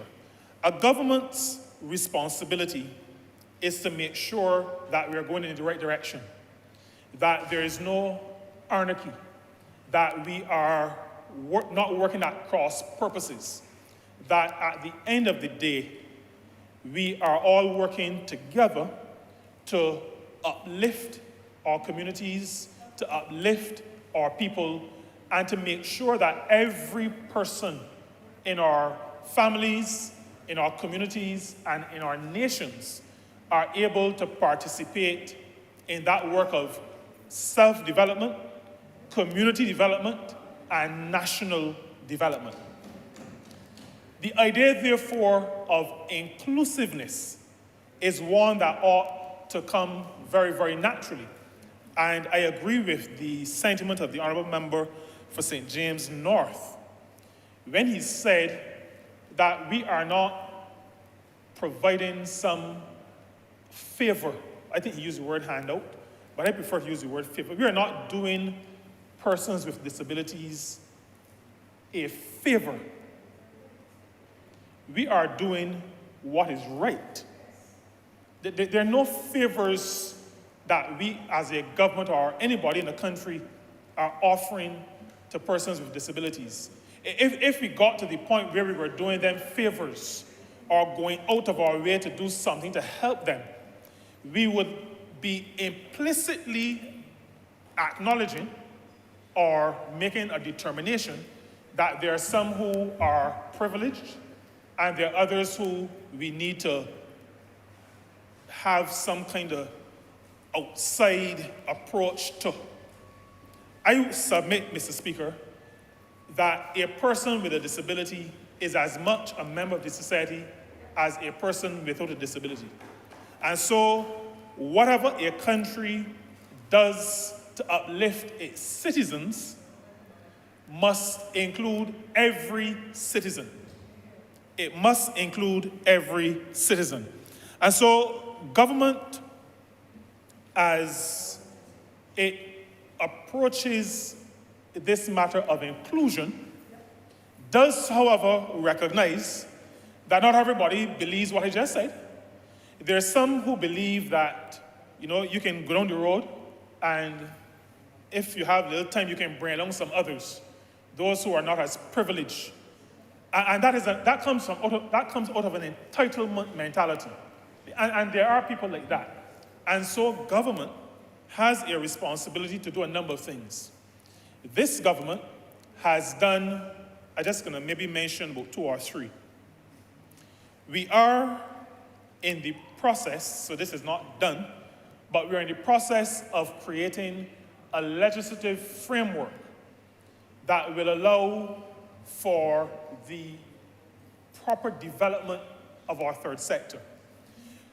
There is a challenge in the world where, because of, and you are familiar with the terms, the whole matter of terrorist financing and all of those kinds of flows, bad people have been using these organizations to further their nefarious ends. And what has happened as a result is that organizations like the EU, the OECD, and some of these regional blocs and multilateral organizations have been very strong in terms of the rules that are brought to bear on third sector organizations. They have to jump through a whole lot of hoops to get anything done. And that is because, as I said before, there has been some misuse of these organizations, so that not every organization that promotes itself as operating legitimately in the space really does so. Now, I'm not sure that there are any nefarious ones in our country, within our jurisdiction, but that is the way it is internationally. And so Barbados has to bear the weight. And so what we are doing, attempting to do as a government, is to establish a framework that will allow for a certain level of government involvement to underpin the legitimacy of our third sector organizations. So some level of review, some level of government understanding what is happening within organizations, so that when we say this organization is a legitimate organization, the international community can feel a level of satisfaction that we have done some due diligence, we have a continuing monitoring, and that our word can be taken. The intention is not to take away the autonomy of these organizations or to say to organizations what they can or cannot do, but to act as almost a neutral third party that can vouch for the organizations. The idea also is within that legal construct, or that framework, to allow for an understanding of what government assistance, and I'm referring now to fiscal assistance, what government assistance could look like. Now, I'm saying fiscal assistance because many people associate the word incentives with bad speech. And there are those who do not believe that we should be given incentives. So I'm using the term fiscal assistance. A government has a responsibility to help organizations that need assistance and to get them to a point where they don't have to rely on government assistance. And many of our third sector organizations are small and will need some hand-holding. But Mr. Speaker, I submit to you and to this chamber that they deserve the hand-holding because of the work that they do. Many of these organizations are small, 1, 2, 3, 4 persons who have full-time jobs, but who are devoting their time to helping our community in some sphere of endeavor. A government has a responsibility to help these organizations along. Our ministry and our government has also been providing over the last, I would say, 3 years. COVID slowed us down for a bit, but our ministry and this government has been providing capacity building. We have trained many persons involved in the third sector, in management, governance, we call it governance, and we've trained in financial management. We've also done some training for third sector organizations in proposal writing. And I want to thank, well, I will thank, I don't just want to, I will thank UNDP for their assistance, and I also thank the International Labour Organization's regional office, sub-regional office in Trinidad for their assistance as well.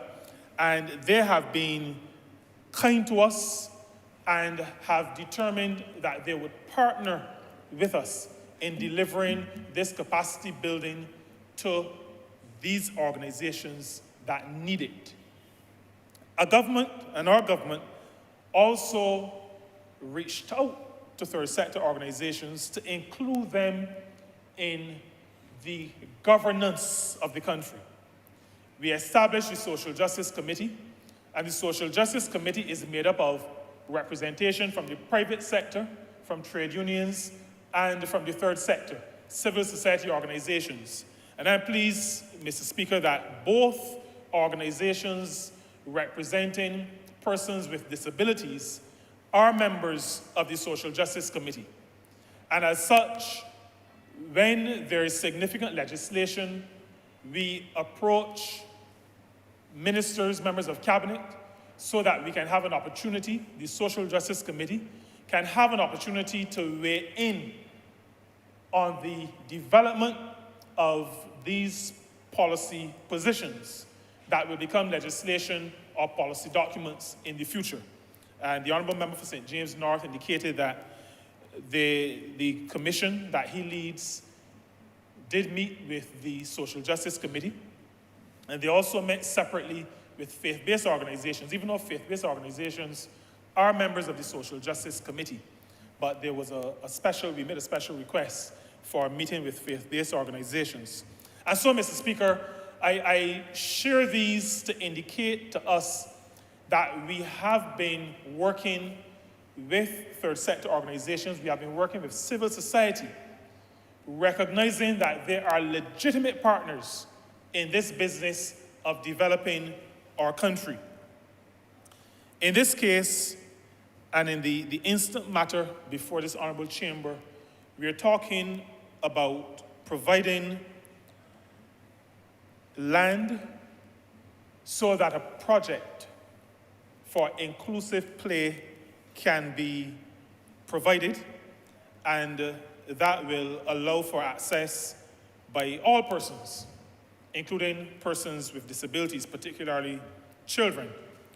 And I want to say that this runs in tandem with the Council's long-standing program called Fully Accessible Barbados. And I had the opportunity to, in my own small way, in the organization that I helped to lead at the time, to help to promote the idea of fully accessible Barbados. It became real to me. And Mr. Speaker, I want your permission to call an organization's name because of the experience that I got from that organization. Caribbean Catalyst was the name. And I was invited, along with others, to attend an event called Enter My World. And this event, Enter My World, was one where persons who were considered as not having disabilities were paired with persons living with disabilities. And I was paired with a lady who operated in a wheelchair. She had mobility challenges, and so she used a wheelchair. Mr. Speaker, I realized on that day, in the rooms, in the lobby, and in the rooms, some meeting rooms at the Hilton, I realized that I took a lot of things for granted. I realized that the ability to walk caused me not to be aware of inclines. I became aware when I had to roll myself in a wheelchair. I became aware of door openings. Because, Mr. Speaker, when you roll yourself and you hit your knuckles on a door jamb, the stars that you see makes you very, very aware of door spaces and the need to be careful in navigating. And so the width of door spaces became something that I am always on the lookout for, even though I'm not in a wheelchair, because I realize that it can be a particular challenge. The Honourable Member for St. Thomas spoke about persons who all of a sudden, let's say as a result of an accident, become incapacitated, have to use a wheelchair. They have not grown up as children in a wheelchair. Their lives have completely changed. As a government and as a country, we have to be more sensitive to those persons who are living with disabilities. We have to be more sensitive. And I'm not sure if there was a repeat of that day's activities, but I highly recommend that all persons who are involved in policy making at the national level, in other words, all of us, have a session like that. I remember, Mr. Speaker, the then general manager of the Barbados Hilton being paired with a person who was visually impaired. And after about 2 hours, asked for the blindfold to be taken off because he felt as though he was about to go mad. And he was absolutely serious about it. He felt as though he would go mad because he wasn't sleeping. He was up, awake, but he could see nothing. He had to be led. He had to feel his way. And it started to play on his mind. We have to be sensitive, to be more sensitive, or to be sensitive to persons living with disabilities. Fully Accessible Barbados is a program that calls for access in all areas. We heard earlier about access to schools, and yes, I agree with the Honourable Member for St. Thomas. The All Saints Primary School is in my constituency, and that primary school caters for persons with learning deficits, and it does it as part of a wider school, part of a very successful school, I may add. Successful academically, successful in sports, successful in a wide range of extracurricular activities. And so children in the All Saints, in the special unit, as a matter of fact, the class is not identified as a special unit. The class takes the name of the teacher, like all other classes. So if I were teaching that class would be 1 Jordan, or 1 Ford, or maybe even 1 Holder, as a former teacher yourself. And so even the naming of the class helps with the idea of including these young people, these students, as part of the school population, and helps, yes, to remove some of the stigma that would otherwise be associated with persons who some people feel are so different that they have to be treated in some strange kind of way. And so that approach, that inclusive approach, that approach of having access to places, access to spaces, access to education, access to social activity, that idea of full access is one that as a country we must embrace.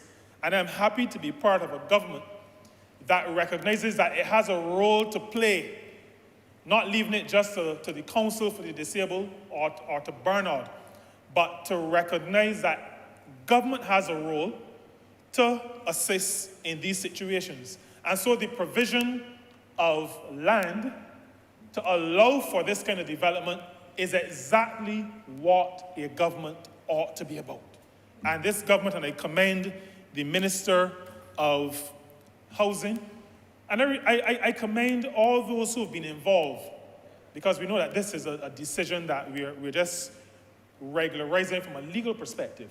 But all those who have been involved over the years in recognizing that government is a full partner in ensuring full accessibility for all its people, I commend them highly. In 2020, we came to this honorable chamber and passed what was then a bill that became an act called the Employment Prevention of Discrimination Act.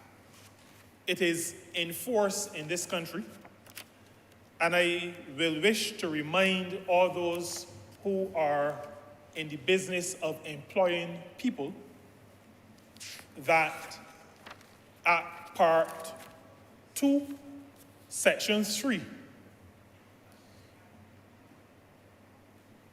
discrimination is set out, is defined And Mr. Speaker, with your permission, this has been passed here, so it's a document of the House, but a document created by the House. It says, for the purposes of this act, a person discriminates against another person where the person on a ground specified in subsection 2. Let me say that in subsection 2, one of those grounds is disability. Disability is one of the grounds mentioned in subsection 2.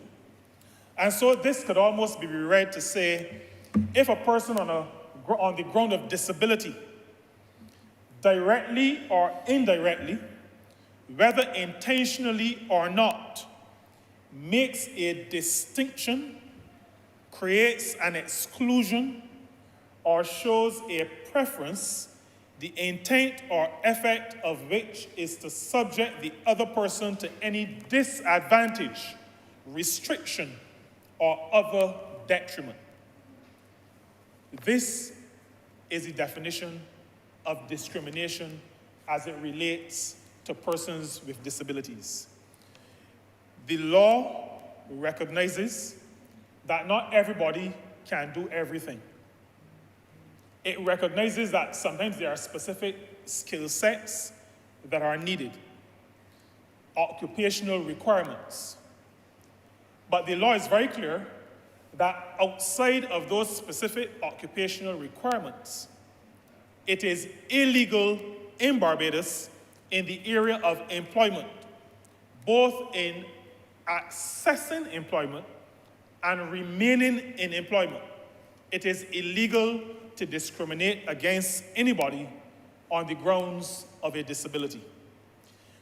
This government passed this act because this government is committed to ensuring that all of our people can participate fully in governance, that all of our people can participate fully in the development of the country, and it recognizes that all of our people need to be able to access in every area of activity, access every provision that is available for persons in this country. This is the government that I'm a part of. This is the government that I am proud to be a part of. Mr. Speaker, I had the privilege, and it really was a privilege. So I shared my experience in Enter My World. The last experience, second and last experience I'll share is that in September, I was invited by the Barbados National Council for the Disabled to the media launch of something called Fully Accessible Barbados Deaf Ambassadors Project. This is a workplace project that encourages employers to employ persons with disabilities. It is something that I am familiar with, having myself, under Fully Accessible Barbados, employed a person with a hearing impediment. When it was at Amaryllis, we employed a room attendant who had that disability. But Mr. Speaker, what I really want to mention is that often on TV, in press conferences, there's a person who is speaking, like I am now. And in a box on the screen, you see a person doing sign language. At this media launch, the MC was using sign language. Those of us who could hear and could speak had to wait for the interpretation. That experience made me understand that I'm not entitled, there are people, all of us are people. And it is not that I am to hear and the other persons are to have the translation done afterward. I felt happy to have been in a situation where, to some degree, I was brought to what we refer to as a Christian understanding. And I was really happy. I want to commend the Council for the Disabled, and I repeat that I believe that as policymakers, we ought to be exposed to some of these experiences. They help to focus our attention.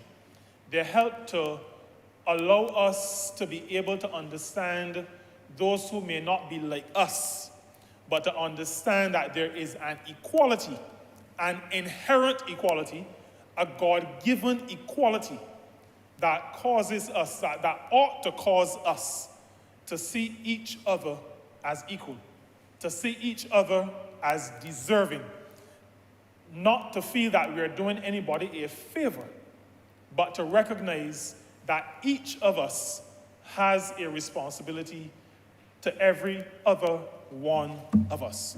And so, Mr. Speaker, having shared those experiences and also having shared what we have done and what we are in the process of doing as a government, I give my full support to this resolution. I give my full support to the fact that service organizations in this country are still of the mind that they have a significant role to play in our development. I commend all third sector organizations. In this particular regard, I commend service clubs, and specifically the Rotary Club of Barbados South, I think it is, using the trust that has been set up. And I encourage them to continue the work that they have been doing for a long time. Rotary and all service clubs and all third sector organizations, continue the work. Continue with the understanding that they already have, that praise may not come from human beings. But, Mr. Speaker, as a Christian, I have to say to them that he who gives the ultimate reward is taking note of their good deeds, is taking note of their reaching out to those who may not be able to help themselves in every way, and their reward will be sure. I commend this resolution to this honorable chamber.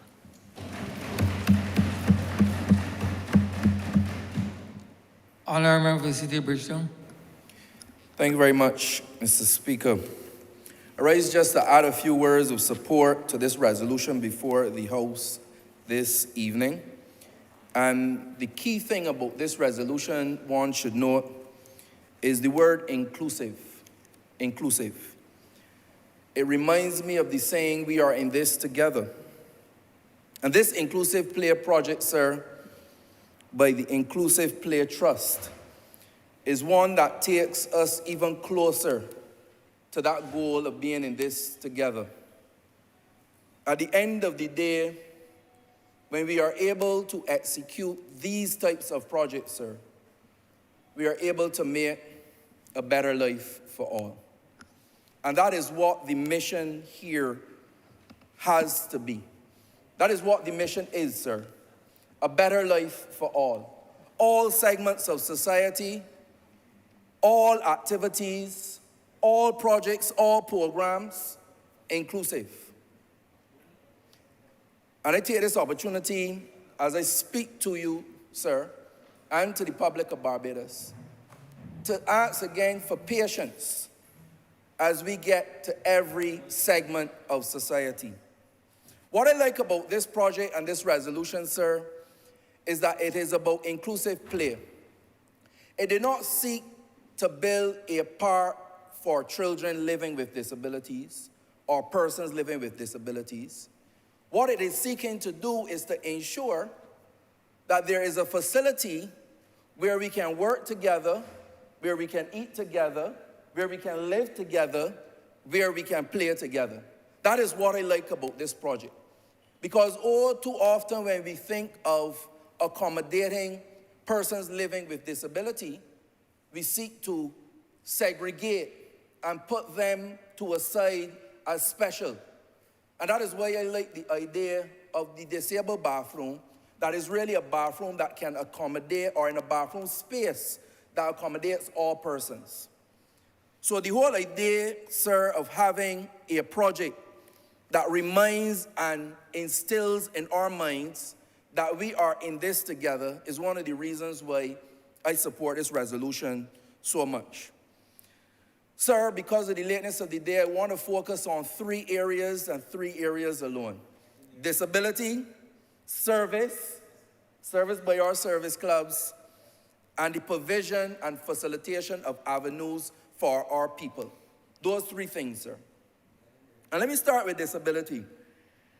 I am happy to know that the disabled and the able community will have a space in the very short future to work and play together, to work out, to exercise, to breathe, to live, to recreate.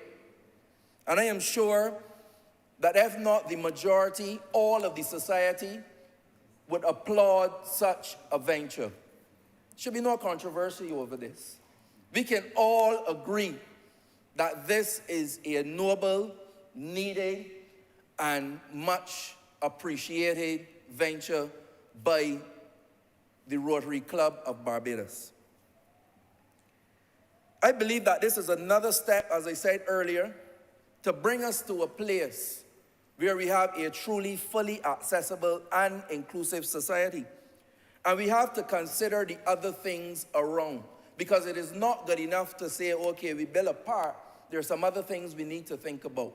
And I want to use my opportunity on the floor this evening to highlight a few of them, and transport being one of these issues. In my previous assignment as Parliamentary Secretary in the Ministry of People Empowerment, I can tell you that this is an issue that we are still grappling with, but I am happy to report that we've made leaps and bounds and strides in terms of importing 2 new vehicles that are readily available and accessible to the disabled community, and we are on the path of increasing that number as a government, something that we continuously keep our eyes on, because if we do not have the facility, if we have the facilities but do not have the transport to get to the facilities, then we have done nothing. So transport is one I want to highlight. Another thing I want to talk about is the unkindness meted out to those living with disability. And all the time, it is not due to people being unkind. It is really due to ignorance, sir. Ignorance. Not knowing how to treat 2 people living with disabilities. And how do I know this? I am proud to have worked with the member for St. James North, and I'm going to come to him as well, on the committee to improve the lives with the disabled. And I've been to all the town hall meetings. And I've sat there, and I beg not to have to speak, because I really wanted to spend the time listening to the organizations working with people living with disabilities, but also the persons living with disabilities themselves and their caretakers.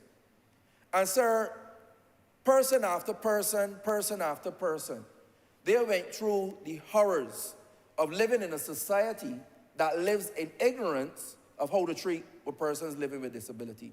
They've shared so many stories, things that we would take for granted, and things that I believe that we do out of ignorance. And the antidote for ignorance is really education. And we have to use these and other forums to educate Barbadians in how persons want to be treated. And I believe a simple way to do that sometimes is when you interact with people that live with disabilities, to ask them, how can I help? Because a lot of people are very nervous, and understandably so, because they're not trained in it. I have seen people on many occasions go to help persons walking with a cane or whatever and grab them under the arm in a very rough way. And I only know, sir, how to do it because I was trained to do it. but the persons did not mean ill. They just did not have the information on how to do it. So I believe the best way to go, for those who can hear, you can ask them, how can I help you? And they will be the best persons to tell you how they can assist. There's something as simple as steering. And we may say steering, honorable member, steering. A lot of persons who have persons living with disabilities that may have these different mental, psychological challenges, they tell me that they keep their children home because when they go out into the society, people are staring at them consistently and it makes them uncomfortable and it makes the caretaker uncomfortable as well. But people may not be staring to jeer. They may be staring because it is something novel and out of ignorance, not knowing how uncomfortable it makes the disabled feel. So again, we need to educate the society of these things that cause discomfort to persons living with disabilities. So again, the antidote to ignorance is education. Many persons have shared with me, again, they tell me, you may think steering is a small issue, but picture a time you had a wart and the consciousness you felt of it, the person steering. They say multiply that by 1,000. Being pointed out. They say, imagine falling as an adult. The way you feel when you get up, multiply that by 1,000. So it is okay to have the facilities, but we must educate Barbadians on how to treat persons living with these disabilities. When we are building things, when we are setting up initiatives, do we consider the size of the print?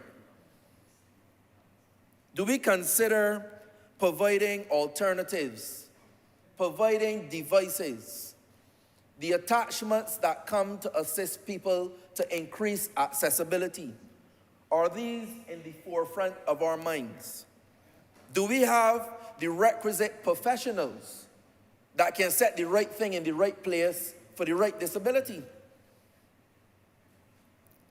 How do we design our bathrooms, our ramps, our rails, our audiovisual, our braille? Do we provide interpreters? I can tell you the National Disabilities Unit, along with the Deaf Project, they launch an interpreter project to ensure that there are interpreters on standby using audiovisual means and other means to provide interpretation services for persons living with disabilities. There are certain simple things that we go about every day without any consideration. The height of a step, the slope of a ramp, the angle of a ramp. These are things that even me, Mr. Speaker, only was made aware of because of my work with the National Disabilities Unit in the Ministry of the People Empowerment. Some of these things I would have been aware working with a former colleague of mine, a late moderator. He really educated me to things that we never give thought to, particularly those disabilities that are not so readily seen. We know about the deaf, we know about the visually impaired, we know about the ones that are very popular, but there are a number of disabilities that we don't give thought to that exist, that cause a lot of challenges for many, many Barbadians. The fact remains, sir, that the last census tells us that we have over 15,000 disabled Barbadians in this country, and the number could be higher. And these are things we have to give thought to. I want to take this opportunity, though, when I think about this initiative and the direction that we are going, to pay kudos to this government for constantly being a champion for the disabled. Not only by the words, not only by the speeches, but by the legislation and policies brought to bear by this administration. I obviously want to thank the Honourable Member for St. James North, who has been at the apex of championing the rights of the disabled for many, many years, and not do it really as a portfolio, but he does it from his heart. He does it genuinely, he does it fulsome, he does it comprehensively, and he has been doing it, sir, from the time I remember myself. And I really want to commend him for that. The Honourable Member, Minister for People Empowerment, the Honourable Member for St. Michael South, he has hit the ground running as Minister in the Ministry of People Empowerment, and he has placed disability at the top of his priorities by word and by deed, by policy and by program. So again, I want to use this opportunity to commend him as well. And I cannot forget the Permanent Secretary, the Director of the National Disabilities Unit, and his staff. Because I have seen again, by their word and by their deed, the dedication to show up every single day and ensure that they fight for the improvement of lives of the disabled in this country. And therefore, sir, I want to use this opportunity to commend them as well. But I'm not stopping there. Although it may not go by name, I think that the society has to understand the great work that is done by organizations that work on behalf of disabled in this country. The caretakers, and sorry, end that list with the disabled themselves, the greatest champions for themselves. And why do I say this? Many of them have excelled beyond the challenges that they face, whether it be physical or other disability. Many of them has been the greatest champion because they are the proof of the pudding by demonstrating that they can excel regardless of the challenge. And it's usually a message to us every day. Every day I commend them because they get up, they dress up, they show up, sir, and they never give up, sir. And that is definitely a message for the society. And I commend them tremendously. So I quickly change gears now and I go over to the service and service clubs.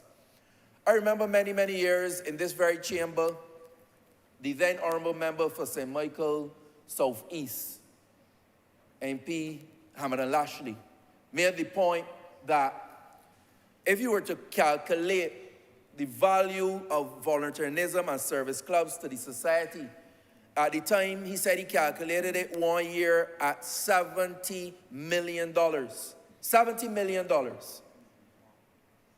But even in a project that I am still working on in Ministry of People Empowerment, the One Family Program, set to value $160 million, I can tell you 80 million, half of that, 50% of that, is in kind and volunteer value. But the Honourable Member for St. James North mentioned another statistic. He said the Canada statistics is showing that volunteering and service clubs actually bring about 7% of GDP. And so if you look at the 7% of GDP in Barbados, that brings you to $700 million. That is the value that we have, that service clubs bring to the economy and bring value to our society.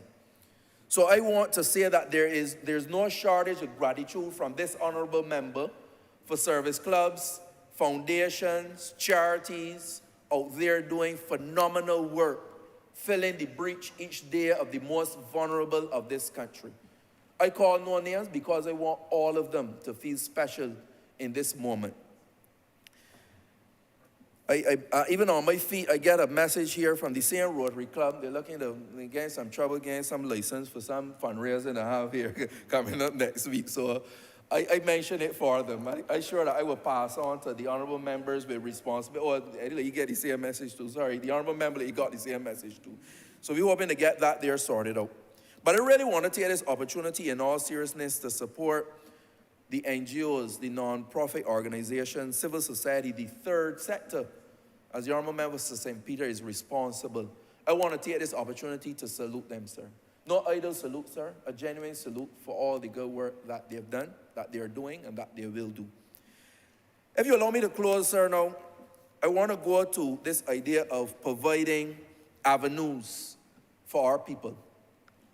There's a principle that I am going to be putting to this country in relation to how we treat to these avenues and why we need to provide avenues like inclusive play.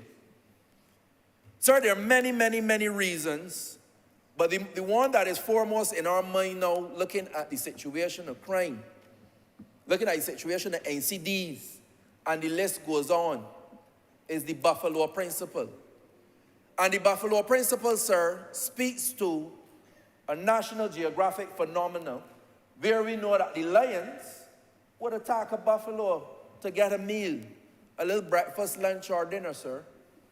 And at the end of the day, when you watch the buffalo and you watch the lion, when the buffalo continues to walk in the herd away from the lions, the little buffalo, the young buffalo, the aged buffalo, the weak buffalo is murdered for lunch. But on occasion, sir, the buffaloes turn around. And when the buffaloes turn around, their sheer weight and size of the herd causes the lion to drop the buffalo. And I am asking that we provide these avenues, and I'm asking the society to turn around and face these lions that are devouring our society. Because we are being devoured one by one, and we are continuing to walk in the same direction, sir. I am part of a process that's asking the society to turn around and face off these ferocious lions that are destroying our society. And that is why it is important that we provide these avenues to ensure that the health of the nation is addressed. We don't came out of COVID. And if you look at the studies of depression linked to screen time, you can see that it is time that we get outside again. With the common phrase, we outside. People are very happy to be outside, sir. And this gives our children, all of them, inclusive, comprehensive access to play. So we're not playing around, sir. This is a very serious initiative because it speaks to the health of our nation. People don't even know that playing on the playground is a very important part of socialization. How to work together, how to play by the rules, something that we have lost over time. And that is why it's very important. How to handle conflict in a positive way. Something that we've lost, sir, over time. The development of motor skills, another plus. The defeat of boredom. What a lot of people don't know is a lot of people get involved in gangs and blocks through something as simple as boredom, you know. As boredom.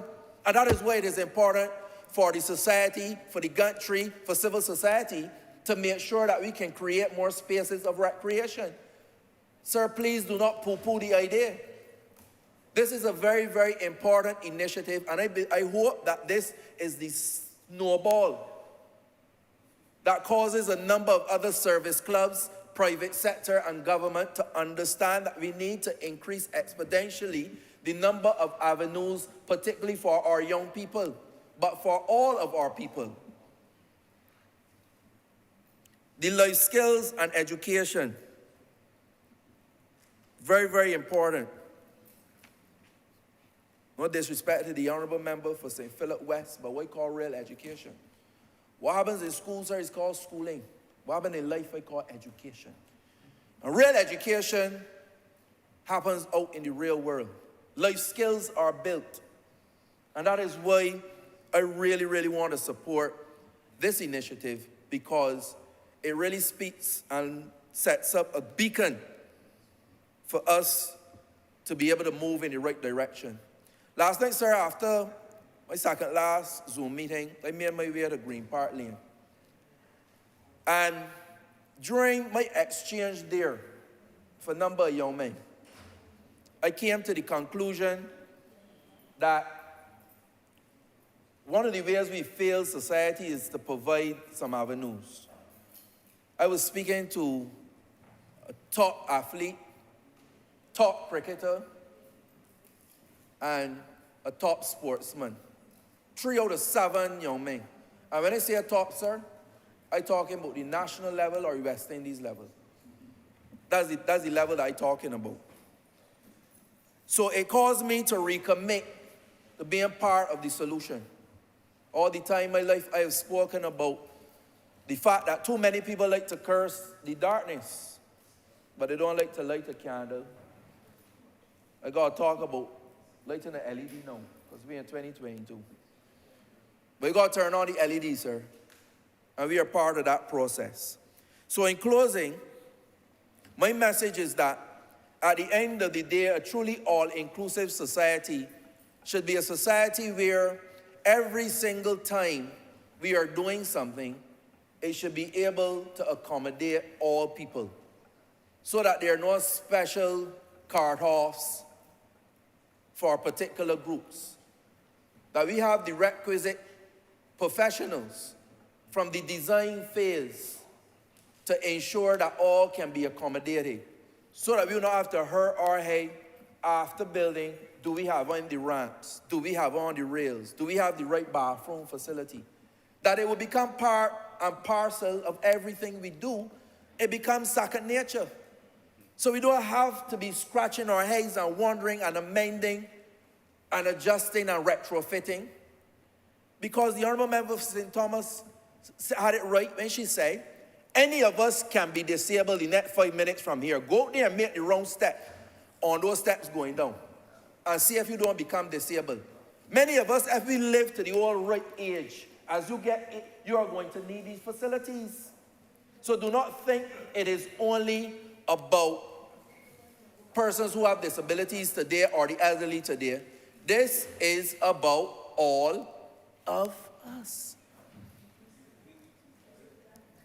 We must have these standards when we are building, in how we live, in how we recreate, even to provide opportunities for employment, business, investment for people living with disabilities.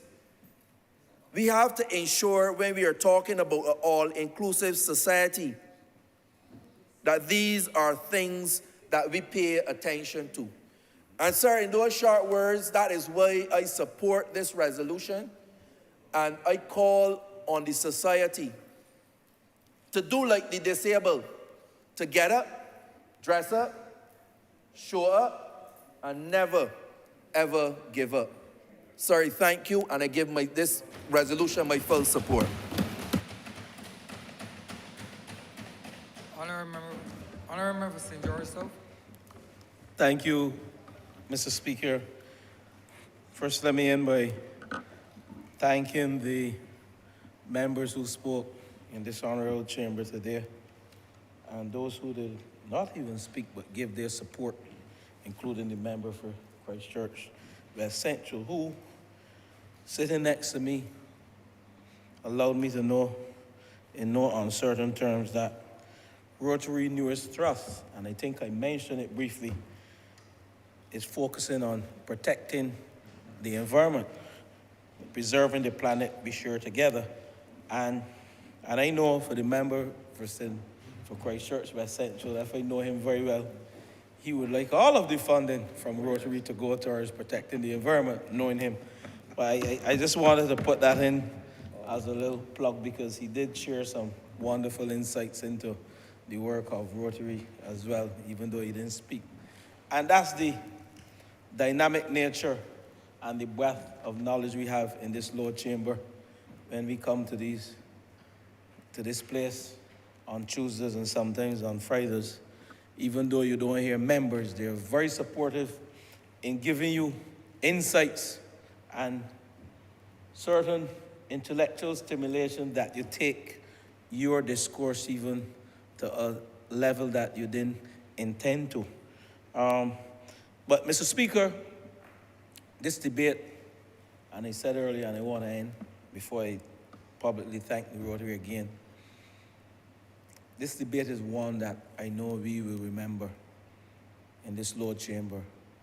And indeed, the work of the Advisory Committee on Disability, as we seek to bring legislation to this Lord Chamber and to the upper chamber, as we seek to build out our policy as it relates to treatment of persons with disabilities, and as we inculcate and educate our young people, because the future of any country is within the youth.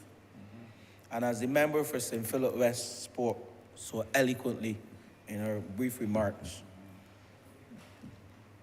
there is tremendous synergy between education and that critical topic of disability. And I want to thank her for mentioning some of the areas that the Ministry of Education is focusing on, because without teachers who understand what we have to do in the educational system with persons living with disability, then as we seek to build out a country that not only caters for, but respect. And I think that was the word that she used in her presentation that stuck with me, and I made the note. Respect for people with disability and their parents is paramount in this country. I don't want to go into any more debate, but I want to end with those few remarks. And to say to Rotary inclusive player, you know, while I was here sitting, I picked my notes up and I remembered quite a few things. The history of cricket for the blind in the West Indies started in Barbados in the year 2003. And when I looked at the notes sent to me, the research, I think it was a blind cricket team out of England that came to these shores to play against a West Indies team that included able-bodied West Indies players. And that was a significant milestone in bringing together persons with disability and able-bodied. They didn't play against persons who were disabled, who were blind, not disabled, but they played against able-bodied cricketers, the West Indies Stars. And that was a significant milestone in the history of blind cricket in the West Indies, and it started here. Mr. Speaker, I heard the marathon presentation of the member for St. Thomas. And in all fairness, if you want someone to bring you back to earth, with respect to how we as a people ought to operate, not only in these chambers, but how we treat people generally, we have none other but exemplary leadership in the member for St. Thomas. As we, you know, when I speak to her about her, I get very emotional because of the love that I have for her. Coming to office as a young boy, and she guided me, and she keeps telling me that she's leaving office, and it pains me to know that I might be in these chambers. I will be in these chambers for a long time. I know that. But the will of the people of St. George, they will send me back here, yes? And they know why. Those who are disabled and those who are able. But the member for St. Thomas, she keeps telling me she will not be here much longer. I don't know. I still think she has a lot of energy. She's able-bodied. And I would like to see her remain in these chambers for a little more time so she can do the necessary presentations that she did today to the people of this country. I also want to thank the member for St. James North again, who spoke. And as usual, he speaks on this topic without notes. He understands this topic exceptionally well. I want to thank you. I spoke glowingly of you earlier, and I want to thank you for your presentation today. It was indeed one that will be remembered in these chambers, and you will be remembered as a champion for this government, for the people with disability. As usual, the member for St. Peter is always dynamic. And during his presentations, we all sit and listen. And of course, he introduced the phrase, the third sector. While the service clubs are part of the third sector, he took it to another level. And while wrapping up, I must recognize not only the Rotary Club, but there are other service clubs in this country. And I must at this stage mention the Sandy Lane Youth Charitable Trust. It would be remiss of me to close this debate without mentioning the Sandy Lane Youth Charitable Trust, who not only help persons with disability, build schools, focus on education, but indeed, I think it's the member for the city who said we can't do it alone. We don't have the funding to do it alone. And that's why we need the third sector. And that's why with our leadership by the member for St. Michael Northeast, we have been able to energize and gather resources through philanthropic drives, through humanitarian service, whatever, to help build out various sectors of this country. And let me add to the other third sector, the Maria Holder Trust. And my dear good friend, who's the chairman of the Eden Lodge Youth Charitable Trust, I can't forget him, because it is only recently that he sent a letter to me with respect to, and in his letter to me, he said he would like to address at least 3 persons with disabilities for the Christmas season this year. And don't let us forget the work that is done by the Eden Lodge Youth Charitable Trust as well, another third sector. So, Mr. Speaker, and members of this Lord Chamber, we mentioned the Rotary Club of Barbados South and this Rotary Inclusive Play, a recreational facility that will be built at the Garfield Sobers Complex, But don't let us forget the work of the other Rotary clubs, Rotary Barbados and the Rotary Club West. Those are other service Rotary clubs who do similar work and the same type of work. There's one event annually put on by my club, the Rotary Club of Barbados, called Carols by Candlelight. And if there's one time of the year that you see persons of different abilities, varying abilities, the disabled, the able-bodied, the elderly, all types coming together at that lovely place, Ilara Court, where we entertain the Rotary Club of Barbados for 5 hours and spread joy in the Yuletide season. And that is one of the events that I enjoy. And as a Rotarian, a former active Rotarian, because some of us are not active anymore because of the duties we do at these chambers. But once a Rotarian, always a Rotarian. So, Mr. Speaker, the Kiwanis, the Lions Club, don't let us forget, and I think my dear friend, the member for St. James North, he is a member of the Lions Club. North it is? Bridgetown, and for many, many years. So he understands the work of service clubs. And in closing, let's hope, and I said earlier, that other private sector organizations see the wisdom in making Barbados fit, making Barbados ready, making Barbados one of those countries that people emulate in the area of sports tourism, in the area of employment opportunities for the other 90% of the persons with disability. I almost forgot to thank the champion of it all, the member for St. Michael South, who spoke as dynamic as he always does in this Lord Chamber. And he has the role to bring the legislation and the recommendation from the chairman of the committee, the advisory committee, to these chambers.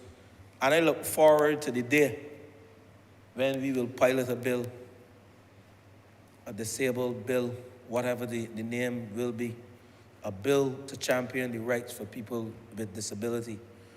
Whoever minister on behalf of this government does it will indeed be remembered, not only in this chamber, but by the people of this country. And Mr. Speaker, Yeah, I spoke to St. Philip Russell's already, education. And Mr. Speaker, let's hope that the building of this project don't take 10 years. Let's hope that the Rotary Club of Barbados, no, the Rotary Club South, sorry, execute this project within the next year or two, because I know many families have messaged me today thanking us for bringing this resolution to the chamber, Rotarian and non-Rotarian. Some of them said that they are looking forward to this project, to have their children. I spoke to at least 3 persons today.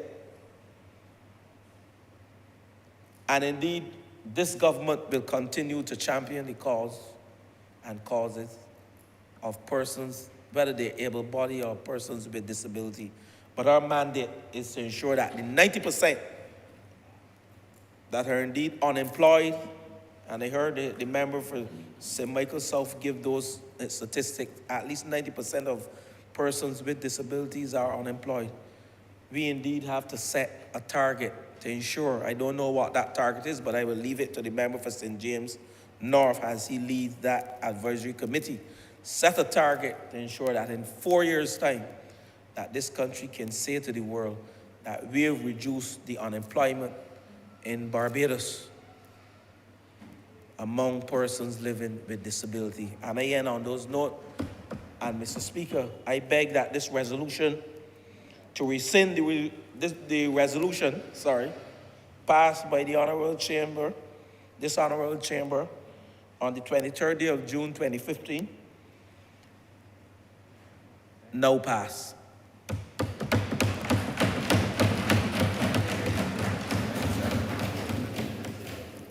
The question is that this resolution do not pass. All those honourable members in favor, please say aye. Those against, please say no. We think the ayes have it. This resolution stands passed. Order number 7, sir. In the name of the Honourable Minister of Housing, Lands and Maintenance, to move the passing of a resolution to approve in accordance with Section 5 of the State Lands Vesting and Disposal Act, Chapter 225, the lease to the Rotary Inclusive Play Trust, a charity registered as charity number 910 under the Charities Act, Chapter 243, of a parcel of land, the property of the state, situate at Garfield Sober Sports Complex, Upton, in the parish of Christchurch in this island, for the construction and development of a recreational facility for children with disabilities. Honourable member St. George South.